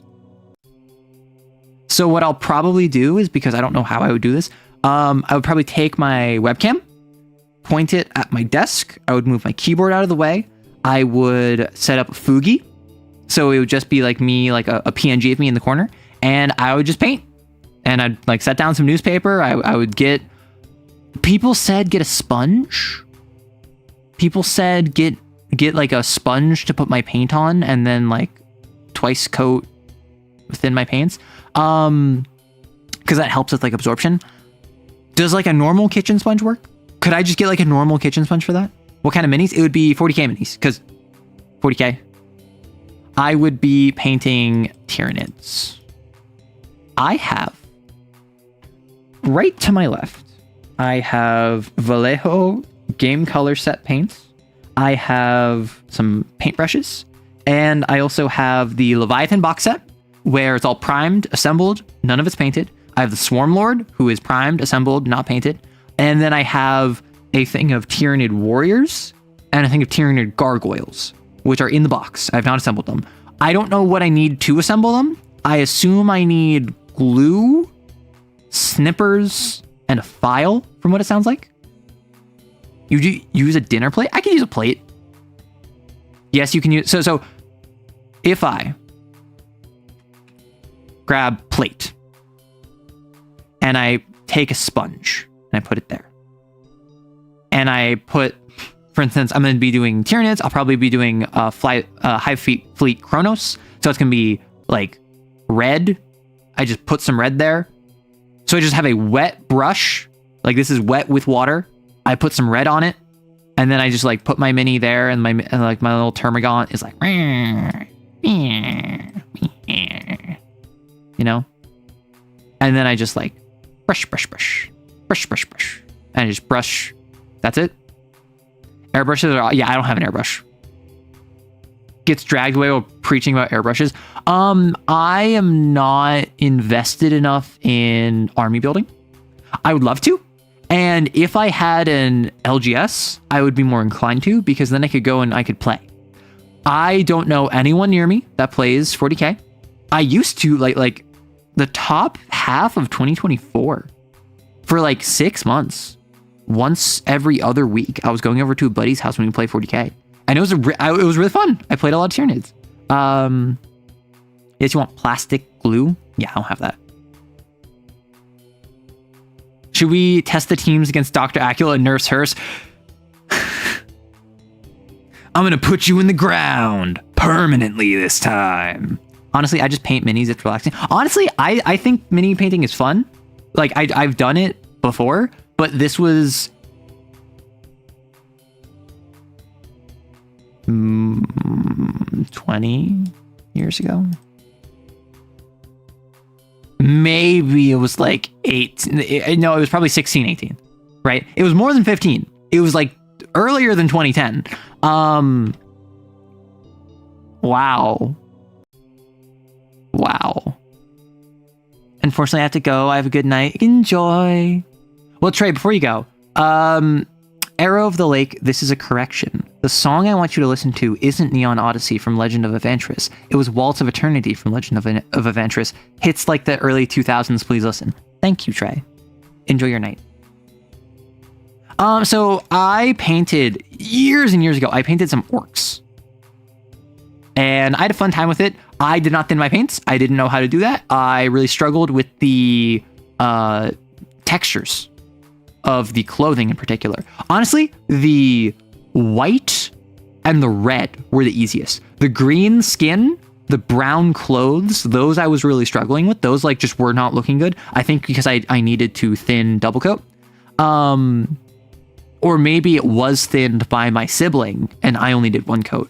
But the red blood and the white of like the horns actually came out really nice from what I remember. So I would love to just paint more minis. I do not have the money. Although, like, what I will say, if I open a throne, which I should probably just do that today so I don't keep talking about it and then forgetting about it. If I open a throne, I could put 40K minis on there and then I could just make them on stream. Because like that's something where if I was to make a throne, I would really want it to only be stuff related back to content. So like a TTRPG book.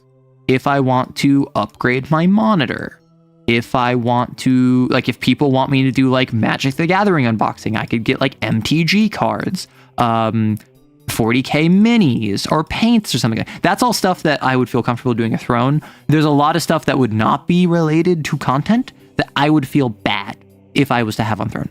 And then also there's obviously like weird stuff where, listen, I'm sure there's lots of stuff that people would buy me that I would like genuinely have an interest in.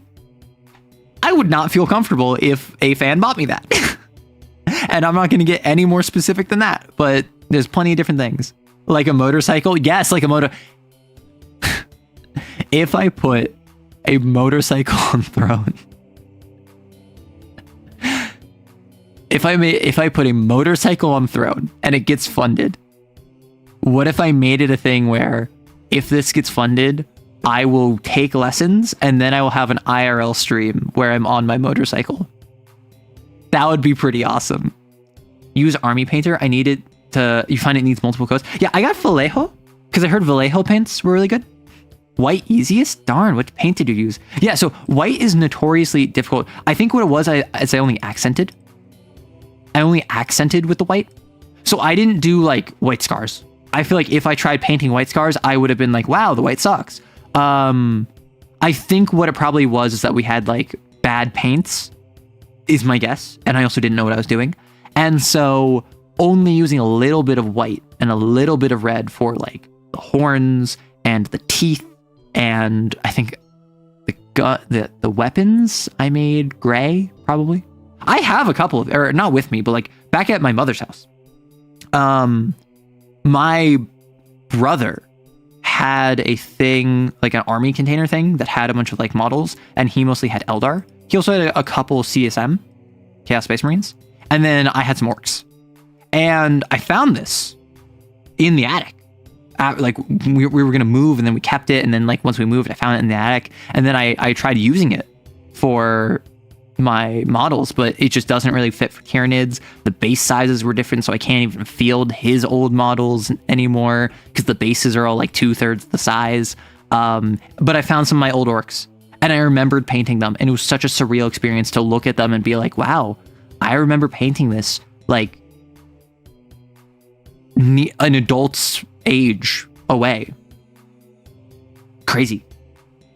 If you played Kane this week, what was the plan? So I play Kane every week, or I try to with my player Celerity Dust. The plan this week was we were going to stream it on Discord, and it was just going to be me and them playing a normal session with folks listening in. Unfortunately, Sal couldn't make it, so I pivoted and I ended up singing karaoke and just yapping for like 2 hours, and it was actually really fun. I want to do that more. If I had played Kane, the plan was going to be intro with a dream sequence, talking with someone, I can't remember who, and my notes are on my phone, which is currently in use, so I can't look at that. And then it was going to be a full like 2-hour scene where it was going to be the breakout. The breakout is this session. Upcoming, the Valentines rebelling and trying to leave is going to be this session. And that's why I was so excited to stream it, and that's why I was so sad to hear that Cell couldn't make it. Yeah, always weird when you recognize the last time he did a thing was decades ago. Like, I played TF2, Team Fortress 2. I remember playing it like years ago, and I enjoyed it. And then I had someone that wanted to do a collab for it. And so like a year and a half ago at this point, like very early when I first started streaming, someone who wanted to play TF2 with me, so I was like, sure, I'll play TF2 with you. So we played it. We did a small collab, and in booting it up, in installing it, it said last played was like 2016. And I'm like, that can't be right. That can't be. I remember playing TF2 like a couple years ago. No, the last time I played TF2 was 2016. And now the most recent time was like 2024. I played Zero Escape. I played Zero Escape, a game series that like I knocked out. Like I played 999, and then I played VLR, and then I played Zero Time Dilemma, like back to back to back over the course of like 3 months. That was like 2021. I just looked like the other day, and Steam horrifies me, and it tells me you haven't played this game in this amount of time. I have a couple games on my Steam library that I haven't played since like 2014 or like 2012. And I'm just like, holy heck. Oh my gosh. Cause like I can delude myself into thinking, oh yeah, the last time I played this game on the GameCube, oh man, I haven't played it in a couple years. Man, it's been a while. Like, oh, crazy. Last time I played it was probably like 2009. And I can think to myself like, yeah, I played that like a few years ago. It was prior to like COVID, definitely, like for sure. Like I was younger, but it wasn't that long ago. No, it was like 17 years ago. And Steam telling me that is horrifying. Okay, but 2016 was a couple of years ago, just 10. It was turning to dust before our very eyes. That's the thing. Like, a lot of people, because of like, I think because of my sense of humor and like the youthfulness, the energy to my voice, they assume I'm like young Gen Z. They assume that I'm probably, my assumption based on what people said. I think a lot of people assume I'm like 20, 21, 22. And then I start talking like this, and then I think the dawning realization is like, no, Arrow's a bit older than that. Which, like, I'm sorry to inform you, I'm actually 43. And I'm also a balding old man. I didn't want to have to be the one to admit this to you, but I feel like it's only right. I hope you can still accept me. Yeah, you sound like you have the light in your eyes. Honestly, I don't. It's affectation. The light in my eyes is purely reflected off the brilliance of my audience. Like, just straight up. Like, I have so much joy in my life now being a content creator that, like, I am a cold, dead husk that is animated by the warmth of joy and whimsy reflected by the sun that is you. Which is so weird because, fun fact about me, multiple times in my life, by multiple different people that were not in contact, have referred to me as a sun. Not like an S-O-N, which like some have, but like an S-U-N, like a star. Like I have been coded in multiple different people's lives as a sun, as like a warmth light bringer, as someone that is like creativity or inspiration or excitement or joy or whatever. And it's so odd to me that and that was actually, I was considering that being part of my branding. I was considering one of my Oshi marks being a sun. And if I was to make lore, it would probably be related to that. But the idea that like, effectively, y'all are the sun, I'm just the moon reflecting your light. That was a ring. Don't worry. I'm effectively just a moon reflecting your light. Y'all are solid. Y'all are good. Y'all are wonderful. You've noticed this within yourself as well. Time doesn't seem to be correlating in my memory well. I mean, that's the thing. It is a real phenomena. When you go from 0 years old to 1, that is 100% of your life. When you go from 1 to 2, that is 50% of your life. When you go from 2 to 3, that is 33% of your life. And then such and so forth. And then eventually you hit like 18 to 19 is 1/19th of your life. And then 19 to 20 is 1/20th of your life. So that'd be like 5%. And then suddenly, like, every year, time is dilated.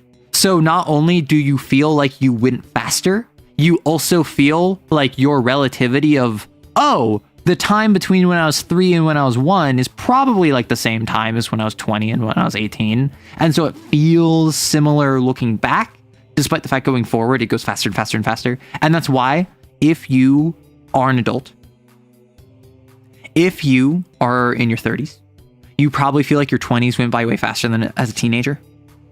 If you're in your 40s, you probably feel like your 30s went by even faster than your 20s. If you feel like you were a kid forever, and then you're an adolescent for a long time, and then your 20s were pretty quick, and then like your 30s are like gone before you know it, and suddenly you're 40, and then actually you're 50, and you're retiring. Like it's scary. You being cute. What did I do cute? What did I do cute?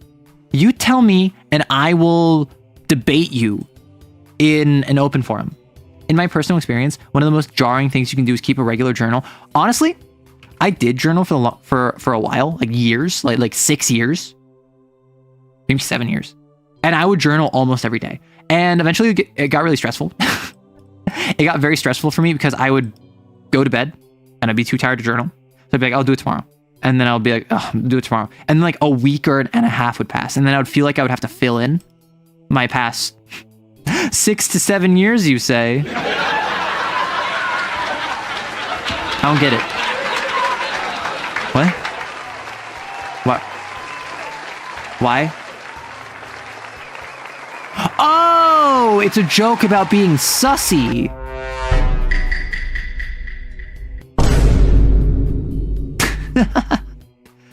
Undebatable, too bad. But you didn't even say what was cute or when was cute. You just said cute. That does not work. So I would have to fill it in. And eventually it just started being like, okay, so if I, like January 1st through the 12th, I didn't write anything. I'll just fill in the 12th and I'll just give a summary of the past like 1.5 weeks. And that's what I started doing. And then I eventually just like, I don't know if this is giving me anything. Like initially it was because someone who was a very strong fixture in my life at the time was pushing for me to do it. And so I was like, sure. And I ended up going along with it, and then I just kept doing it. And like journaling is generally considered a very healthy thing to do. It gets it off your chest. I don't know. I don't like there is something to be said about like getting out of your system and talking about it. But sometimes you just writing it down just made me feel it again. And that was not pleasant. And also I would like be really embarrassed by journaling. So I would sometimes speak in euphemism. So I wasn't even like honestly writing down like the full unadulterated truth of what it was. I was speaking with a layer removed because like, hey, what if someone finds this and reads this? Like I would be very embarrassed. So like it just kind of wasn't for me, but I have definitely looked back and it was kind of crazy. Vine died in 2017 and then it came back and no one cared. You're back, wash dishes. Congratulations. What is my wisdom? My wisdom is I don't know, bro. Normally I'd have something like snappy, but like I don't know. I think that my wisdom is kind of colored by the fact that my wisdom? Okay. What is your wisdom? Dance with dinosaurs. I was having a very bad day yesterday. I was crashing out and I reached out to a friend like for the first time like ever. Not ever, but like one of the first times that I've like made an effort to like reach out to someone when I'm like crashing out and like talk to them and be like, hey, I just need to vent. And so I tried that. Didn't make me feel much better. And then I had an event scheduled last night that I was going to with some of my roommates, and we went and it was fine. I had a fine time. It wasn't the most fun. It wasn't not the least fun, but I went on a side quest. It was this big event that like had a bunch of different like exhibits and whatever. And there was also a dance area and I wanted to go dancing, and the people I was with were not going dancing. They were focused on other things. So eventually they were all talking about stuff that I had no relation to because it was like related to a group that I was not a part of. So I literally just walked off, went over to the dance floor, saw that there was people dancing in like dinosaur onesies, and I just like started busting a move with them. I was just dancing. And then I went back to my group and then I told them that, yeah, I just went on a side quest. I went on danced with the people in the dinosaur outfits, and they were like, oh, cool, the dinosaur outfit people. And then I did that again a second time later, and I ran into the dinosaur people on the way out. And we just like fist bumped. We were like, yo, dinosaur people. And they're like, you were tearing it up. And I was like, you were too. And so like, sometimes you just need to go on a side quest.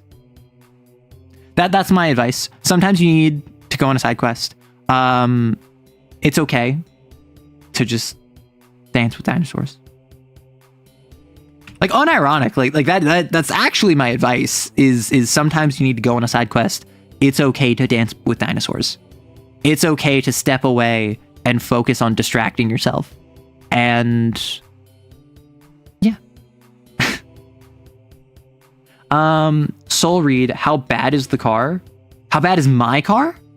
I mean, it's definitely got over 100k miles. like, is this a new car? No. Is this a car that I have had for years now, and that my mother had prior to me? No. My mother had it, and then she gave it to my brother, and then my brother gave it to me when he got a new car. So I think she got it new. But yeah, as if you don't know, I'm the youngest of 3. Technically speaking, now I'm the youngest of 4 because one of my siblings is married. But I'm the youngest, so I get hand-me-downs. Which, listen, I have yet to buy my own car because if my sibling wants to get a new car or like it wants to swap around like the insurance or whatever, like is looking for something new, I can just be like, hey, can I get your car? And they'll be like, sure. Because what are they going to do with their car? Maker, manufacturer? I don't feel comfortable revealing that on the internet. Actually, I think I've mentioned that it is Prius. But generally, I try to avoid identifying information. So yeah, like it's a Prius. So like it's over 100k miles, but it's a Prius, so it's like it's a hybrid. I don't know. I enjoy being delusional. I'm literally the GOAT at any given time. Yeah, that's a mindset to have. Like I am someone who I am fantastic at taking compliments. I am very good at accepting positivity that is given to me. Therefore, I don't need anyone to do it, because otherwise, well, I just get a big head. So y'all should just like be neutral to me. It's fine. And other lies that we tell ourselves. like I am someone who I am consistently surrounded by folks who like I know multiple literal narcissists, and their self-confidence is admirable. I'm not gonna lie. Their sheer self-assuredness is kind of mind-bending. I could never. And the thought terrifies me that I would be that. However, there is something to be said about being confident. Not arrogant, confident. And you should strive for that. What's your advice for when you struggle to play a TTRPG because it feels too much like a work/obligation? Stop. Stop. Skip a week. Say like, hey, this feels like work. This feels like an obligation. I don't want to run for y'all this week. I'm burnt out. I don't want to play this week. And then if you find yourself over that week being like, oh, I want to play. I wish I could run. Like then that's, you kind of like get that yearning and that gets you back in the mood. But if you find like, oh my gosh, it's so like relaxing to not have to worry about that, maybe reconsider why you're playing and what you're doing. Because this could be a situation where like you're doing all the prep and no one else is putting any effort in. This could be that you're the only one that's worried about scheduling. This could be that you're not playing the game that you want to play. You want a very combat-oriented game. They want a lot of role-playing. You want a very social experience. They want a very exploration experience. It could be any number of things, but like skip a week and be like, hey, I want to see how I feel. You keep a journal for your personal and professional work because I literally can't think without it. I write down notes all the time. And then I delete those notes. Stop. Get some help. Good old no D&D is better than bad D&D. Yeah. I haven't taken a 1 week break in what feels like a year. I mean, yeah, and you probably should. If you're like, I love this game in theory. It's just such a drag. I constantly dread the next session. Take a break of a week. Say, hey, want to play board games instead, but I'm not up to running this week, or I don't want to play this week. And your friends will be like, sure, we're your friend, and therefore we care about you and want to do this. So you play Betrayal at House on the Hill, you play Tokaido, you play Nemesis, Villainous, Clank, any number of board games. And then you have fun. And you realize, oh, I can have fun with my friends. There doesn't need to be a bunch of rules and expectations of story and plot and whatever. Like, it can just be me playing with my friends. And sometimes that's all you need, and that's fine. So I would say take a break all week, see how you feel. If you still after 1 week are like, ugh, I'm so glad I don't have to do that, but now I have to do it the next week, maybe try that second week also. Just like, hey, I'm still not feeling it. I want to take another week off. And then if your players are like, or your group is like, wow, way to flake on us, be like, yeah, I'm burnt out. Would you prefer I play and like put zero effort in? You have fond memories of Machikoro? I'm unfamiliar. Arrow, when are you ending stream? Probably in the next 10 minutes. You'll think of that on Monday? Thank you, of course. Weird question. Do you have any plans for how long you want to be a content creator? I have 3 answers. First is keep going until I feel like I retire. Like my goal, get to the point where I'm making a bunch of money, where I can make what I want. I have an agent to handle sponsors. The machine is self-fulfilling, and I keep going until I feel like I want to retire. And probably before I retire, I would move to like a management position. Like unironically, you've seen this with like Tom Scott, Matt Pat, a lot, like I think even like PewDiePie, Markiplier, like a lot of YouTubers that were doing like the grind for 10 years stepped back, are still in the content space, but just kind of like our manager, our consultant, or helping other content creators. I'd probably want to step into that. And then once I get done, I just retire. Like, so I don't know if that would be like 5 years, 10 years, 15 years. I don't know if that would be after I make $100,000. I don't know if that would be once I make $20 million. Like Voice Critical, he revealed his YouTube ad revenue and he got like $20 million lifetime ad revenue. And that's like before sponsorships. I don't know. So that would be the one angle. The other angle is keep going until I get a position at a place that makes me stop doing content. Whether that is because I can non-compete, whether that's because I'm working 60 hours a week at a job I love and I just don't have time for content creation. I wouldn't say I want this, but this is probably fairly realistic, is that I would just have a different thing that comes up in my life that occupies the same niche and I have to make sacrifices. And the other thing is just keep going. Because like fundamentally, TTRPG content, writing content is evergreen. Sure, I'll run out of ideas eventually. But like whether I am a 20-year-old ingenue or an 80-year-old grognard, I can pretty comfortably make advice about writing, storytelling, TTRPGs, particularly if by the time I'm an 80-year-old grognard, which I don't even think I'm going to make it to 80-year-old grognard, but that's besides the point. I feel as though, like, if I've written books, if I have released full TTRPGs, not just like a quick like little synth-op kind of deal, if I have a repertoire and portfolio, then I have something that I know where I'm talking about, and I've been doing this for not just like 10 years amateur, I've been doing this like 30 years professionally. That'd be pretty cool. So like, I see 3 different angles here, and which one is most realistic? I don't know. It really depends on how much I can rely upon the channel. And the channel is something where for like a year and a half, if not 2 years, I was making like no money from it. And now, since like the end of last year, I've been making enough money that I can justify putting in tons and tons of effort to it. I cannot justify putting in tons and tons of effort to it for the same amount of money in perpetuity. I'm not making enough to sustain myself off this. And I've been very blunt about that. I've been very open about that. I don't want to hide that. I'm not going to beg for money. I'm not going to like say, please subscribe to Patreon or whatever, but like, or like, please donate. But that's just honest, is that I am at the point where I can justify this financially. I will not be able to justify this in perpetuity.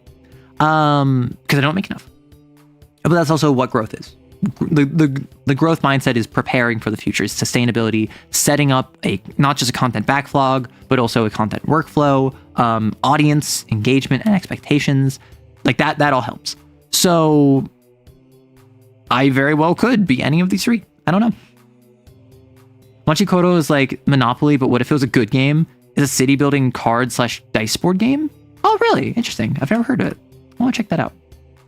So yeah, my thought process on like how long do I want to be a content creator? I have wanted to be a content creator since YouTube first became a thing. And once I started being a content creator, I found that I didn't suck at it. At least not as much as I suck at everything else in my life. And now, like 2.5 years later, I still love it. My biggest issue has been justifying it. And that's an issue everyone faces. That's an issue I can't really deal with. So as far as I'm concerned, I don't see myself bowing out after like 5 years. It's cute. There are several versions. Machikoto 2 is probably the best, but not a bad. Ooh, nice. Anyhow, that's the end of the Q&A section. So I'm going to close this. I'm going to close the Q&A. If you have another question, please let me know. But otherwise, we're going to wrap up because it's been 5 hours for this like 2-hour stream. I have multiple different stuff I need to do. I have work stuff I need to do. So thank you so much. Have a lovely day, morning, night, evening, afternoon, whenever. If you're a VOD watcher, or if you are live, or if you're a lurker, thank you so much. I appreciate all of you. Tomorrow, there will not be a Lancer clip. There will be a voiceover meme. Sunday should also be another voiceover meme. And tomorrow, we are going to be continuing to program on stream over on Twitch. So heads up on that. And depending on timing, we might do a painting stream Wednesday, depending on how many subs we get in the meantime. So I'll see how I feel Sunday night. Enjoy. Take care of yourself. Bye-bye.